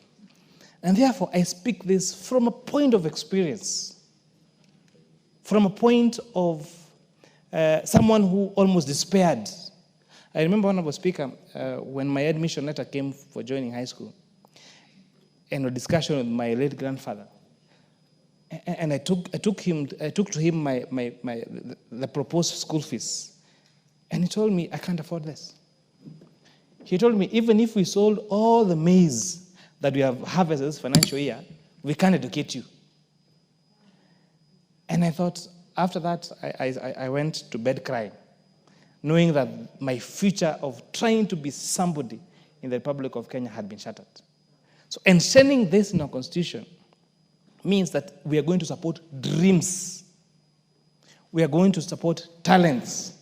We are going to ensure that people who never had a vision of ever going to school or going to university or having a decent income for their household, Honorable Speaker, is achieved. I have listened to members contribute on this particular discussion, Honorable Speaker. If you go along our counties, the truth is, the one reasonable priced project you're going to find is that funded by NGCDF. And it's also for our purpose because, for some reason, although NGCDF is not directly supervised by members of parliament, there seems to be a direct relationship between how NGCDF funds are spent, because as our oversight, before you become an oversight national public funds, before you come and oversight funds given to the Ministry of Water or Ministry of Energy or Ministry of Transport, our first instinct is to oversight the money allocated to NGCDF. And therefore, as a result, naturally, Honorable Speaker, is that NGCDF remains the most oversighted funds by both houses of Parliament. And as a result, you find substantial projects that are done by this particular fund, Honorable Speaker. It's a no-brainer that you go to a constituency and there's a school starting from pre-primary 1, PP1, PP2, through primary school, through high school. And you find a class constructed by county government, for example, will cost 1.6 million. And a class next to it, constructed by NGCDF, will cost between 800,000 and 1 million shillings. And then you wonder, where did the rest of more than 500,000 shillings go to, Honorable Speaker? And therefore, if there is one thing that I must support and encourage this House to, and I urge, and I heard the voice of Honorable Makilap, that next Tuesday, we must all turn up in numbers to ensure that the national government constituency development is enshrined in our Constitution of the Republic of Kenya. So that the risks that we face. One time one judge wakes up and says it's unconstitutional, citing one reason or the other. Then the following day they wake up suggesting another reason or another. So we make sure that this fund is enshrined in our Constitution.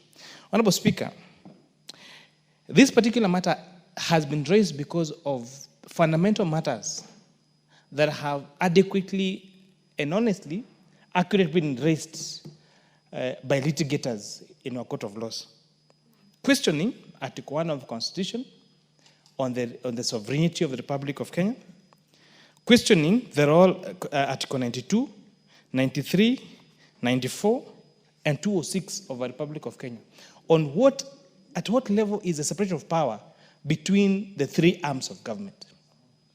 I want to assure all members that have, all litigators that have raised particular concern, that members of National Assembly are oversighters of all national government projects. The electoral projects done through REREC and the last mile projects being done by Kenya Power are oversighted by members of this House. In fact, they are both appropriated and oversighted by members of the National Assembly. But by the political nature of operation, when an electricity project comes to my constituency, I'll be the first one there to witness that there is actually an electricity project that is coming to my people of Mukinyai, to the people of Borop, to the people of Soin, to the people of Kiambiriria, to the people of Mon. I shall be the first person to see that we have now electric poles have come, transformer has come, now people are being connected to the national grid. That does not mean that it takes away my power of oversight of use of those particular funds. As a representative of the people of my constituency, I'm the first witness for the project that comes to my constituency. When a road is built through Kera, or through Kenha, or through Kura, I am the first person in my constituency to go and witness that actually this road is being done. The same way I'm the first person to see that the projects that were appropriated by this National Assembly and that were allocated by the committee, by the NGCF committee, have actually gone to the school that was supposed to be taken to. That does not in any way take my role as an oversighter of that particular fund. And so there is absolutely no conflict of interest between us making sure that the projects that are supposed to go to our constituencies as representatives of our people, that we are there to witness and to bear truth that actually those projects are, and that does not take away our power of oversight. And therefore, to safeguard this public fund of national interest that has made so many of us who we are today, we must enshrine it in the Constitution of the Republic of Kenya. In that, I beg to support, Honorable Speaker. Thank you, Member for Molo. The Honorable Jaldesa, Member for Moyale. Thank you, Madam Speaker, for giving me an opportunity to contribute to this motion. Madam Speaker, the people of Kenya spoke, and 98.4% said that they support the entrenchment of NGCDF, the NGAF, and the Senate Oversight Fund in the Constitution of Kenya. Madam Speaker, NGCDF that we have been oversighting, talking from the experience of my constituency, it is the one that has actually tried to bring the education level of the constituency to the level of other parts of the country. As the member of Molo had said, it has actually given life to people who have lost hope in education. The number of students who are enrolling in secondary school has actually increased. And because of there's no burden, because they get support from the bursaries, many of them, like last year's examination, the students from Moyale constituency, over 90% have gotten C+ and above, just because there's no pressure on them. And more than 60% have gotten the grade to give them university minimum entry, university entry. Madam Speaker, NGCDF, NGAV, address the poverty and equity in education in this country. Madam Speaker, if you go to some constituencies like where I come from, where teachers in a school, in a village, do not have classrooms, that one classroom, between one wall and the other are two classes, and there's a third class reading, schooling, learning outside on a wall. If you go to see these places, you feel very, very pathetic. You'll sympathize with the situation that people are living in. Areas where you find that you go to a school where there's no teachers' houses, there are no rental houses in that area, and teachers put their mattress and sleep at night in a classroom, and at the end of in the morning, when the early students come, the teachers are sleeping in the classroom, and they now wake up the teachers to go out. It is that kind of thing that we are living in. Madam Speaker, I have not seen what the county government fund does in anywhere in our constituencies. What CDF has done in the last 20 years is quite visible. The development of CDF is quite palpable, and people appreciate it. And that's why people can talk with a lot of energy, with emotions, like what my friend, my brother from Garissa town said, that people are so passionate about NGCDF that they cannot imagine this world where we do not have NGCDF. Madam Speaker, NGCDF is not a money which is managed or run by the members of parliament. Of course, as member of parliament, as an oversight, people come to complain to me. They will tell us what they want.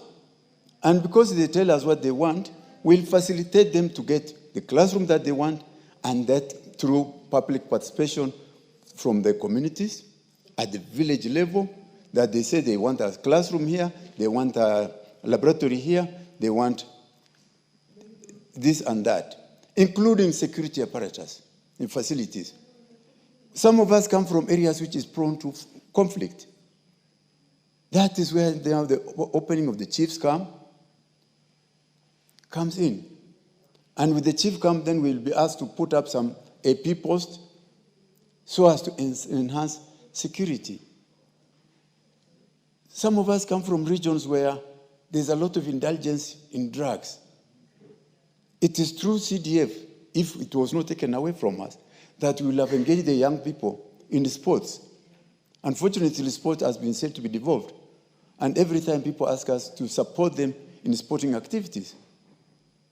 Unfortunately, it's not within the mandate of the CDF, and we may not help. But it's that kind of thing that actually helps people to develop their future. So with these few remarks, Madam Speaker,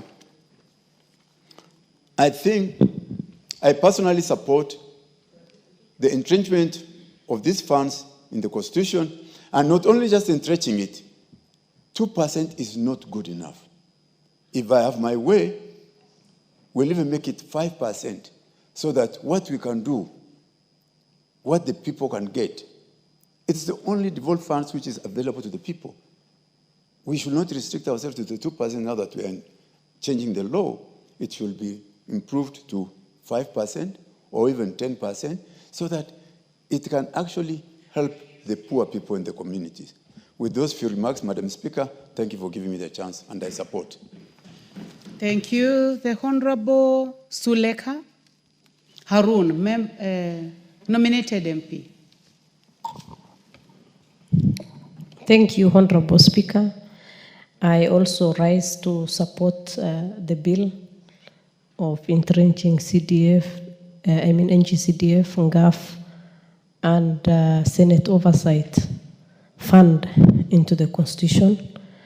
Madam Speaker, as we've witnessed in the last public participation, it has been overwhelmingly supported by the Kenyan citizens. It was the most participated public participation in the recent past. That shows NGCDF is one of the most important funds that we have in the constituencies. Some of these rural constituencies have nothing but just NCDF. Madam Speaker, I'm also a beneficiary of the NGCDF. I managed to get in my 3rd and 4th year, and I became a beneficiary after I lost my dad. So it is a very instrumental, very important for the poor people and all vulnerable in the communities. So, and on the other hand, you know, in the pastoral communities, it's a luxury for you to take a girl to school. NCDF, in fact, helped us to bridge that gap in terms of educating the girl child. Both NCGDF and GAF played a very big role, because those girls would have been forgotten if it was not this fund. Madam Speaker, I can comfortably say CDF is the real definition of devolution in this country. It has been devolved to the farthest end of the country, to the most rural constituency in this country. It is not the county government that is devolved, I can assure you. It is the county, it's the CDF and the GAF that are devolved in terms of reaching to the people. Madam Speaker, on the other hand, GAF has been very crucial. It has been targeting the most vulnerable people in the community women empowerment at its best. We've seen of late, since the introduction of NGAF, many women venturing into business. We've seen the disability community being accommodated in many of these empowerment programs. We've seen the youth who are very active in these programs. Madam Speaker, the other issue that I know is that our people at the constituency level have more trust with CDF than any other money that the government brings to the constituencies. They believe the MP is their representative and they trust the MP with all their development programs. So, Madam Speaker, as we support this program, as we support the bill, let's also think about a way of increasing the funds. 2% is not enough. We need to get more so that we are able to reach into the needs of these communities. Also on the issue of security, where I come from is a security problem. It's a security-prone area, and CDF played a big role in terms of protecting the chiefs who never used to have offices in the administration sector. As you know, the budget does not reach in many of those constituencies.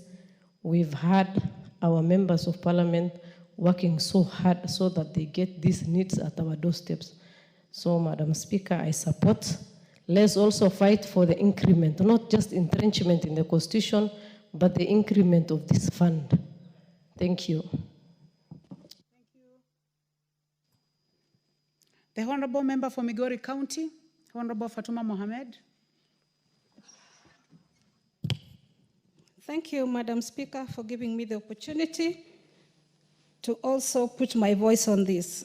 Madam Speaker, both NGAF, CDF, and the Oversight Fund for the Senators are very important for the growth of this country. Madam Speaker, if I was to speak only as a woman rep, I would tell you that NGAF has really changed the lives of many people in this country. There are many of our women, disabled, and youth groups who could not do any other job and wanted a way to start business because there are no job opportunities in Kenya and everywhere in the world, so to speak. And so NGAF has really helped in many, many ways. Nowadays, you can find youth groups who have small businesses and are able to sustain themselves without looking for a job. So NGAF has created job opportunity. Madam Speaker, in the same way, CDF has also helped in supporting educational support the same way that NGAF does it. We have little money in our NGAF fund that we do give in form of bursary. And as little as it is, it makes a lot of change in the society because the CDF office, their money equally is not so much, but if a student could get some little money from CDF, go again to NGAF and get some, at least the child will be able to be sustained in school. Madam Speaker, both in NGAF and CDF, there are groups that also do get business opportunity because in our NGAF fund, sometimes we do tender for supply of goods and services. We do give a portion to the youth and women of this country who are able to do the business, and so we create more job opportunity. Madam Speaker, the health care is also taken care of in CDF because the CDF is able to renovate and even construct small dispensaries within their constituencies. If we were to wait for the national government to do all this, we are guaranteed that it would not happen at the right time. Because, an example, if the president was to know the problems in Nyatike sub-county where I come from, it will take him more than 10 years. Because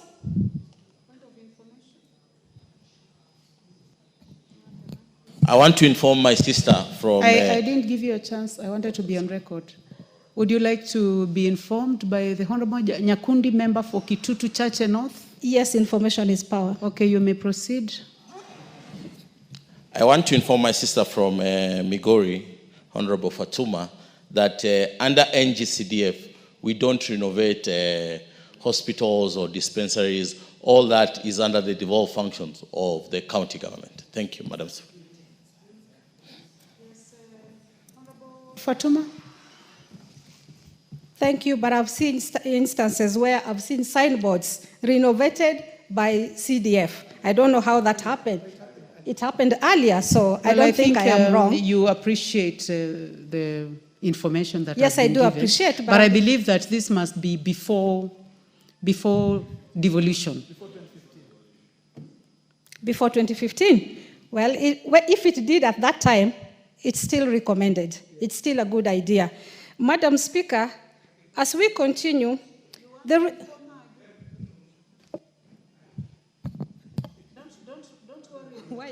Honorable Fatuma, don't worry, you'll gain all the minutes that you're losing. Is it a point of order or point of information, Chair Finance? Honorable Speaker, I actually want to support my sister, the Honorable Fatuma Mohammed, and inform the person who raised this point of information that actually if you apply to the NGCDF board, and maybe there was a project in your constituency that was started before the enactment of the NGCDF Act, or that was an ongoing project, whether it is an ECD program or a divisional hospital, that was maybe not complete, and you actually prove justification there is a reason why that is a priority project, then NGCDF has a mandate to grant that exception to NGCDF to do that project. And therefore, it's actually very possible that as recent as maybe this year or last year, what the Honorable Fatma is referring to could actually be happening now. Because as long as you apply for exemption and you show proof that that's a priority project and for the need of the people, then it's actually possible to get that approval. Thank you. Fatuma, you may proceed. I would also like to add that before the year 2015, I was in this house together with others who came in 2013. We did some dispensaries before we received a letter. Actually, members of parliament, members of National Assembly stopped doing it after receiving a letter that you cannot continue building dispensaries. So you are in order. You may continue. You still have your few minutes remaining. Thank you, Madam Speaker, and thank you to all the members who have also given me more information on this. I appreciate it. I don't take it for granted. Madam Speaker, if I was to speak more about GAF, it is only in GAF fund that you'll find the disabled taken care of. The disabled are not able to reach the national government to air their problems. But women reps are the people who reach them, because we even have a location specifically for the physically disabled brothers and sisters. And we do give them monies to start business. We do train them. And so if you were to remove GAF fund, how will these people survive? How will a mother in the village who never got an opportunity to go to school, but is a good mama mboga businesswoman who doesn't have the capital to start any business, how would she survive if you were to remove GAF? If you were to walk in Migori County today, believe me or not, if you were to ask Migori people that there are visitors coming, who would you like to arrive first? They will definitely tell you, I want my woman rep to come. Because they feel we are very close to them. We feel their pain. We do talk to them. We do support them. And we don't do this with our pockets because we can't afford it from our wallets. We have to do it with NGCDF and GAF. Even the senators. Right now, the senators are going around in their counties doing their responsibility. Unfortunately, they have to do it from their salaries, which is not enough to run a county business. And so if we entrench this in the Constitution, they would be able to do their job efficiently and in good time, and we'll be able to support them, do it to the satisfaction of the electorates. Madam Speaker, if we were to remove GAF and NCDF, there is no purpose of having this parliament.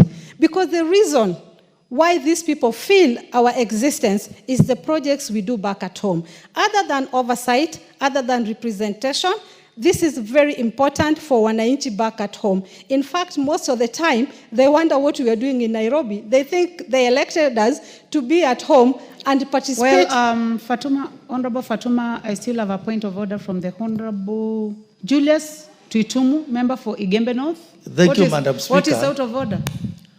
Is it in order for the honorable member to make a repeated statement that they do give money. I see insinuating that CDF GAF, that members are in control, when we know that very well the CDF, the GAF money are in the control of the board of the CDF. Ours is only oversighting and is seeing what happens through those funds as representatives of the people. I believe the honorable member should withdraw the remarks that they do. We don't do. We only oversee what is happening through those funds. Honorable Fatuma? Madam Speaker. You may start by commenting on that. As a woman representative, yes, I do give women empowerment money. The check is not signed by me, but the check is presented to the woman group or the youth group or whichever group by me, directly by me. And I repeat, we do give money in form of checks, a government affirmative check, written by the district accountant officer, signed by them, but presented by me. Me, we, the women representative, all the 47 do the same. I don't know how NGCDF works, but when I talk about women empowerment, I will not pretend and say I only oversight. I am in charge by saying I do sit down, discuss with the groups, write proposals for them, and when the proposal passes, I do take the check back at home and give them under a tree and dance with them. So I will not shy away from the truth, honorable member. It is very important for my Migori people to know that what I do is not unconstitutional, is not illegal. That is why they elected me. The committee that sits in Nairobi to decide which groups will be given money do not know those groups. It is me who refer the groups to them, and they look into the groups and consider one or two. Therefore, there's nothing wrong that I have said. I will not withdraw a true statement. But if in case I said that NCDF gives money, then I would have withdrawn, which I didn't say. But I'm referring to NCDF, NGAF. At the same time, I'm referring to the Senate Fund. The money that we give is from the Woman Representative's Office. Madam Speaker, thank you for the time. I do pray that members of Parliament will be here on Tuesday to pass this bill. And to our wananchi back at home, if your member of Parliament is not here on Tuesday, first mark those who are not here today, because we should have passed it today. If they happen to miss again on Tuesday, please put on record that your member of Parliament, your woman representative, is not for your growth if she or he happens to miss on Tuesday. I believe we will all be here. If you come from my county, Migori County, as a member of Parliament and you happen to miss, I will take the message back home to your electorates, because they said they need these funds, they participated, and they were positive about these two funds, these three funds. Madam Speaker, I support and I thank you for your time, and thank all the members who helped me put my point across. Thank you.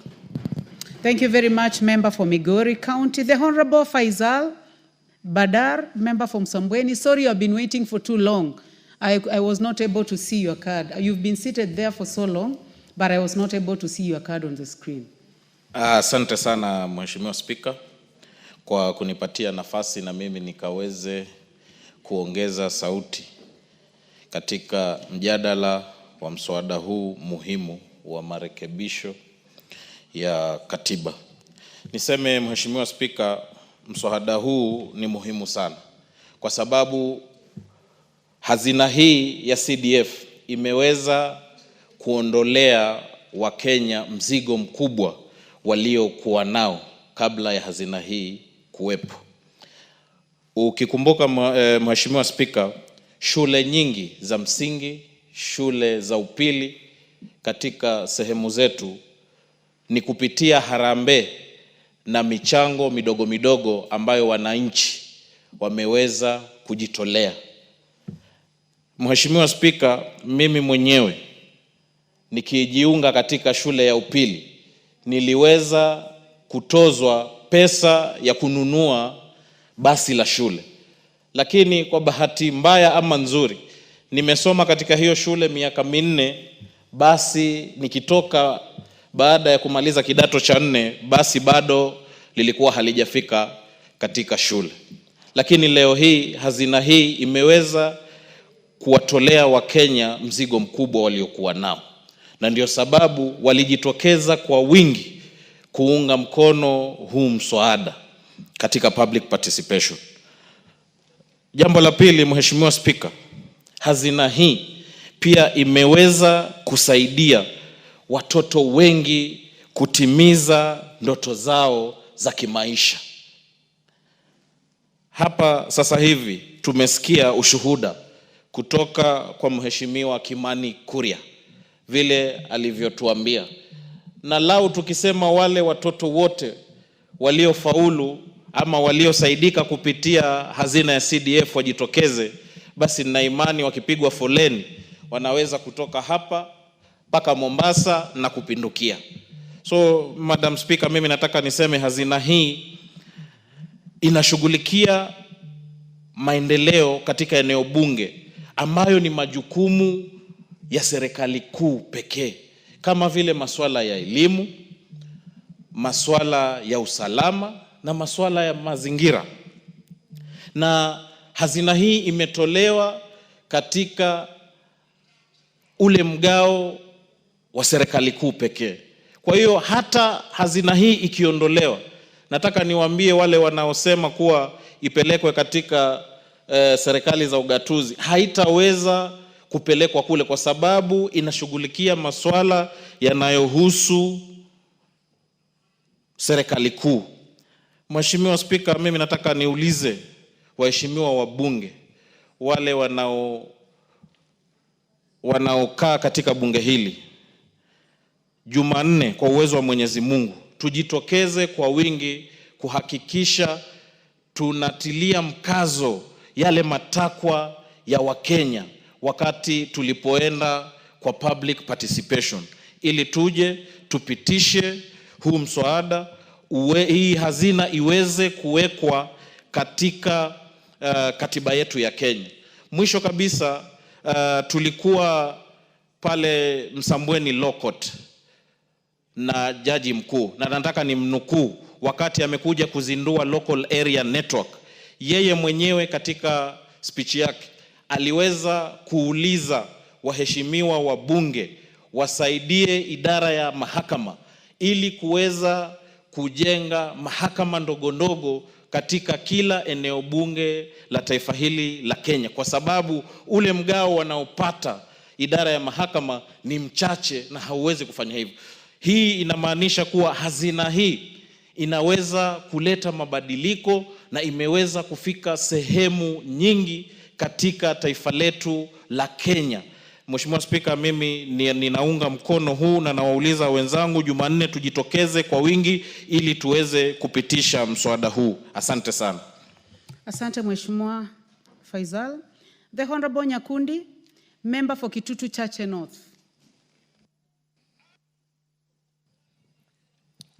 Thank you, Madam Speaker, for also giving me this opportunity to put a word on these special funds of NGCDF.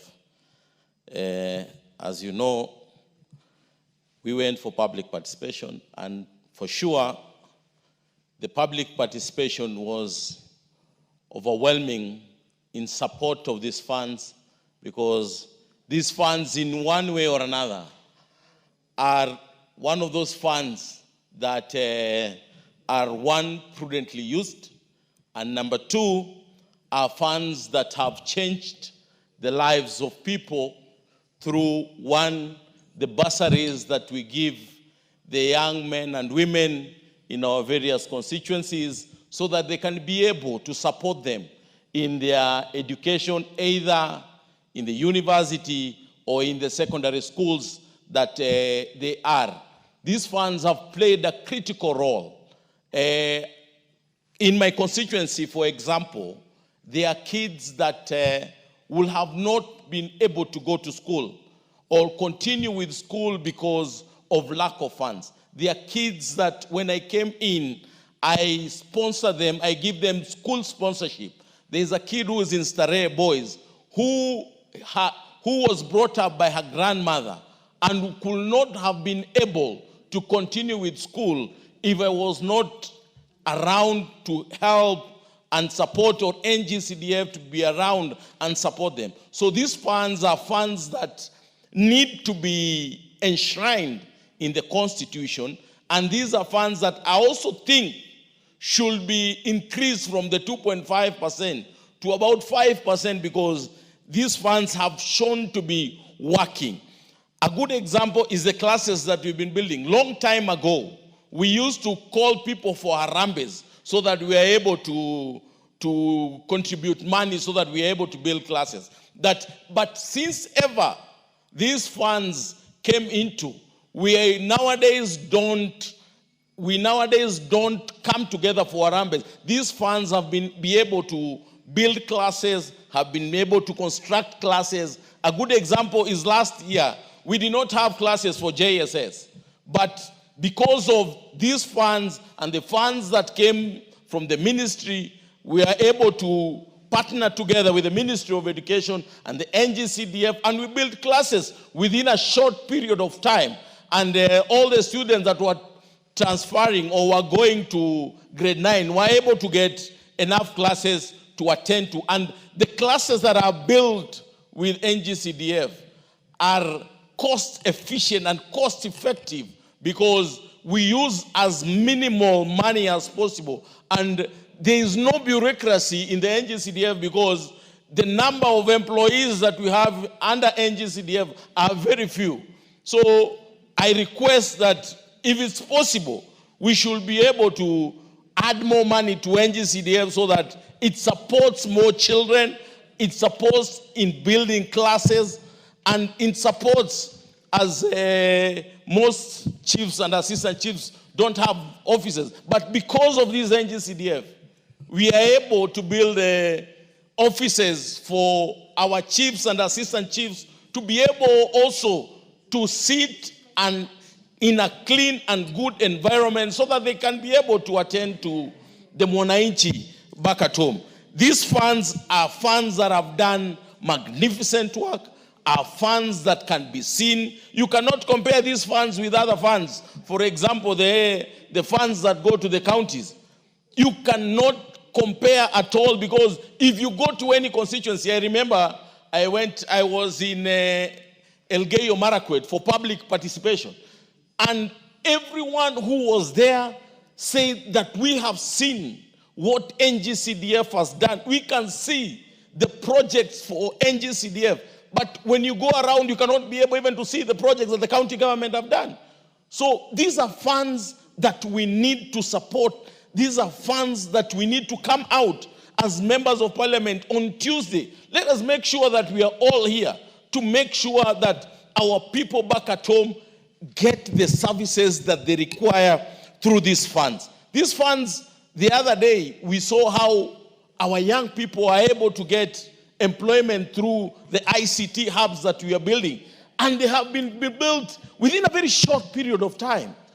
We have built so many ICT hubs within the constituencies across the country. And these ICT hubs have been equipped. And right now we are seeing how the young people are benefiting from these funds. They are able to make a living out of the ICT hubs that we are able to build. I remember we were also doing sports activities. Nowadays, ever since we removed sports out of the NGCDF, the whole country is now quiet because there are no funds and the young people were able to nurture their talents and showcase their talents out of the little sports that we used, the little funds that we had for sports, and we used to get very good athletes and sportsmen, and they were able to showcase their talents, and we were able to take them to another level. But since they were removed, nowadays the sports activities are so quiet.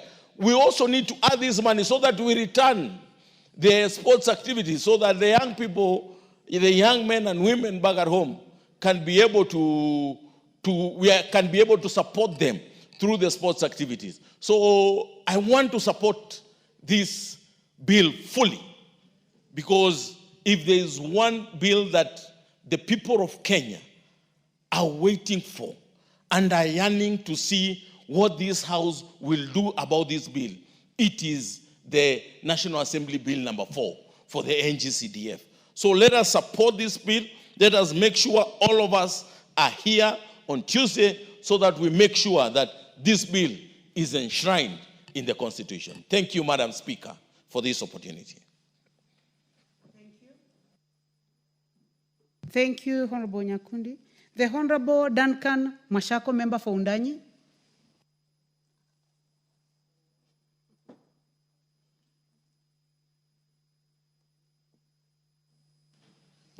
Thank you, Honorable Speaker, for giving me the opportunity to contribute to this important constitutional amendment, Constitution of Kenya Amendment Bill that seeks to enshrine CDF, NGAF, and the Senate Oversight Fund into the Kenyan Constitution. Honorable Speaker, I think this is a good time that we are debating this bill because, Honorable Speaker, we have had a lot of information, misinformation, and misunderstanding around the funds that have been decentralized in this country, Honorable Speaker. Honorable Speaker, first and foremost, I want to declare that I'm speaking from a point of information, a point of research.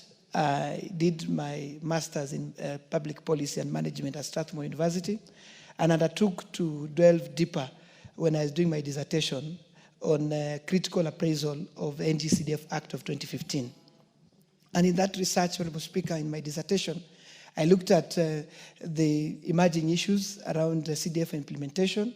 I looked at policy options, and I looked at best practices around the world on matters decentralized funds like CDF, Honorable Speaker. And therefore, Honorable Speaker, I must declare that I am in support of this constitutional amendment that goes to enshrine NGCDF into the Constitution, goes into enshrining women, NGAF, National Government Affirmative Action, into the Constitution, and at the same time bringing in Senate Oversight Fund into the Constitution. Honorable Speaker, when I did this research, I wanted to understand what these other people who keep challenging NGCDF every time they go to court, the many litigants who run to court every time. There are even governors and senators who support such kind of litigation, Honorable Speaker. And when I did this, Honorable Speaker, I was able to interview so many people. And among them, Honorable Speaker, I sat and found time to talk to Treasury mandarins, who are the ones who send this money to constituencies, who send money to the board. I was able to sit with the NGCDF board officials. I was able to sit with the management of NGCDF. I also sought to understand the thinking around our fund managers and the chairman of NGCDF committees, Honorable Speaker. And it's interesting, Honorable Speaker, and that's why sometimes I get confused, where the judges and the people who go to court, where they get their reasoning from. Because truth be told, that when we gave ourselves a new constitution in 2010, Kenyans wanted devolution. But it's important also to differentiate between devolved funds and decentralized funds, Honorable Speaker. Devolved funds are funds that go into the county governments. Everything that goes to the county government, those are devolved funds. But any national government has in itself, within their power, to decentralize funds that are run and run by the executive, Honorable Speaker. And that's why NGCDF and GAF, these are decentralized funds. They're not devolved funds, Honorable Speaker. And therefore, we must say that enshrining, in the research I did, Honorable Speaker, one of the key components of every interviewee I had was speaking about, why don't you enshrine these funds into the Constitution? So that then we assure Kenyans, the beneficiaries of these funds, that these funds will remain the sustainability of the funds, Honorable Speaker. And that was, Honorable Speaker, today, as I speak here, I'm speaking from, I want to speak for the beneficiaries of these funds, Honorable Speaker. It is true. It's been alleged that members of parliament have, a big role to play in running this fund, Honorable Speaker. But the truth be told, Honorable Speaker, what we do is we oversight this fund. Yes, you may not, because it's called a constitution, it's a constituency development fund. It's very difficult to, remove in the people's minds that the MP, the member of parliament, is involved. And Honorable Speaker, again, there's nothing wrong for a member of parliament getting to know what is happening in CDF, Honorable Speaker. And therefore, Honorable Speaker, we must tell Kenyans the truth. Kenyans out there went to public participation. They gave their views overwhelmingly. 99% in my constituency, Honorable Speaker, 99.9% supported this constitutional amendment, Honorable Speaker. And therefore, Honorable Speaker, the only thing that I want to say is that even as we enshrine CDF, GAF, and Senate Oversight Fund into the Constitution, we need to ask that we do more, we put more emphasis on what we call a principle of good governance, Honorable Speaker. We must ensure that public participation is done and is done correctly, Honorable Speaker. We must ensure that there is accountability and as these funds are being managed, Honorable Speaker. We must also make sure that transparency in what is done in CDF, in GAF, and in Senate Oversight Fund there's total transparency, Honorable Speaker. So that then as we enshrine these funds, Honorable Speaker, this principle of good governance becomes the cornerstone of making sure that these funds, one, reach the targeted beneficiaries, but number two, Honorable Speaker, that everything that is done, we eliminate misappropriation, we eliminate corruption, we must also eliminate any, leakages around these funds, Honorable Speaker. Because truth be told, Honorable Speaker, Kenyans out there want CDF to remain.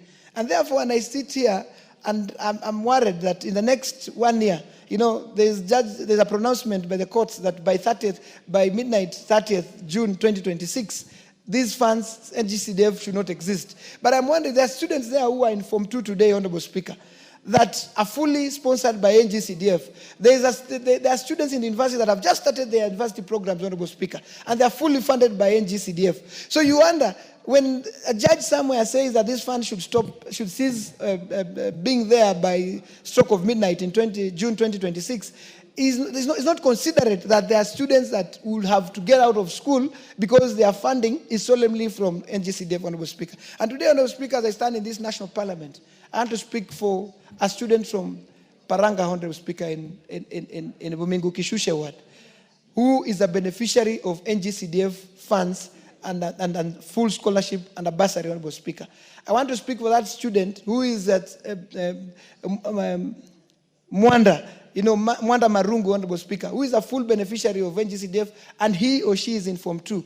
I want to speak for that student who is in Sangenyi today in Beruga ward, Honorable Speaker, and she's fully funded by NGCDF. I want to speak to that student who is coming from my village, Honorable Speaker, Mogo, in Mbale location, who is in Form 2 and want this CDF to continue so that he or she can achieve their academic dreams, Honorable Speaker. And therefore, Honorable Speaker, anyone who loves this country, anyone who wants our children of this country to pursue their academic dreams, Honorable Speaker, and they know there is no other fund in Kenya that is educating as many students as NGCDF is doing, Honorable Speaker. There is no other fund in Kenya, Honorable Speaker, that is doing the wonders that NGCDF is doing, Honorable Speaker. Honorable Speaker, I'll tell you, in my constituency, for instance, I've been able to do, when I came into office, a lot of schools were extremely dilapidated. But through this fund, Honorable Speaker, my work normally is to attend the public participation meetings, and sometimes, Honorable Speaker, just try to help in prioritization, Honorable Speaker. But the NGCDF committee, the members of the public know their challenges, Honorable Speaker. And today we have schools that have been improved. We have schools that are of the same standard as those in Nairobi, Honorable Speaker. When I was growing up, Honorable Speaker, the school I went to, we would carry water so that we can sprinkle water into, the floor. The floor had, of course, so many potholes. So because of dust, we would carry water to make sure that those bottles, the dust does not affect our learning, Honorable Speaker. But today we have schools in my constituency, Honorable Speaker, that are fully tiled. I have schools in my constituency that have ceiling. When it is raining, there is no noise. The learning continues, Honorable Speaker. And therefore, Honorable Speaker, we've done police stations, Honorable Speaker, modern police station to enhance security, Honorable Speaker. I have a police patrol base we did in a place called Lushangonyi, Honorable Speaker, where we had difficulty in matters in security, Honorable Speaker. We had challenges of insecurity. Today, Honorable Speaker, there's a standard police station there, and security has been enhanced in that area, Honorable Speaker. Today, Honorable Speaker, we know through NGCDF, some of the constituencies are even doing electricity, Honorable Speaker. People who had never thought they'll find electricity, but through NGCDF, we're able to do the last mile, to support last mile connectivity. And therefore, Honorable Speaker, as I stand to support this, I want to say that next Tuesday, we must, all of us, be here in this house so that we can vote overwhelmingly, 100%, in support of enshrining this fund, NGCDF, NGAF, and Oversight Fund for the Senate into the Constitution. Thank you, Madam Speaker. The Honorable Kaluma.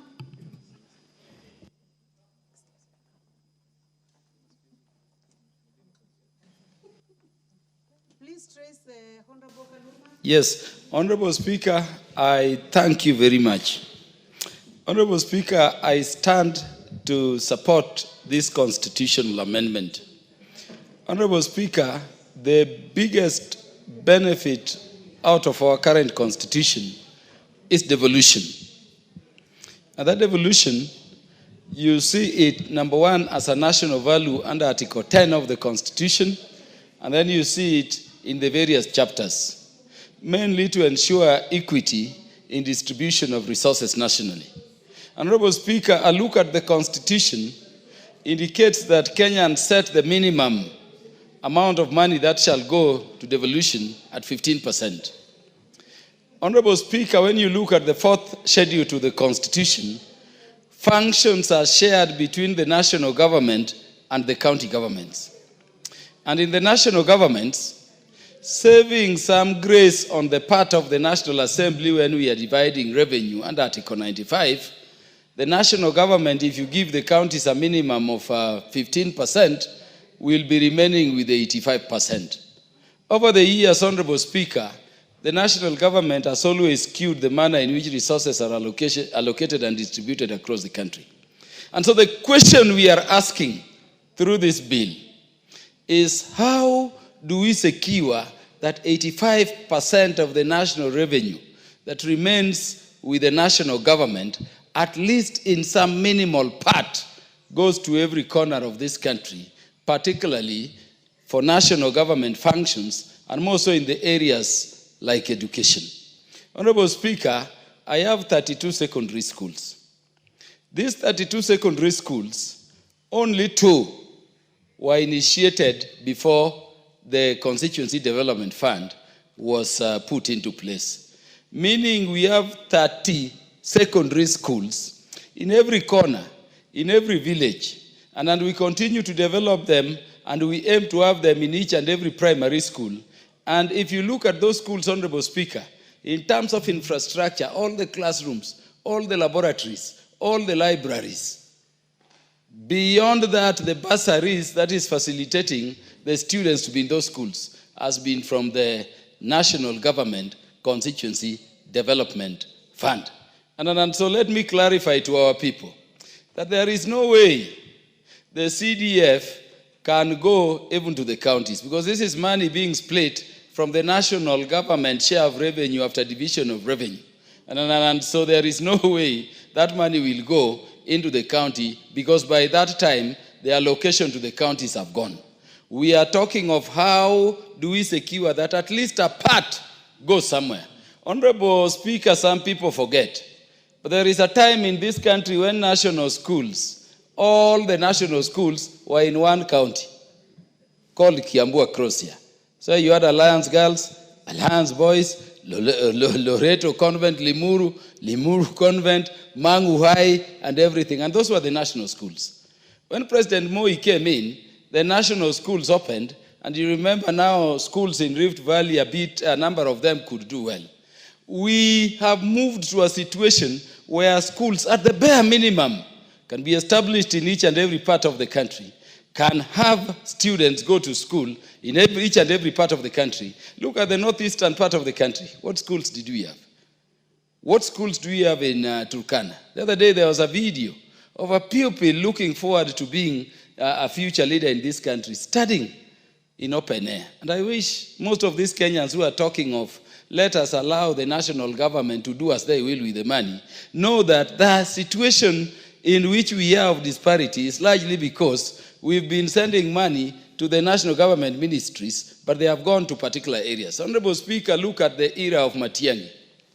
We sent a lot of money towards school infrastructure, but he took all infrastructure funding to his region, a bit to North Rift. You go to schools like Kapsabet Boys, they are more built than Homa Bay High School because that is where the PS, the CS were coming from. When you go across to Luo Nyanza, just where Matiang'i was coming from there, no single institution was getting school infrastructure. And remember when we diverted CDF money, when we had the first challenge to the 2013 Act, Honorable Speaker, we had that big issue. So I'm saying that we must establish this fund as a fund deriving from the national government share of revenue within the Constitution, so that these people who do not know the impact this important fund has had in the society can appreciate it.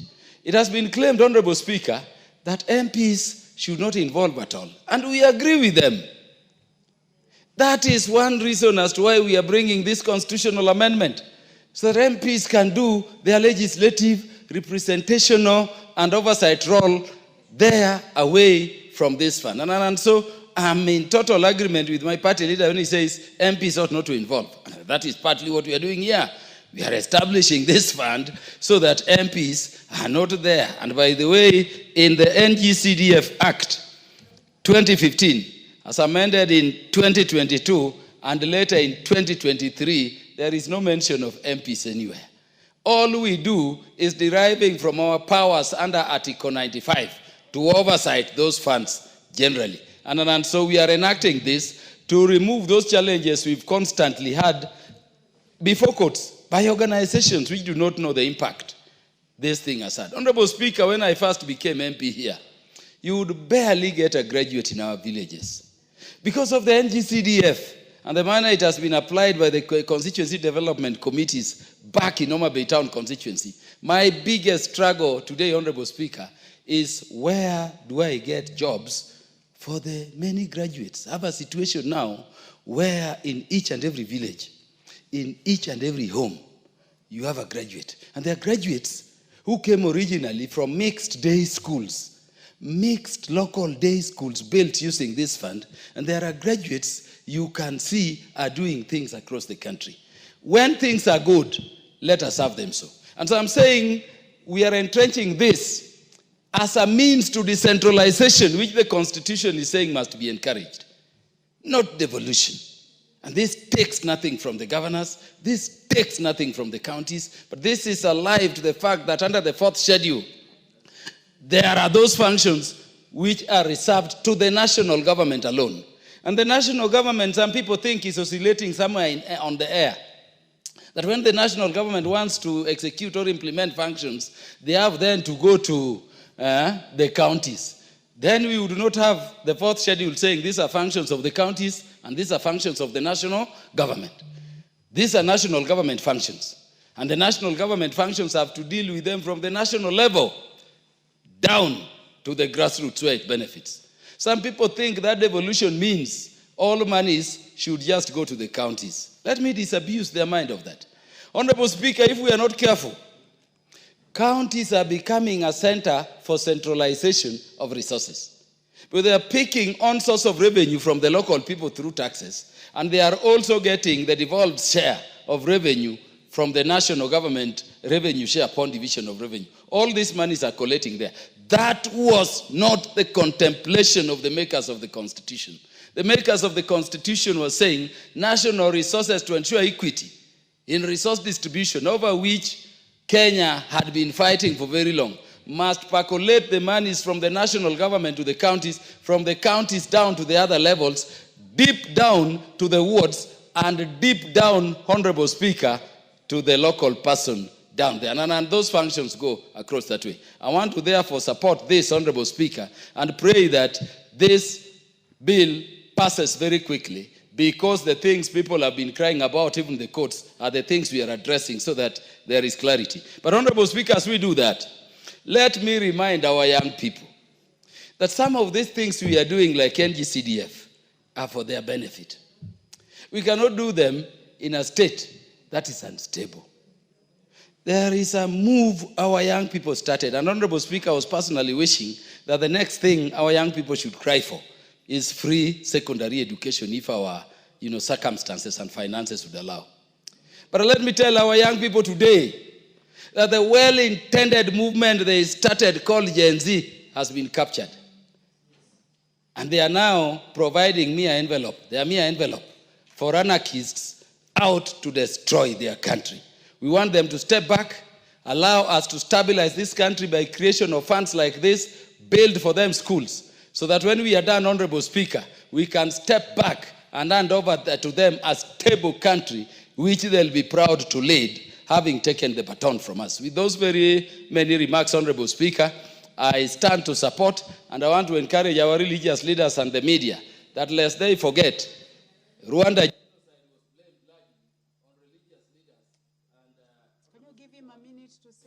Yes, this is very important. Honorable Speaker, people are forgetting in this country.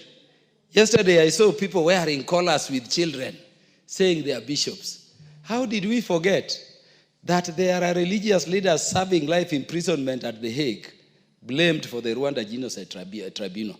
The Rwanda genocide. And by the way, these are Catholic nuns who are said to have been luring the Tutsis into the church and then calling Hutus to kill them. They were convicted by the International Criminal Court, a court of very high standards. So let us not see our young people, as we make processes for you, don't see somebody in a collar and think that that collar makes people religious. Behind that collar could be a very wicked person not looking at your future. Let me also say the other institution which was blamed, Honorable Speaker, was the media in Rwanda. And you know the role the media played. Our media cannot incite Kenyans to violence.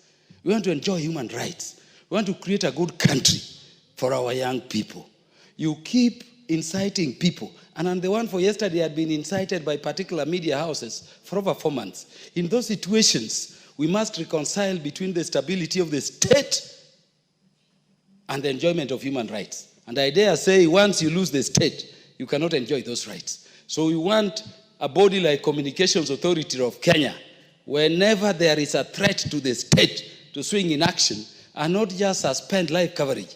Some of these media can be suspended completely until they realize that when the state is disturbed, even them as media would be disturbed. So we want a united country in which, by law, like the ones we have now, Honorable Speaker, we create a future that is progressive, a future that can build a strong society for our young people, a future we can be proud to deliver back to our young people as we take a back seat and they move forward. I thank you very much, Honorable Speaker, and I support this constitutional amendment. I thank you, Honorable Speaker.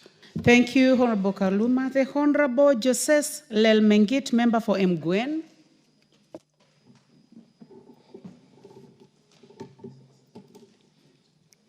Thank you, Honorable Speaker. I also want to put in my voice to support the entrenchment of the National Government Constituency Development Fund, NGAV, and Senate Oversight Fund into the Constitution. Honorable Speaker, I am a member of the CDF committee member of the CDF committee in Parliament, and we've gone round the constituencies in this country and seeing the tremendous projects that have been done using the NGCDF funds, not only in Mgwen constituency, but across the country. So, Honorable Speaker, there is a misplaced war against members of Parliament that these funds belong to the members of Parliament. But, Honorable Speaker, this is purely a national government fund. NGCDF is purely a national government fund that it's under the National Government Administration, which is under the NGCDF board. So this notion that is out there that MPs are eating the NGCDF funds should stop, and it may be made it clear that this is the share of the national government.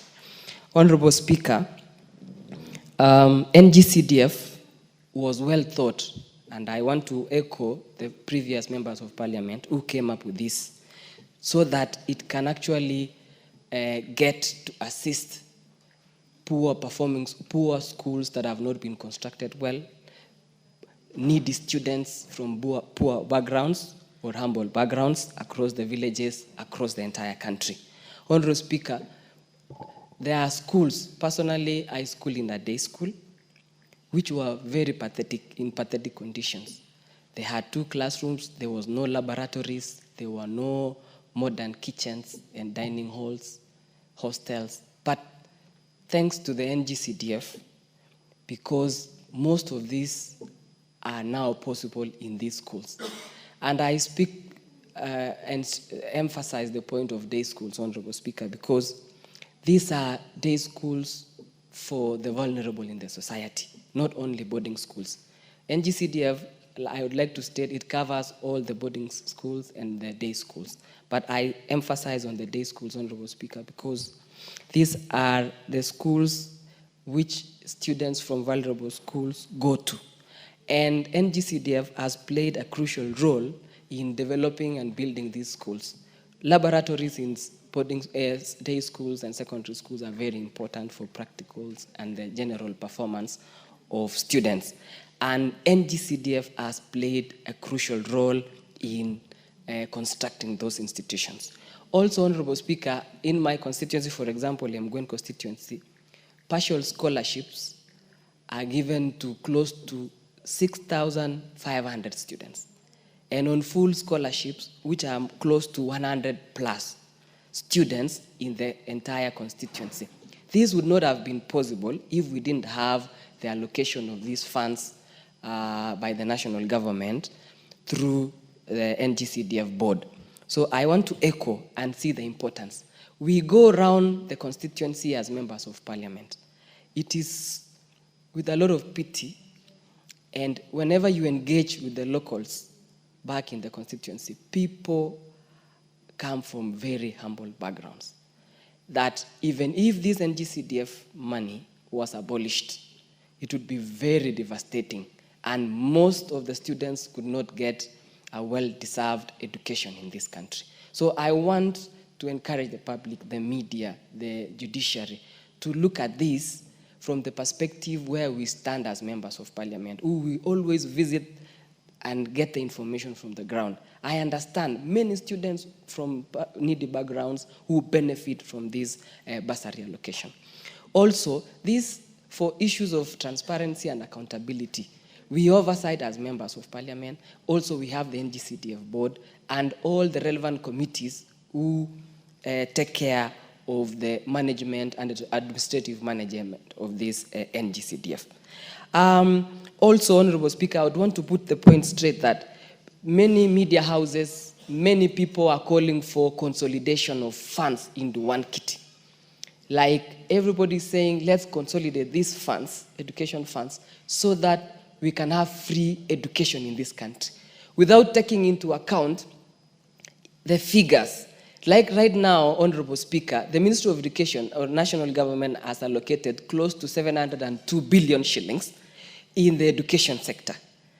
In terms of bursaries, for example, Honorable Speaker, the total amount of bursary allocation meant for supporting the needy students is close to 20 billion shillings that are awarded by the members of parliament. Counties, all the 47 counties allocate close to a maximum of 10 billion shillings. If you add 20 billion and 10 billion, that's around 30 billion shillings. So if you add to the national government kitty of allocation to the Ministry of Education, that is 732 billion. What do we need and how much money do we need to make education free in this country? According to my own research, I found out that we need close to 1.3 trillion shillings so that we can make the education of this country free. So it does not add much value to say that we consolidate the funds from the Ministry of Education and we consolidate the bursaries that we give from the NGCDF and make education free. It is not practical. So it is therefore necessary to still have these funds so that we see those who are most vulnerable, those who are most needy cases in the society that require these kind of finances to support them in their education. And for that matter, Honorable Speaker, we give the public to decide because they really know during vetting processes, the public understand from the village elder level. They understand amongst the 10 or 20 students who require genuine support from the national government are these students, and they pick the top most needy students who will then qualify for these bursary allocations. Also, personally, Honorable Speaker, there are a number of schools that have benefited on this, on building on dining halls, like Chepkumia Secondary School in Mken, for example, laboratories that are ongoing currently, and the new allocations that have also given so that it can be constructed. A number of schools across the constituency, which I have equitably distributed according to the constituencies in the constituency of Mgwen. So this is the issue, to bring up the issue of transparency and accountability. Also in the allocation of these bursaries, I personally have automated the system so that whoever wants to apply for bursary and needy students, they apply for record keeping, for accountability and transparency. This automation also of bursary system, I think it will be during auditing, either internally and external audit, it would be very easy so that it can be traced easily and also know where the money has gone. So I want to echo and also to support the entrenchment of this NGCDF, NGAF, and also for the Senate Oversight Fund. It is necessary for the senators. Right now that we have the MCAs oversighting the county governments, but we still have the senators and the governors coming to report on Senate and answer some queries based on the spending of money in the county governments. It would also be prudent for the senators to have a little facilitation so that they can go across the county and constituencies, checking on the county projects that have been done. So I think we need to facilitate them. So I want to urge all members of parliament in this house, wherever they are, that next Tuesday we come to support this entrenchment of national NGCDF and other funds that we've mentioned here, so that we give the right full meaning and also give support to the needy students and build schools that are still upcoming across the country. Thank you, Honorable Speaker. The Honorable Lillian Sioi is recognized.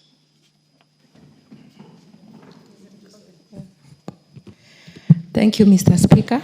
I also stand to support the entrenchment of NGCDF, GAF, and Senate Oversight Fund into the Constitution. And I stand to support this, Mr. Speaker, because this fund is very, very special to our people back at home. And I want to go specifically to the GAF fund, whereby most of our money is to empower women, youth, and persons with disability. This fund has really been of great help to our people, especially those small business people in our community, whereby we do value addition. We boost their businesses through adding value to what they are doing. For example, we do buy a sewing machine, we do buy a washing machine, car wash machines, and a number of things that are very helpful to our people, Mr. Speaker. And I stand to support this because we also have a small fund, though it is very little, but to me, I still feel it is very helpful. We do have a fund that helps in terms of as a bursary and also scholarship to our very needy children, especially the orphans and children from very needy families. So, Mr. Speaker, I feel this fund is very, very important to our community. And as I can also support the CDF fund, if you walk into our constituency, Mr. Speaker, you'll realize that major of the projects that are seen are the projects that are done by the members of parliament. And they have the capability of doing it because they are closer to the people and they know the need of the people. Most of the schools have been built by our members of parliament, and I really feel like this fund should be entrenched into our constitution so that we can continue helping our people back home. Mr. Speaker, I want to urge all members of parliament, including myself, that on Tuesday we come up in large numbers very early in the morning so that we can support this amendment we entrench it into the Constitution so we can be able to have this fund and continue helping our people. Thank you, Mr. Speaker. The Honorable Mary Maingi, on account of gender considerations. Thank you, Mr. Speaker, for giving me this opportunity to also add my voice to this very important bill. I want to thank the mover of the bill as I support its entrenchment into the Constitution. Mr. Speaker, in the recent rigorous public participation, the most rigorous of its kind, Kenyans spoke. And they said that they want NGCDF to remain. It's only fair that we respect their wishes by entrenching this very important fund into the Constitution. Nelson Mandela once said, education is the most powerful tool that you can use to change the world. Mr. Speaker, I have seen many beneficiaries, many children who would not have gone to school from my constituency in Moya, go to school, through to college, through to university, courtesy of bursary, which is offered by NGCDF fund. Mr. Speaker, if we get this fund out, this will be prejudicial to very many beneficiaries in this country who, without it, will never go to school. Mr. Speaker, we have billions of shillings going to counties unchecked, because if you go around this country, you will not see a lot of meaningful projects from the county government. It is only fair that we increase oversight by the Senate by increasing or enhancing their oversight fund, so they are well-resourced to go around all the counties, all the constituencies, all the wards, checking on what the billions going to counties is being utilized for. There's this fund, the GAV. Our women reps are doing a great job by empowering the most vulnerable in the community. And I support what they are doing. In fact, if it is possible, we could do with an enhancement or an increment of that particular fund. It is said that when you empower a woman, you empower a village, because when you empower a woman, it comes with a multitude of benefits. We have stronger families. We have increased economic participation. And that is why I am saying this fund should have been entrenched into the Constitution like yesterday. With those very many remarks, Mr. Speaker, I thank you and I submit. Has the Honorable Fatma spoken to this? Order, Honorable Fatma, have you spoken to this? Yes, because I'm being biased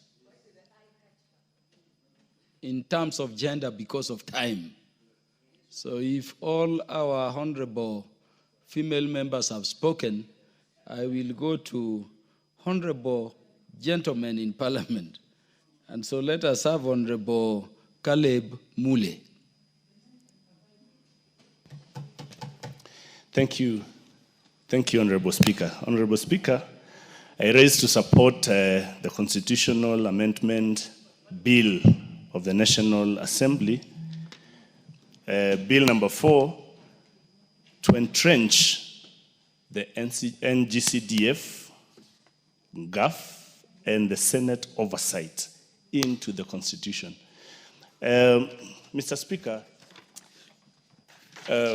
it should be in record that we are only talking about 2.5%.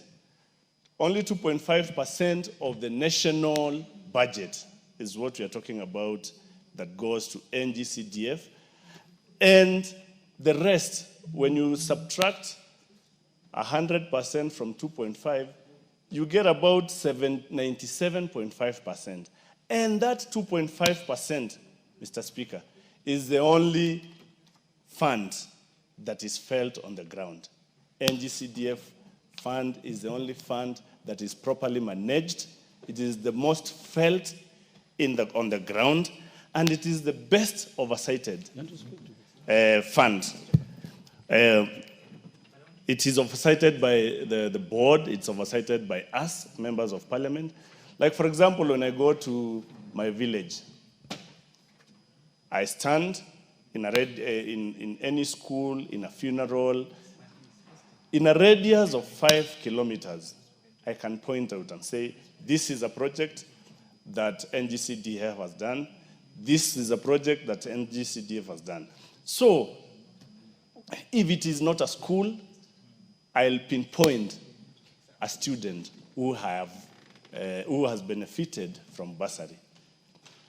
When you compare the 2.5% of the national cake with what the county gets, and you barely see nothing. Let me give us a case study of Machakos County. In Machakos County, they have a budget of about 12 billion shillings. And from the 12 billion shillings, 30% of the 12 billion shilling is what should go to development. That, when you do the math, is about 4 billion shillings. In our county, that is Machakos County, we have 8 constituencies. When you divide the 4 billion shillings with the 8 constituencies, that gives you 500 million per constituency. But you cannot see that. As compared to what the MPs get, we barely get 150 million or to 200 million shillings per year. When you compare 200 million per year to 500 million per year, and you cannot see anything, that really gives the NGCDF fund a big advantage of being felt in the society. We went for public participation, Mr. Speaker. 98.5% of Kenyans said, let us retain the NGCDF. Mr. Speaker, on Tuesday, I'm coming very early so that I can vote. This bill, this amendment bill of NGCDF to be enshrined in the Constitution. When you go to, like, for example, the NGCDF is properly tabulated and in areas where the NGCDF should be used. Like, for example, we have environment where we plant trees. We have schools, that is development. We have bursaries. A certain percentage of the 2.5% should go to bursaries. And these bursaries have given hope to the hopeless. We have so many students who have benefited from the bursary, who, if not for the bursaries, they will not have gone to school. These bursaries equalizes for those who have and those who don't have. So if it was not for the bursaries, many students and many of us, even in this parliament, would not have gone to school. In development, for example, NGCDF states properly the percentage and where this fund should go. If it is a class, it states clearly how much that class should cost. Like, for example, now, we have, in my constituency, we had emergencies when we had a lot of rains the previous season. So many of the toilets in schools went down, sank. If it was not for the emergency fund, we would not have built those toilets.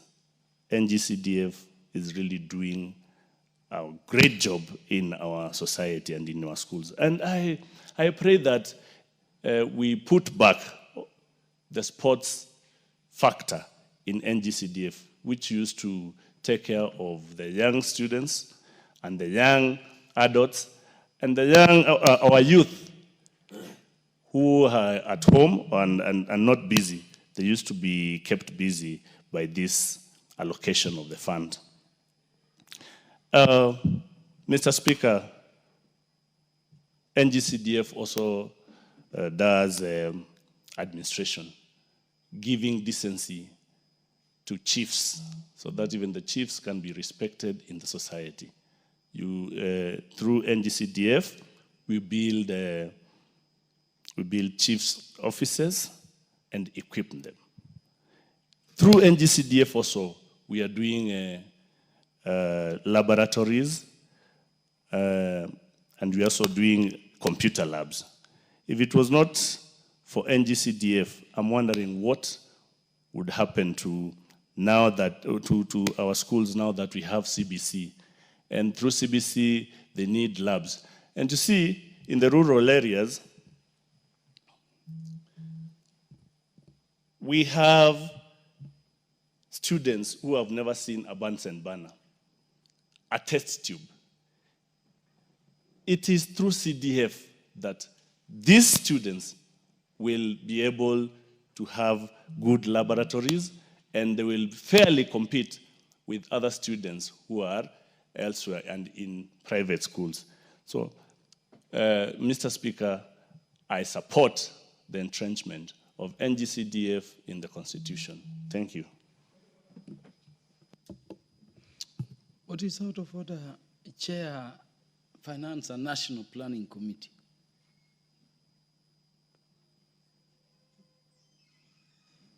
Give him the mic. Here is the mic. He's not the MP to interrupt business for no reason. So, Honorable Speaker, I'm cognizant of the honorable members that have lined up the whole afternoon to contribute to this matter. But I want to invite your wisdom into making a decision on this matter. Because if we conclude debate on this particular matter... Don't worry about that. Okay. So in that case, Honorable Speaker, yesterday we presiding knows how to run thank you, the House. The debate will not conclude. Thank you, Mr. Speaker. Mr. Speaker, we are here because we lost a very important day yesterday. We came here ready to debate matters of national importance. We had the Virtual Assets Bill that was coming up for continuous debate during second reading. We had the County PFM Act. But we were stopped because of demonstrations that were going in this country.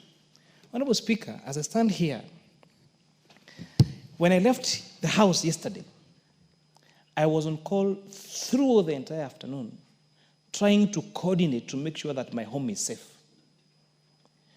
Because goons paid someone very known to the people of Molo, wanted to set my home ablaze again yesterday. But I want to thank my neighbors and the great people of Molo constituency. People came from as far as a place called Vikingi, from as far a place called Swin, to protect my property. Because what does exercising the constitutional right of protesting has to do with attacking my personal home? As in, really, what has to do with attacking my personal home and personal property? But yesterday, I saw the love of my great people of Molo. But, Honorable Speaker, at what cost? We had Capital Supermarket in Molo Town completely looted. We had Olelei Butchery completely looted. We had Jubilee Supermarket completely looted. We had Kariu's Supermarket completely looted. We had Mix Electronics completely looted. The ordinary men and women who work very hard in our market, watu wa soko, wa molo, they had their stock completely stolen. Honorable Speaker, gari yetu ya zimamoto vandalized. Our vehicle that was collecting takataka vandalized. And a few other county vehicles. For what? Honorable Speaker, we had one student, a Form 3 student, who got killed in the process. But we also had more than 10 GSU officers who are still in hospital now. some without teeth, some without legs, completely destroyed. Honorable Speaker, we need to make a decision on this country. At what costs are we going to allow this in the name of a protest, Honorable Speaker, to happen? Now my people are waking up.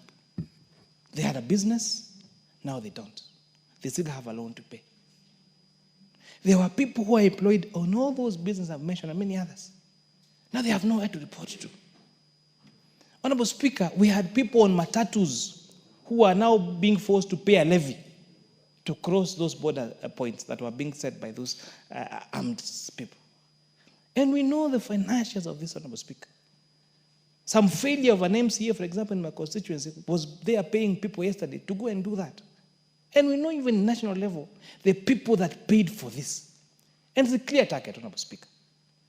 Anybody in this government, especially who speak my vernacular and supports President Ruto's administration, was a target yesterday. That's why you can see my home being targeted, the home of the Honorable Kimani Ichung'wah, Majority Leader, being targeted, the home of Eric Wamombi, the MP for Mathare, being targeted, the businesses for the Honorable Chieni, the MP for Ken, being targeted. Surely, at what cost? If we really want the change that we are saying, wait for the ballot. You will have the constitutional right to exercise your right to vote for the candidate of your choice. You know, Mr. Speaker, all of us had careers before we joined politics. And there are many people who are not politicians who still have a career. So you don't have to threaten us and destroy us because of our difference in political ideologies. So I really call upon the new opposition leader.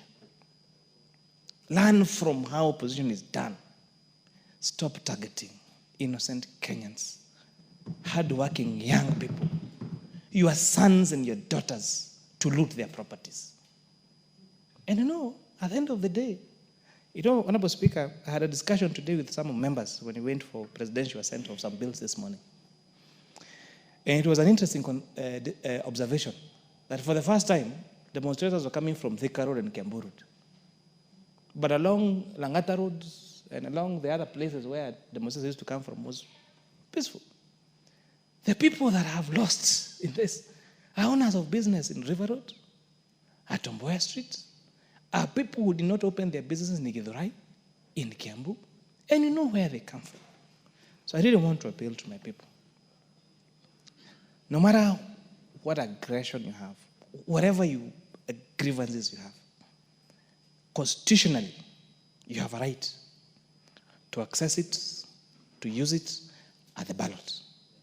But the way we are doing it, we are just shooting ourselves on the foot.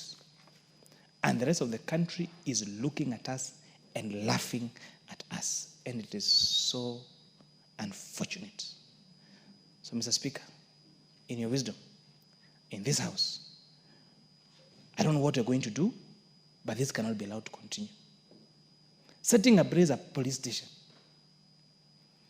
because of human rights. You are doing the same thing that you're accusing the police for doing. So you're saying that you are in your right to go and burn a police station. But then you are burning the police station because someone was killed at that police station. See, in that police station lives people. Those people have their fathers, their mothers, their brothers and sisters. When you're setting that police station ablaze, are not all those people who work in that police station? When we come and set parliament ablaze, it's not only members of parliament who work in this House.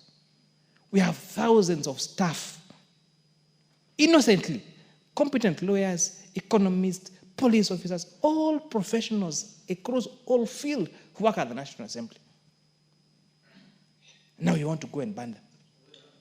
Anyway, Honorable Speaker, I don't want to speak beyond that, but I think this House needs to stand up for the rights of the protesters as they exercise their democratic rights.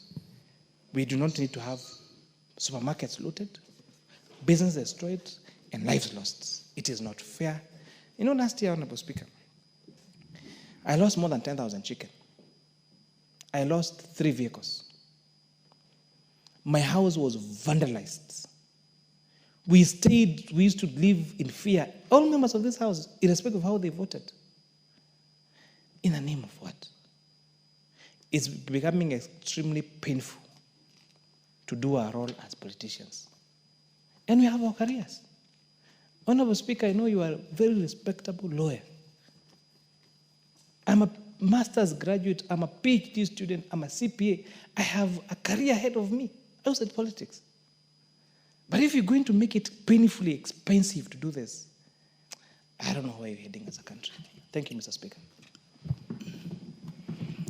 Honorable Kimani Kuria, I allowed you to speak on that matter because of the fact that this was a personal attack, and because also we remember what happened to you last year, considering the services you give this House as the chair of the Finance and National Planning Committee. I think, allow me to just re-emphasize that our substantive speaker had given some directions on this matter, beyond condoling the Kenyans who lost lives and empathizing with the Kenyans who lost property, businesses, and suffered various, injuries. And one of them, Honorable Kimani Kuria, because I know you had stepped out to attend to other parliamentary duties, was that we must look at how we can secure the rights under Article 47 so that it is clear when people can demonstrate or picket or petition or do other things. So all those picketing demonstration is stipulated in 47, but it is not clear when you do what. Yesterday you saw mothers walking saying we want compensation for our children who were killed. But that is a matter you need to petition, maybe the High Court or Parliament. You cannot get it from the streets if you demonstrated. And so that legal framework, the substantive speaker directed, is already being thought through, and it will come to the House. You will need to be informed. But let me thank the police for the restraint we noted yesterday and for the good work they did. Only to remind them that as Kenyans, or Kenyans can only be secured by you if you are safe yourself in the first instance. I saw very bad videos before coming to the House of police officers, lady police officers being beaten up by ordinary citizens in uniform. And they're being stepped on the head and other parts in a very savage way, in a manner that, relays outside there that really we have a very weak security apparatus, which is not true. I want to request our police officers to continue exercising restraint, but also to remind them that we don't want to see a situation where police is being assaulted, yet he has a gun on his body. That gun is paid for by the people of Kenya. And when it becomes necessary to save your life, remember it is not a toy. Save yourself so that you can save other Kenyans. I'm not advocating from this seat excessive use of force, but the law allows the police, when their lives are in danger, to use lethal force. So let us not see that situation where a police officer is being assaulted and he has a gun hanging on his neck as a toy. And this parliament will protect you if you do what is right, what is proportionate, what is reasonable in the circumstances you find yourself. And so that the fear that you will be penalized or what should not be there when your life is in danger. You need to live as a police officer so that you can protect the other lives of Kenyans also to live without being excessive. So be encouraged to secure your country and make it stable. The Honorable Patrick Osero is now recognized to speak. Thank you, Mr. Speaker, for giving me this opportunity. First of all, I want to empathize and sympathize with our colleague, MP Kimani Kuria. This was a very sad occasion. We saw it in the newspapers, all the videos, and you really wonder, where does somebody's rights begin and where does the other one end? Because really, you cannot be punished for expressing your own interest. And this is something that goes down to the family unit. And Mr. Speaker, right from the onset, I would wish that we suggest and we put into law a place and a time where people can petition, where people can picket. In London, we have what is called the Hyde Park. Hyde Park is a place for demonstrations on a daily basis. You feel like screaming, crying, you want to insult the government of the day, you go to Hyde Park, and you are allowed. And I think we need to zone and identify places where people actually are allowed to picket on a daily basis. And I think that will have sorted some of our problems. Back to this bill, Mr. Speaker, sir, I want to support it 100%. CDF, we cannot overstate its roles. What is interesting is that there is a notion that is coming. Some people are thinking that if CDF is not entrenched, it is still a national government fund. In the division of revenue, it is still a national government fund. People are mistaken thinking that once CDF is not there, then it goes to the counties. It will never go to the county. It will still be a national function, and the Commission of Revenue Allocation will still allocate the same revenues to the national government. And that is why the people are misconstruing this to think that once the monies are not given to the NGCDF, they'll go to the counties. That is a fallacy. Secondly, Mr. Speaker, the kind of oversight we offer on CDF, I think I have this small problem of having to put the constituency. I think the word constituency there is what is actually misconstrued, that it is a national constituency fund. If the word constituency was removed, I am sure this hula baloo about, because constituency equals to MP, MP is equals to the constituency, and people think this is a fund that belongs to the member of parliament, which is not true.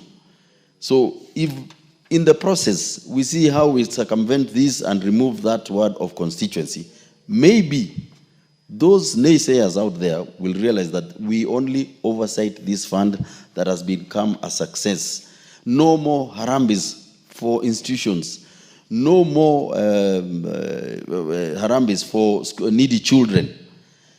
That 15 years ago was the norm. Now we are breathing a sigh of relief. What, however, the overlap, by the time some of these functions were being devolved, like water, sports. For instance, now you can find a borehole that was built by a member of parliament using NGCDF money. There is water in the borehole. You cannot buy the pump because that function was devolved. We need to address that. Sports, for instance, in my constituency in Borabu, I used to do some sporting activities, especially football. I remember doing this, and we had 3 players going to Shabana. Shabana FC is one of the best teams now we have. And one of them made it to Harambee Stars because of that kind of competitive competition. So we can see how it all went.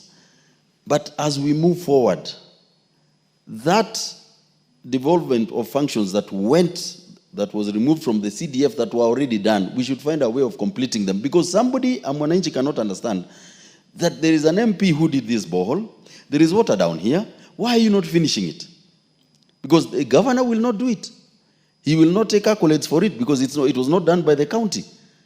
He would rather it dies there and he does another borehole next door so that he takes the credit. So because this was a constituency project, he will not touch it.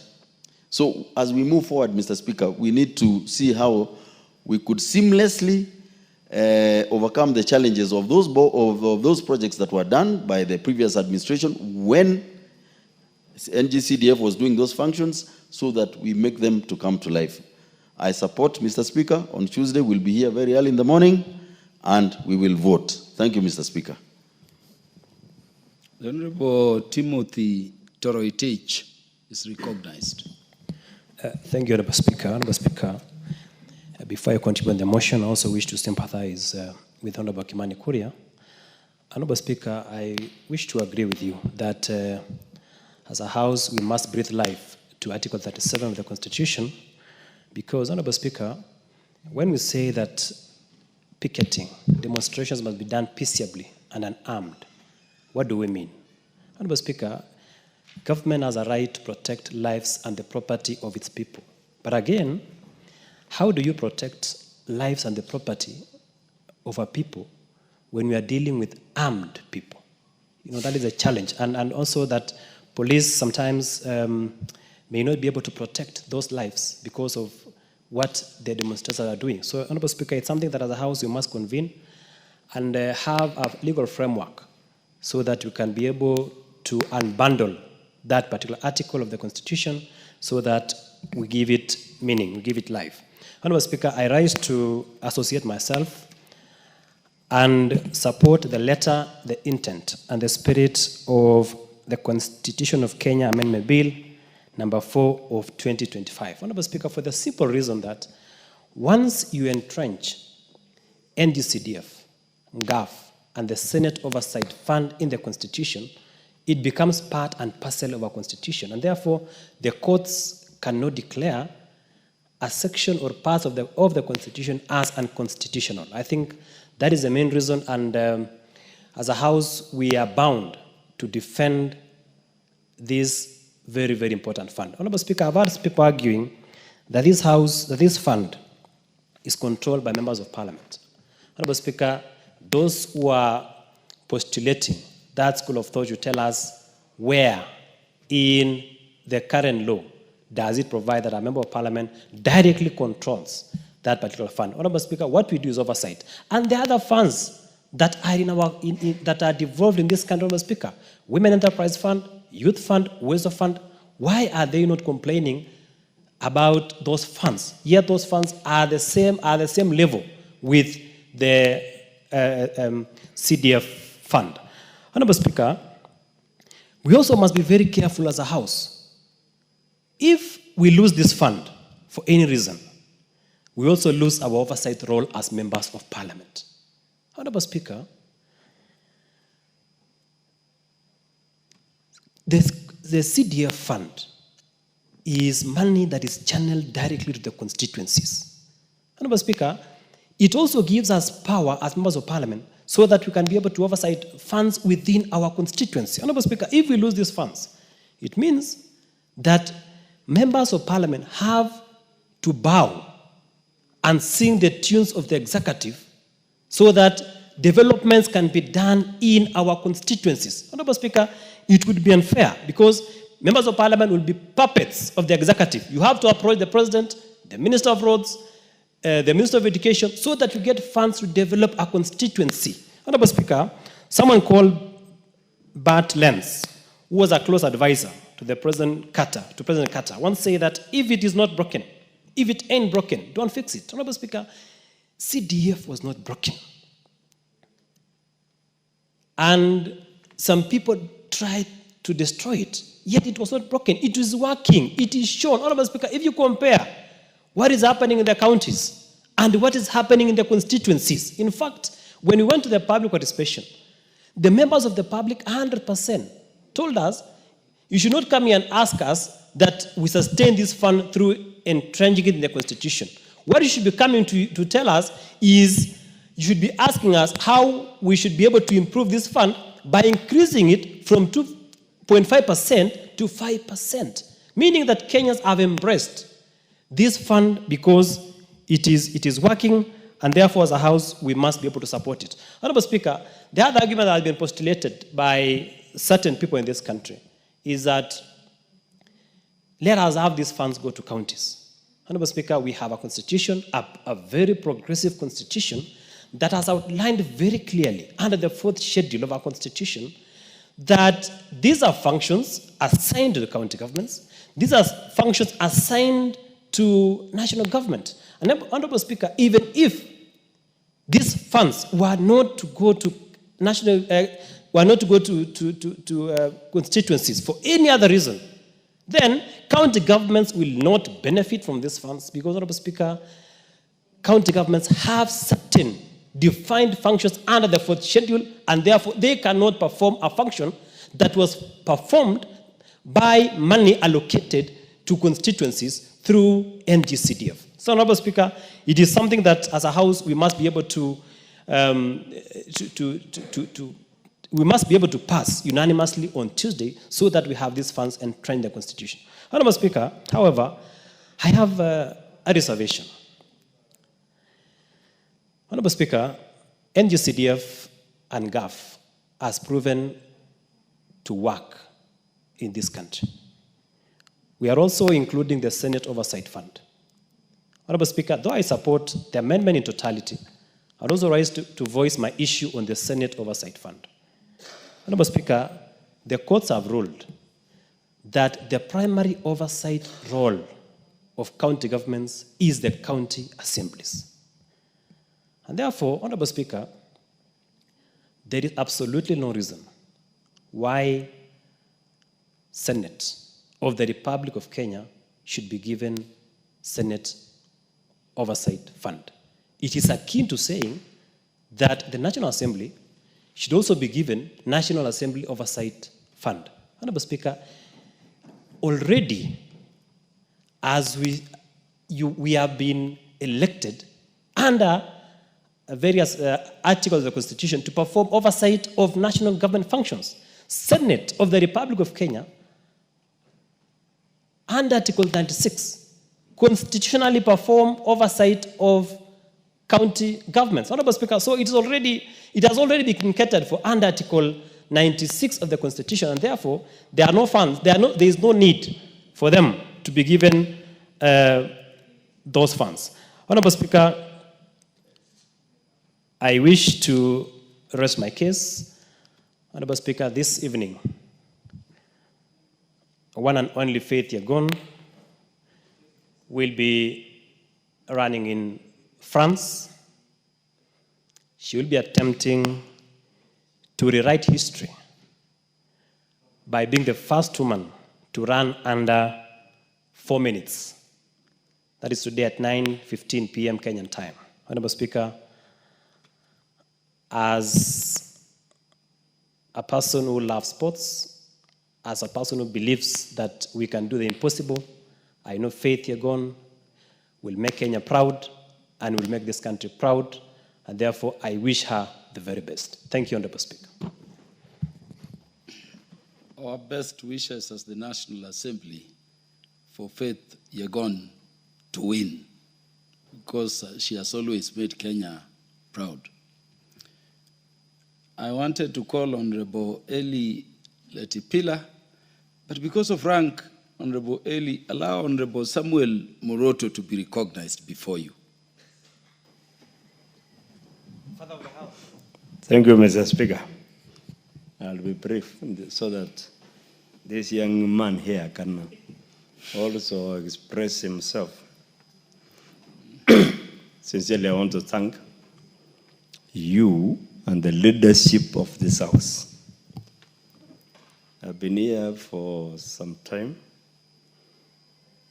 During Moi's time, every Thursday evening, we used to go and line up in a State House to get anything, handout to take to our people. But when Kibaki came in, our colleague in this House, Mr. Engineer Murigi, brought the issue of CDF. We discussed it here, and Kibaki, Honorable H.E. Kibaki, accepted and assented to it. That's why we are here. We did not go to line up in the President Kibaki's office in the State House. Because during that time, things were good. And then 2010, my friend. You people call it Baba because he's my friend. Because even during my by-election, he came to campaign for me. Oginga Odinga, Raila. Champion for what we are now enjoying. As you talk of governor in the county, government and national government. May I speak here? There is nothing. My code is only my witness. So, let us now, this NGCDF and GAF, the current women rep in my constituency, in my county, she's doing so well, better than those who started before. So let us now put it in a constitutional, like the way devolution was done in 2010. It's our time now in this house to put GAF and the CDF there because of this experience here. So many children are now enjoying their education. Myself, I landed under a tree. Wind blew our blackboard and everything. Then, tunakuja tunaimba, nasikia sauti ya mama kwaheri mwalimu.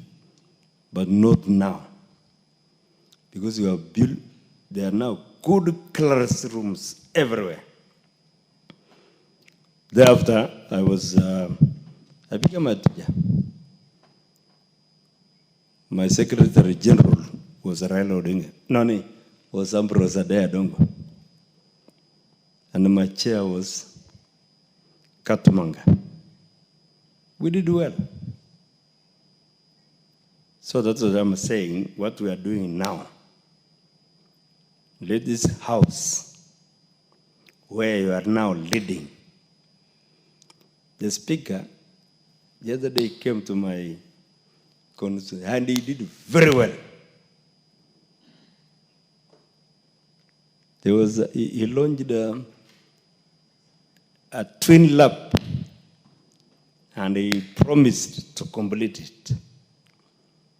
That's what some of us want.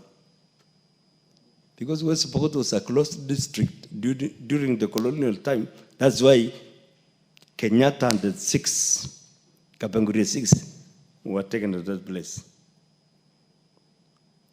Now, okay, I've prepared. You are now my friend. No, one time I'll get you to the place. So that's what I'm saying. This is now a time to devolve everything. Raila started. Kibaki started with the CDF. Kibaki came to it. Now we have to complete. The current president is also a friend. He enjoyed CDF and he built his constituency. That's why we are together with him. So I don't want to say much, but with what happened what happened yesterday and the other day, we have to be concerned as a leadership in this house. And I want to ask the leadership of our government to open here. I was at Minister Moi with the current president. Moi used to get delegations from all over. We should not condemn, Mount Kenya is away. We used to enjoy J.J. Gamoto and the group. And the bishops, also Okulu from the other Nyans and everything. Let us now open a way where we get wisdom and advice from the old men to our stay now, and we will progress. Otherwise, if we now do this dilly-dallying things here without involving ourselves, there's nothing good can come. Thank you, Mr. Speaker. Thank you. The Honorable Eli Letipila is now recognized. Thank you, Honorable Speaker. First of all, I would like to associate myself with the sentiments of the members who spoke ahead of me in support of entrenching the NGCDF, the NGAF, and the Senate Oversight Fund into the Constitution of Kenya. I also sympathize with the member for Molo and pass my condolences to those who lost their loved ones in the civil unrests, and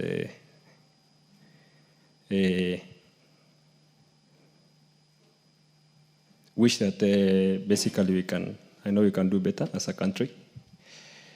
Back into the issue at hand. Mr. Speaker, out of this August House, active area should not get and did not get an equal share of the national cake. The NGCDF Act brought services to our people, which, as the Honorable Moroto just said, were things which were basically you had to travel to places which we used to call Kenya to access basic education, health, basic things like even health and other essential government services. The CDF, in a constituency like mine, Honorable Speaker, there are still places which have not had education access. When I got elected, this is my first term, I have registered 26 new schools in my constituency. These new schools, I have to build them from scratch.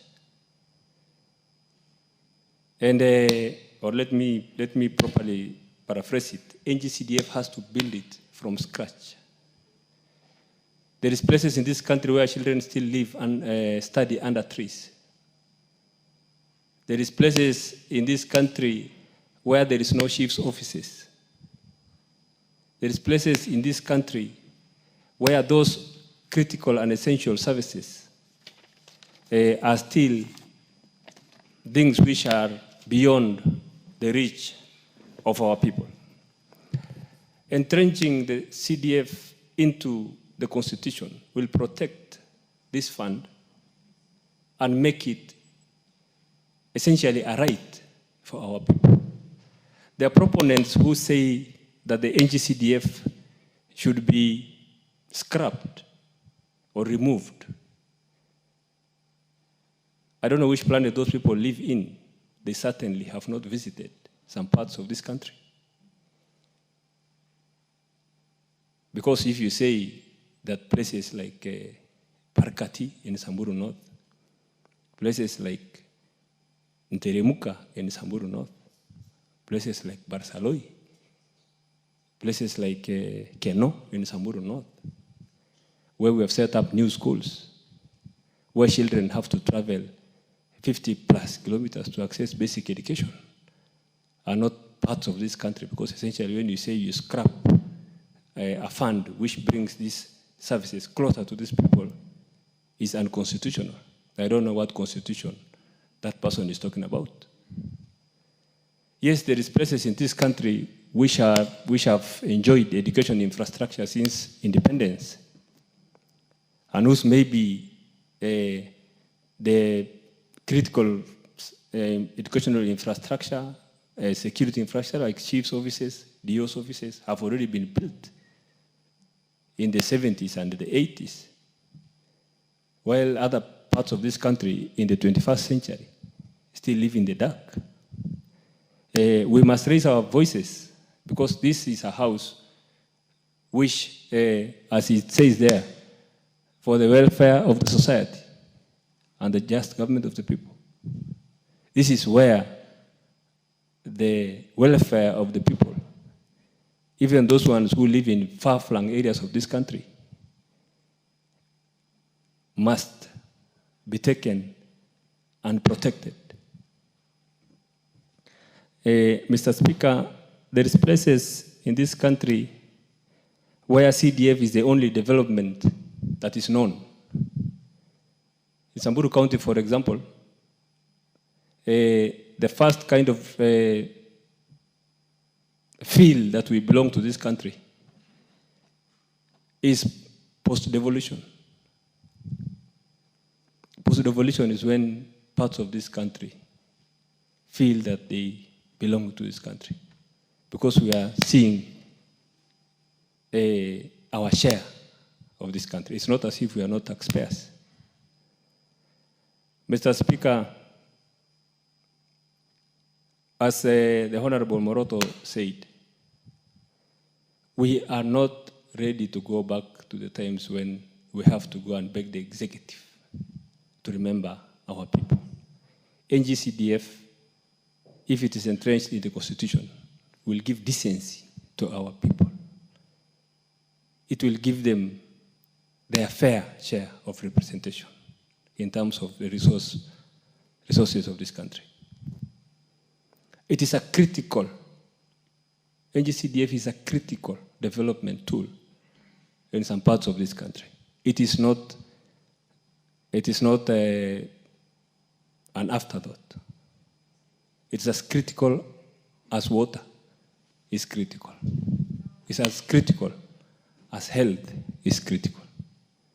Because educating children is a critical need in this country, especially in those parts of the country. The kids from that part of the country, you are, Mr. Speaker, are very bright. I remember growing up, I studied in Baragoi Primary School. And the children used to be brought and deposited by their parents in Baragoi Primary School. A child will be brought to class 1. Their parents will leave him or her there. When the school closes, that child is not going to go home because the lifestyle we lead as pastoralists is nomadic lifestyle. Where the home used to be is not where it is when the school closes. Some children are left in the school for the whole year. And the CDF now has really given decency to these kids because it is building schools closer to their homes.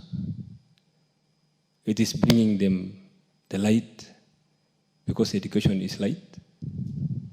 Critical infrastructure like chief's offices, we are now building them closer to the people, which is bringing governance closer to the people. Electricity, because constituencies like Samburu North constituency did not enjoy an inch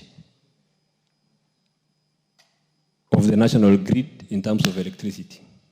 Mr. Speaker, because I'm seeing that time is running out and I can talk about the issue for a long time, I fully support this matter. As the public has already endorsed by over 95%, and the public has confidence in this because their needs are taken from the grassroots during public participation, and they see it right in front of their eyes when those projects are executed. It's one of the most transparent funds that we have. Thank you, Mr. Speaker. I fully support. Were you done or you needed more minutes? You needed? But you said you are done. At your discretion, Mr. Speaker. Under standing order number 1, you'll get, you said 2 or 3? Yes, sir. You get 3 minutes because you are talking real issues of real Kenyans concerning this fund. Thank you, Mr. Speaker.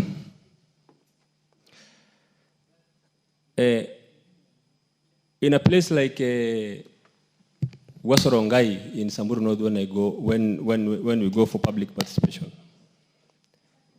communities tell us peace in a constituency like Samburu North is a product of education. We need classrooms here. We need a school here. It is going to separate these fighting communities. That is public participation. When the funds come and they see classrooms and they see schools blossoming, it gives these communities hope. It gives these communities identity. And eventually, Honorable Speaker, it will give the communities of Samburu North peace. Because education, Honorable Speaker, like I said earlier, is a tool that essentially equalizes the children of those who are poor and those who are rich. It's the greatest equalizer. We stand in this house, coming from different backgrounds, but because we have gone to school, we are all equals, standing in front of everybody now, in front of the whole world. Mr. Speaker, Samburu North and the people of Samburu North have sent me to this house to speak their issues.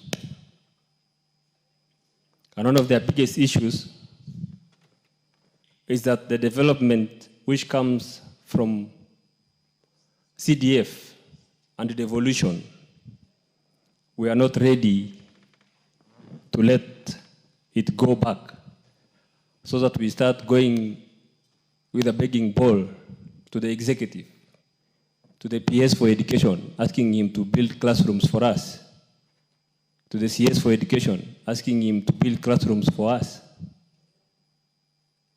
And in this political country where we are, we know the CS will take a lion's share of the development money to his people. So if Samburu North does not have a PS for education or a CS for education, the systemic marginalization is going to continue. NGCDF is the answer to that systemic marginalization. I rest my case, Honorable Speaker. Thank you very much. Thank you very much. The Honorable Paul Biego will now speak. Thank you for this opportunity, Mr. Speaker. And on the onset, I rise to support this bill. But before doing that, let me empathize and sympathize with my chair for finance, the way he spoke a few minutes ago about what he's undergoing and what many members are undergoing. It is very unfortunate, and we say Paul, for a man who has taken a lot of his time, a lot of his energy to try and ensure that things pertaining finance are okay in this country. When we're in the committee level, he hardly even gets out. And it is a pity that as much as how he struggles, many other people are not seeing, trying to help Kenyans be the middle, it's like a middleman, being in between the Kenyans and the executive. Proposals from the Treasury, he tries as much as possible to see that they are okay, and the entire committee. Yet now people think that he's the one who is imposing taxes. So there's a real disconnect of the issues. Nevertheless, Mr. Speaker, we've been speaking about this CDF or NGCDF from the time I came into this house, and I even wonder why it has taken all this time for it to be entrenched onto the Constitution. For obvious reasons, we all know that the fund that is very visible in our community, in our country, is this one for NGCDF. And it is really going to be a pity if we lose this fund.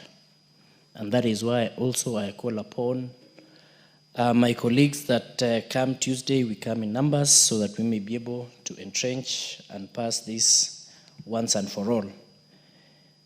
Because the misconception that people have that NGCDF benefits members of parliament, I don't know where they got this misconception, because the structures of NGCDF, unlike many other funds, you would be able, NGCDF is very accountable, and there is no single coin that passes through the hands of the members of parliament. The committee is independent, the board is independent, even the projects to be done is independent, because it is done under public participation, and you have a ward report, you have a constituency report, so everything that is being done is actually from the people. Nevertheless, Mr. Speaker, why me? I'm really supporting this NGCDF. It's because it advocates for accountability, of course, through what I've just said, public participation, and the fact that it is equity. You give it or you divide it across the constituency. And again, why I also like and why I'm also supporting this CDF is because when there are complaints, the availability of redress, the mechanisms that are there for redress when it comes to the management of the fund is also very good. So it's actually a fund that is run very smoothly. CDF is open to local primary, secondary, and tertiary institutions, hence accommodating a wide span of education beneficiaries, postgraduate students included, and if we lose this fund, then we'd have lost a whole population which is in need of this funding. And of course, I also like it because it actually addresses the historical and systematic wrongs, such as the regional disparities. CDF in many quarters has been praised for incorporating the poverty index, especially when allocating part of the funds, and it has a high level of impact in our society. Whether you're in Samburu, whether you're in Kilifi, whether you're in Nandi, whether you're in Busia, whether you're in Kigumo, every part of this country enjoys CDF. And as my colleagues have said, I would just not imagine a situation whereby when you want to build your constituency, or when your people have told you that they need, like when they're in public participation, they say they need this school to be built, they need renovation, they need the labs. Just imagine coming to queue in the office of CSS or even our executive high offices for services to be done. We'll have gone to the back days, like our ranking member Moroto said at the time of Moi, they used to go lining up on Thursday, surely. Would we want to go back to those olden days? And Mr. Speaker, The CBS, the Central Bureau of Statistics, found Kenya was a nation with huge disparities, especially in service accessibility, the quality and efficiency. And hence, this NGCDF, being a public fund, plays a crucial role in addressing some of these disparities. I'm also a member of the Special Funds Committee, oversighting around 82 funds. But for sure, Mr. Speaker, the structures in NGCDF cannot be matched with any other fund. So I really support that we should not lose this kind of fund. And I'm cognizant of the fact that even many members in this particular house would not have been in this house hadn't it been of CDF. Many members and many people were beneficiaries of these bursaries, and it will be very irresponsible for anybody to actually try and scrap this particular fund, which many people have benefited from. And I fear if this fund is to be scrapped, then the dreams of many children, many people, many parents who are expecting their children to come and cause a difference may not be met. In my own constituency, Mr. Speaker, I actually initiated a program that I call Chesume Elimu Bora Initiative. In that Chesume Elimu Bora Initiative, I was trying to address many of the issues that when I was campaigning, I had to tackle. There was very many fundraisers on very small amounts, like 15,000 shillings, because that is what the secondary day schools were charging. But I spoke to the principals and we actually made an MOU, and at least with the CDF allocation on education, the committee, in the wisdom of the committee, we allocated cash that now each and every parent in day school only has to pay 1,500 per term. And now all the students, even the schools that were having very low admission, now have started picking. And we are now paying for around 9,500 students, subsidizing, and their parents just have to pay 1,500. And so when I imagine where all these students are going to be placed after the abolition of bursaries, then it is a pity.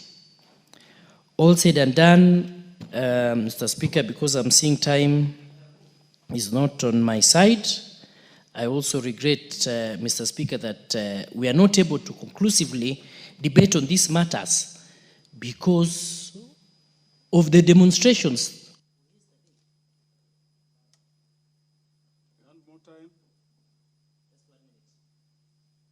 Give Honorable Paul Diego 2 minutes. You're very kind today, Mr. Speaker. I wish he's always kind. Thank you. You're always kind. Thank you so much. I withdraw. That is why Sabina Chege seems to have come when you are in the seat.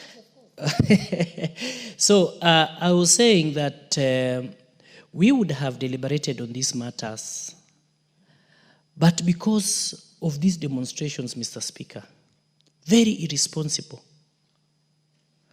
I wonder why somebody would start burning a police station. Why people should have to lose lives. And I'm also here to try and also support the police force, Mr. Speaker. They also have rights. It is coming to a time when the police officers will also be afraid to protect lives. What are we supposed to do in this country, Mr. Speaker? When a police officer is doing his job, he gets himself into trouble. It was a pity seeing young children actually fighting with the police officers, being helpless. There must be something wrong, and we must do something, Mr. Speaker. And I'm also proposing or suggesting that this issue of picketing should be done in specific places. We cannot just have everybody all over just picketing or striking or demonstrating with no formula. There are other countries of which we need to actually copy, where when you want to complain or when you want to picket, for example, like Kenya, if it is Uhuru Gardens or wherever, which stadium, you go there. But you just don't find everybody everywhere picketing, because the business community have lost so much, helpless as they were, seeing people taking their properties. So, Mr. Speaker, I think that there is something wrong, and we actually need to address this issue, because it is no more peaceful. And especially for the leaders, it is a very big shame. Leaders or people who are leaders once upon a time, who are actually having their pension being paid by the government, what do they gain when they see government property and people's properties being destroyed? I think in the future we need to legislate such that if anybody is found actually spearheading this kind of demonstration and yet he is in the payroll of government, then we need to have them struck off. It was a pity to see the high and mighty, to see a former vice president, to see a former chief justice being on the streets. Then the aftermath of all that is what we are all seeing. So, Mr. Speaker, I rest my point there. I say thank you for the additional time, but let us come in numbers on Tuesday so that we entrench this NGCDF once and for all. Thank you.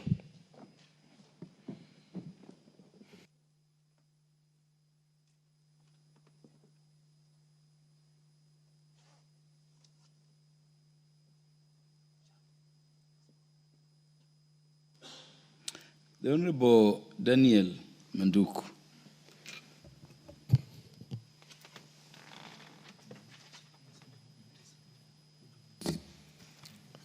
Thank you, Mr. Speaker. I rise to support the motion which seeks to amend the Constitution by entrenching the National Government Constituents Fund, the Senate Oversight Fund, and the National Government Affirmative Action Fund in the Constitution by amending Article 204 of the Constitution.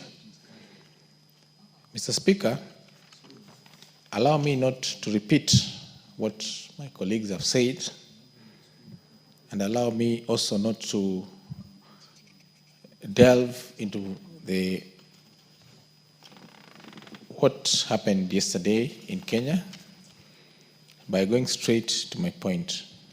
Mr. Speaker, among many advantages of this insertion is that Kenyans will really reap from devolution. And it's ironical because devolution was already envisaged in the Constitution 2010, which thought that by having devolved funds to the counties, there will be equity and there will be development in every county. Unfortunately, Mr. Speaker, from where we stand and sit today, and based on the experiences that we've had, the only fund that seems to have made a real impact to our people is the Constituency Development Fund. Mr. Speaker, I come from Kisii County, and I represent a constituency called Nyaribari Masaba. Mr. Speaker, when I go around my constituency, I can barely identify a single project that has been implemented by the county government. It's a very sad state of affairs, and I guess that this is a replication in every other constituency. And so, Mr. Speaker, in as much as I support this motion, I also say that we must relook at devolution as is currently constituted.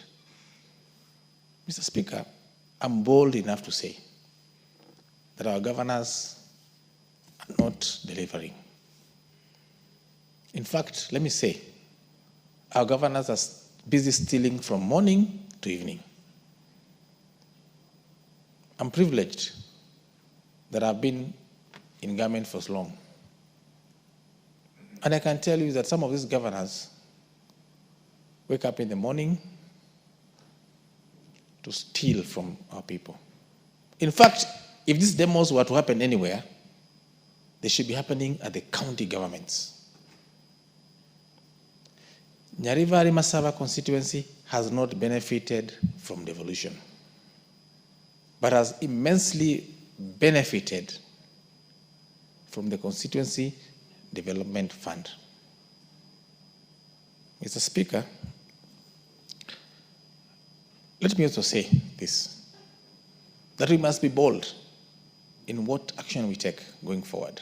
And I'm very sad that our president knows these things, but he's not doing anything to address this matter. And as long as he sits pretty and quiet, we shall always have disgruntlement and dissatisfaction among our populace. How can it be that a governor who entered office 2 years ago, who earns a salary of 500,000, 600,000, 700,000 a month, today owns 11 houses in Nairobi? We are pretending. We are actually not sincere in what we are doing.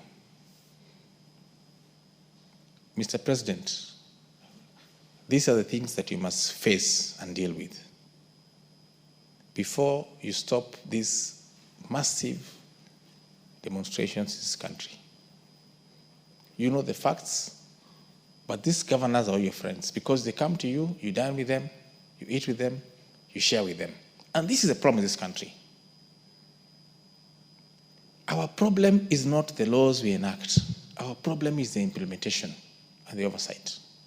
And so, Mr. Speaker, even as much as I support this motion, I know that the national government constituency development fund is well entrenched and also has got safeguards in the laws. Let it be that even as we go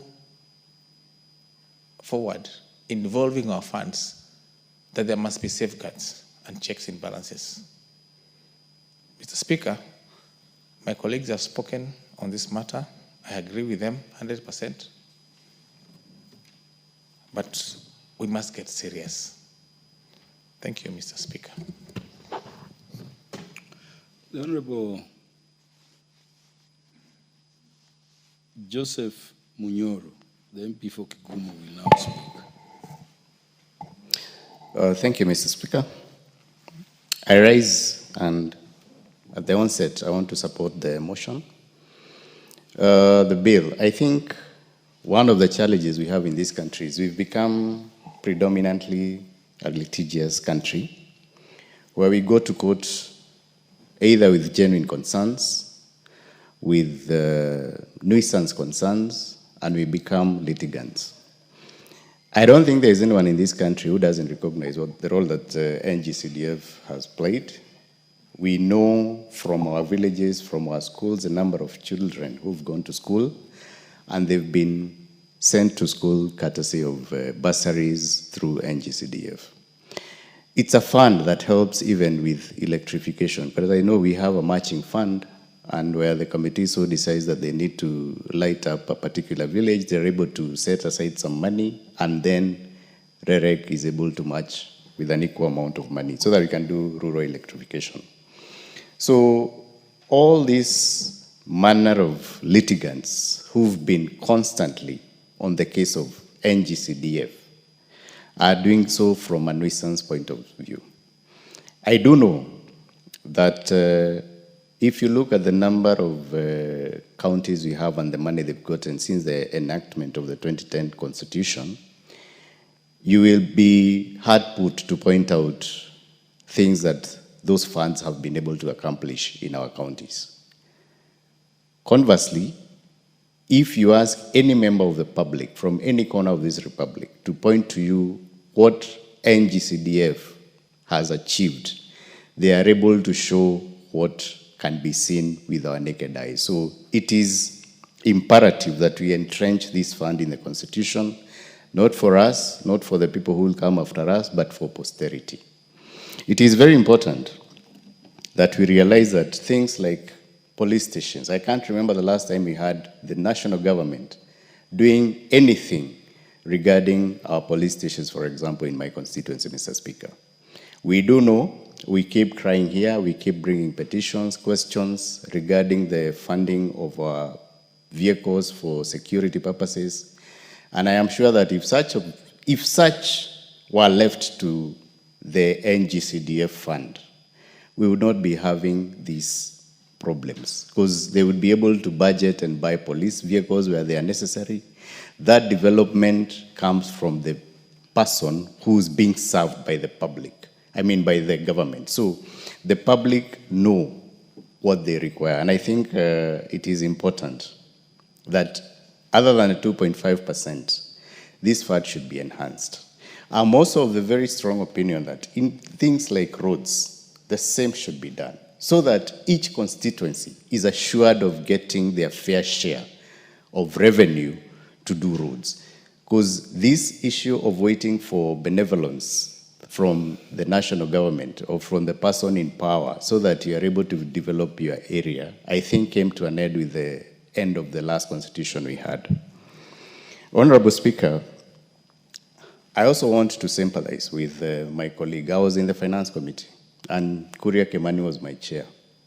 And I really sympathize with what he's gone through. It is important that we realize what we do here as members of parliament. Some of us have been given duties that we do as chairmen of committees, and we implement what is done.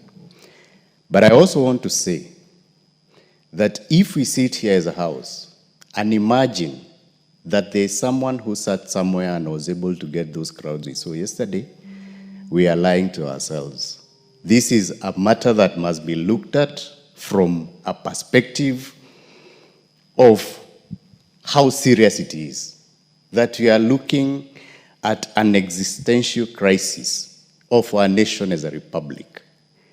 And that if we sit here and blame someone, look for a bogeyman, and blame them for what happened yesterday, we will be lying to ourselves. We were all here last year when this thing happened. We saw yesterday when this thing happened. And I want to seek the government to seriously look at this issue. I think we need to listen to our people. These kids, anyone in this house who has teenagers in the house, they know. You will not tell them that they'll be mobilized by anybody to do what they did yesterday. They mobilize themselves, they talk amongst themselves, and they do what they believe is right. And we can't blame them because of their age. So I really, really hope that this government listens, that the people in power listen, and we stop chest thumping, we actually listen to the people. If there is anyone to blame, it must be people like Elon Musk and all people who are facilitating the social media that we are seeing. Because these people, I do not think we need to blame anyone or set aside anyone. Lastly, Honorable Speaker, the goons that were attacking our shops, the goons that were attacking our homes, the Police Act is very clear. And I know, Mr. Speaker, you know, Section 15(1) talks about police obeying lawful orders And 15.2 talks about when the police can be able to make an arrest. If the police come across someone who's vandalizing a shop, I do not think they need any new law to be able to make an arrest. I do not think the police need any new laws so that they are able to function. What we saw yesterday, the videos you've seen, I've seen one where police are just driving away when people are breaking into a shop. We must also call them out. They must be able to make arrests, and they must protect private property. As of the right to petition, to demonstrate, we all know where we came from. That right must be protected. We must be able to air our grievances when we feel disenfranchised, either by parliament, either by the government, or by anyone else. It's clear on Article 37. And I would like to finish by saying that for those people, thank you, Mr. Speaker.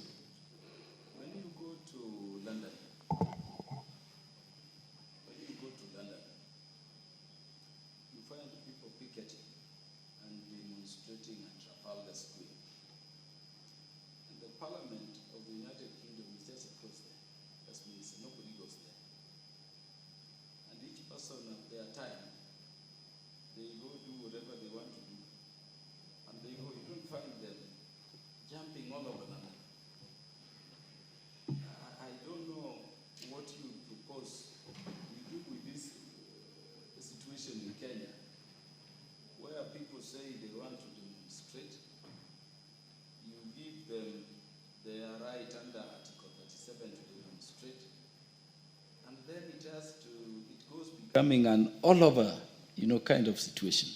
Look at the situation we are now talking about here. If we bring somebody like the majority leader, such a brilliant person, under attack, assume in that attack, his parents were killed the way they were threatened yesterday, or he himself. If you bring somebody like Kimani Kuria under attack in the manner he was brought last time, and in the manner he was being threatened now, where is such a society which is out to finish her best going? Thank you, Honorable. And so I don't know whether you agree that in as much as we have these rights, because if you look at Article 25 of the Constitution also, only some 4 rights there are not capable of limitation. These others, including the right to demonstrate, we can limit them in terms of where you demonstrate, what times you demonstrate, and whether you demonstrate or you picket or you petition. And they are all different. If you go to a country like Ghana, and your time has been frozen, I believe, there is something called the Elders' Council. That Elders' Council is so powerful, it is the organ that even nominates ministers to be appointed. They are so eminent that if they have a crisis within the nation, you have an issue within the region, they can be sent as ambassadors. The whole nation looks unto them for solution.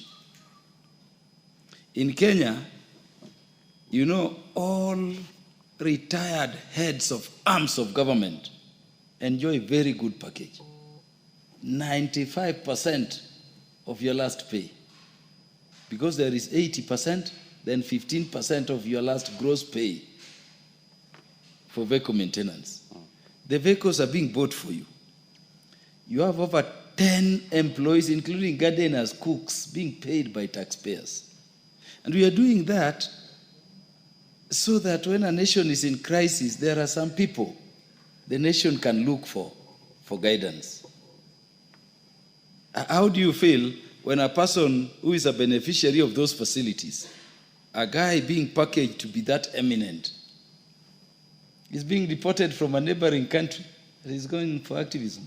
Or that person is working with street urchins on the streets here. Who do we turn to when such people also become ordinary activists? Those are the questions we are asking.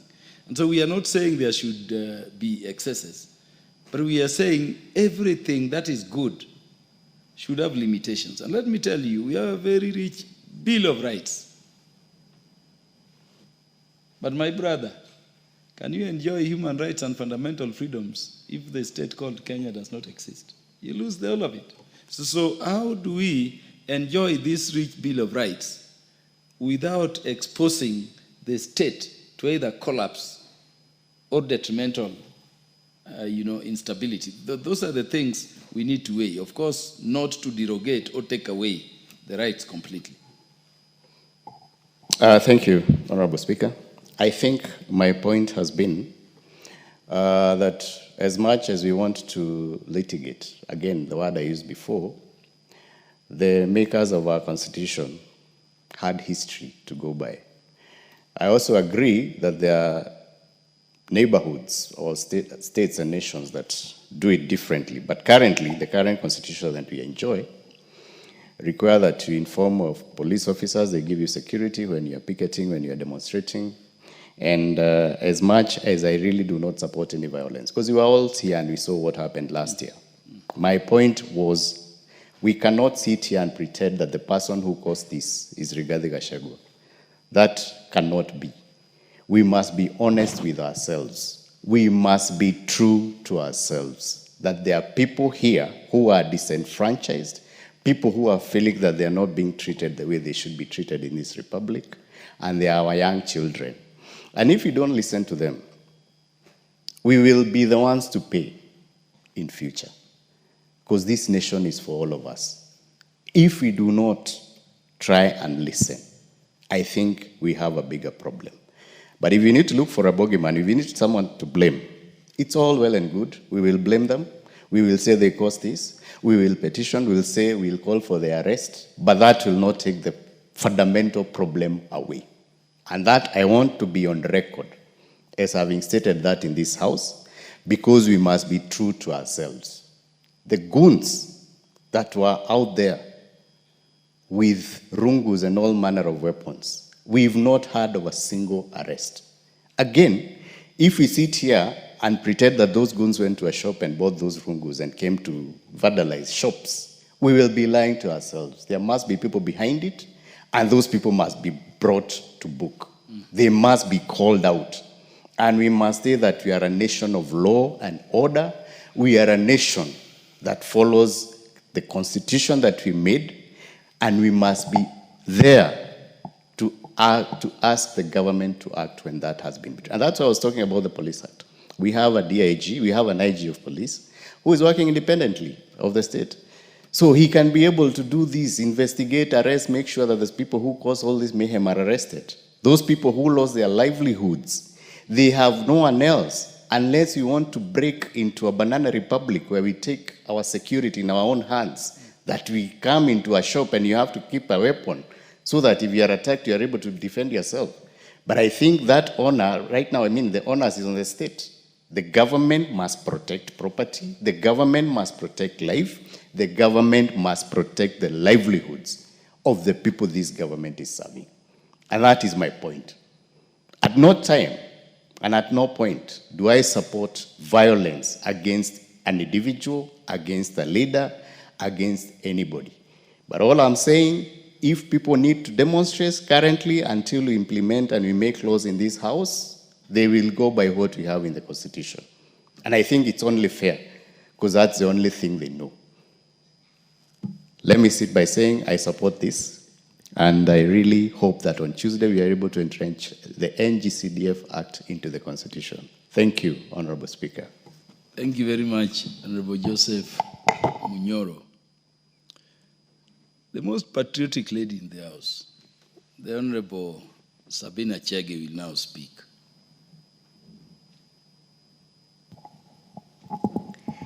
Thank you, Mr. Speaker. And on the onset, I want to say I support as a proud Kenyan. Mr. Speaker, I have been elected twice as a woman representative, and I've seen an amendment in Article 204C on GAF being included in the Constitution. Mr. Speaker, this kitty, which goes to the people on the affirmative action, is a very important kitty. And as we amend the Constitution and recognize the gap, I'll request that this House, as we do the allocation, Mr. Speaker, and I know you are one person who is a champion on matters of women and supporting the women agenda.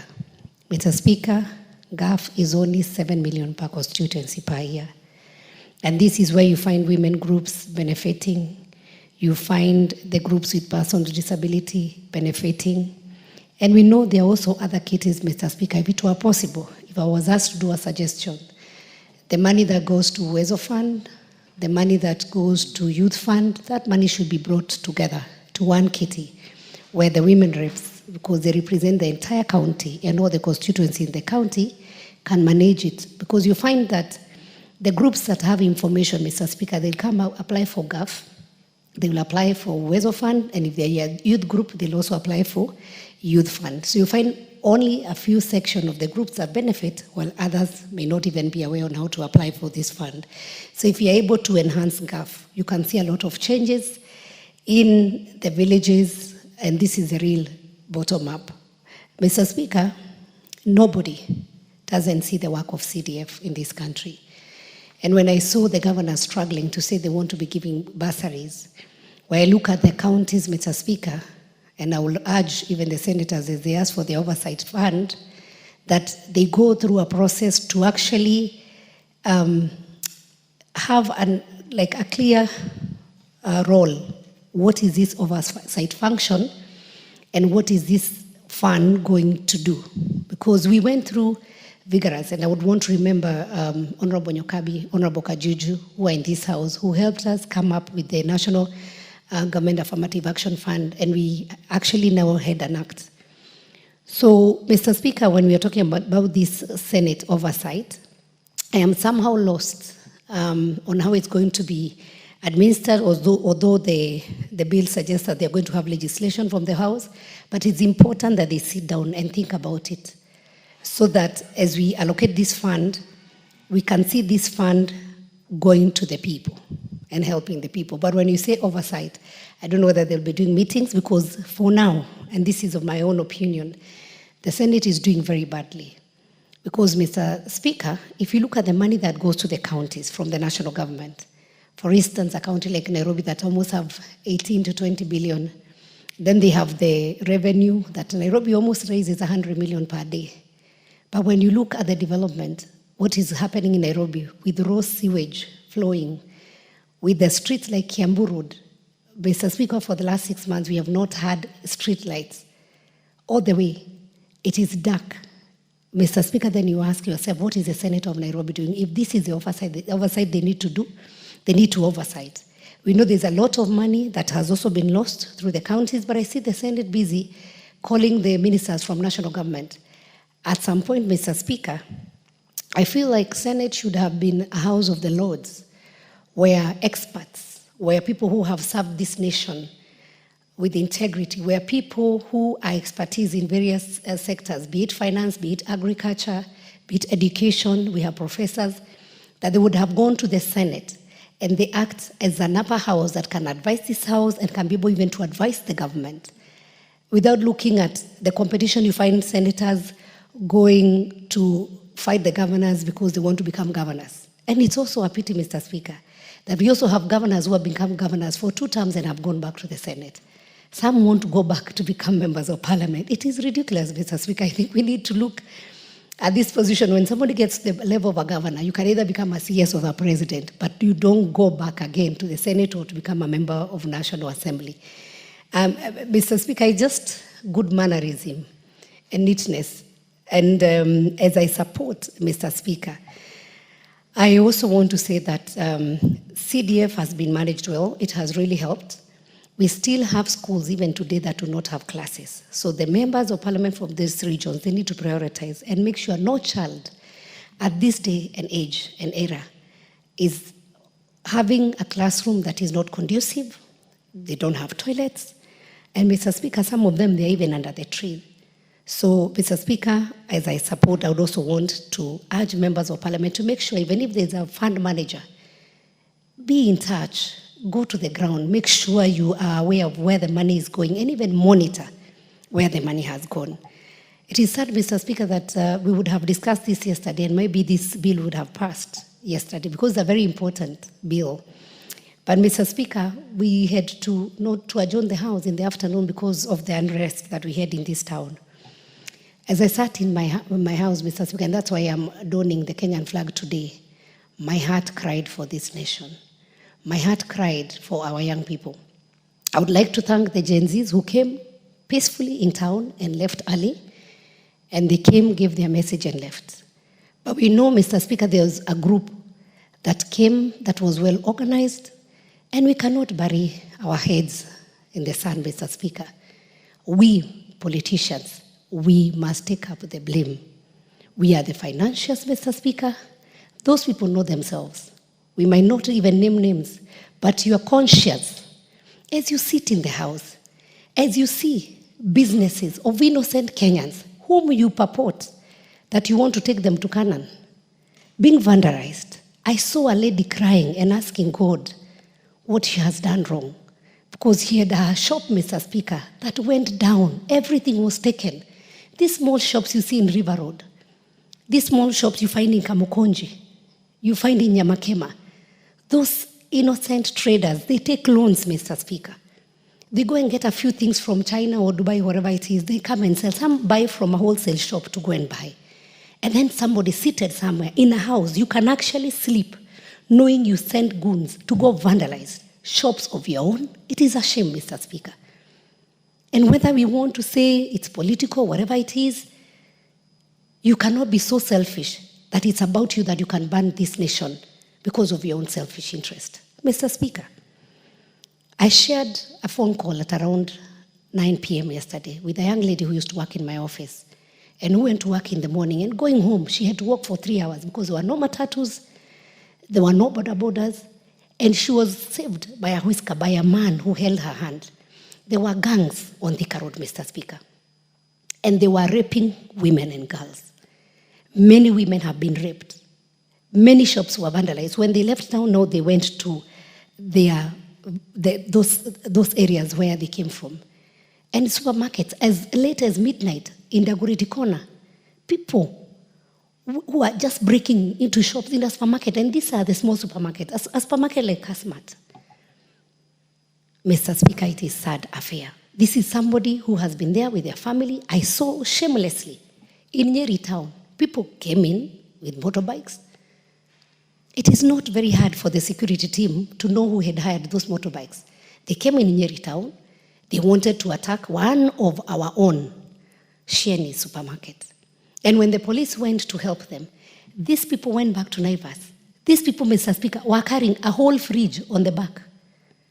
A seat, you tie it on a motorbike. And then you go, and you know, the beauty of social media now, people are taking videos. So I hope that the police are going to use these videos. They go and get these people. You know my colleague, Kimani, the chair of finance, last year, people went to his place. They went and vandalized his home. They went and stole his cows. But one guy who stole the cow didn't know this was a grade cow. You have to feed it. So he went and put the cow inside his house. And by the time he was discovered, he didn't even know what to do with the cow because the cow was in his sitting room. He couldn't take it out. He didn't have anything to feed the cow. And that is the reality. And I thank Mheshimiwa because when these people were arrested, he said he has forgiven them. Because at some point you say, Lord, forgive them because they don't know what they are doing. But Mr. Speaker, I know I was in Azimio. I know even when the time came for the people to go to the streets, myself, I said, I choose peace, I'll not go to the streets. But I've never seen the Azimio people, Mr. Speaker, going to the streets, Mr. Speaker, vandalizing. I've never seen them going to steal from their own, Mr. Speaker. They can throw stones here and there, but I've never seen them raping their mothers.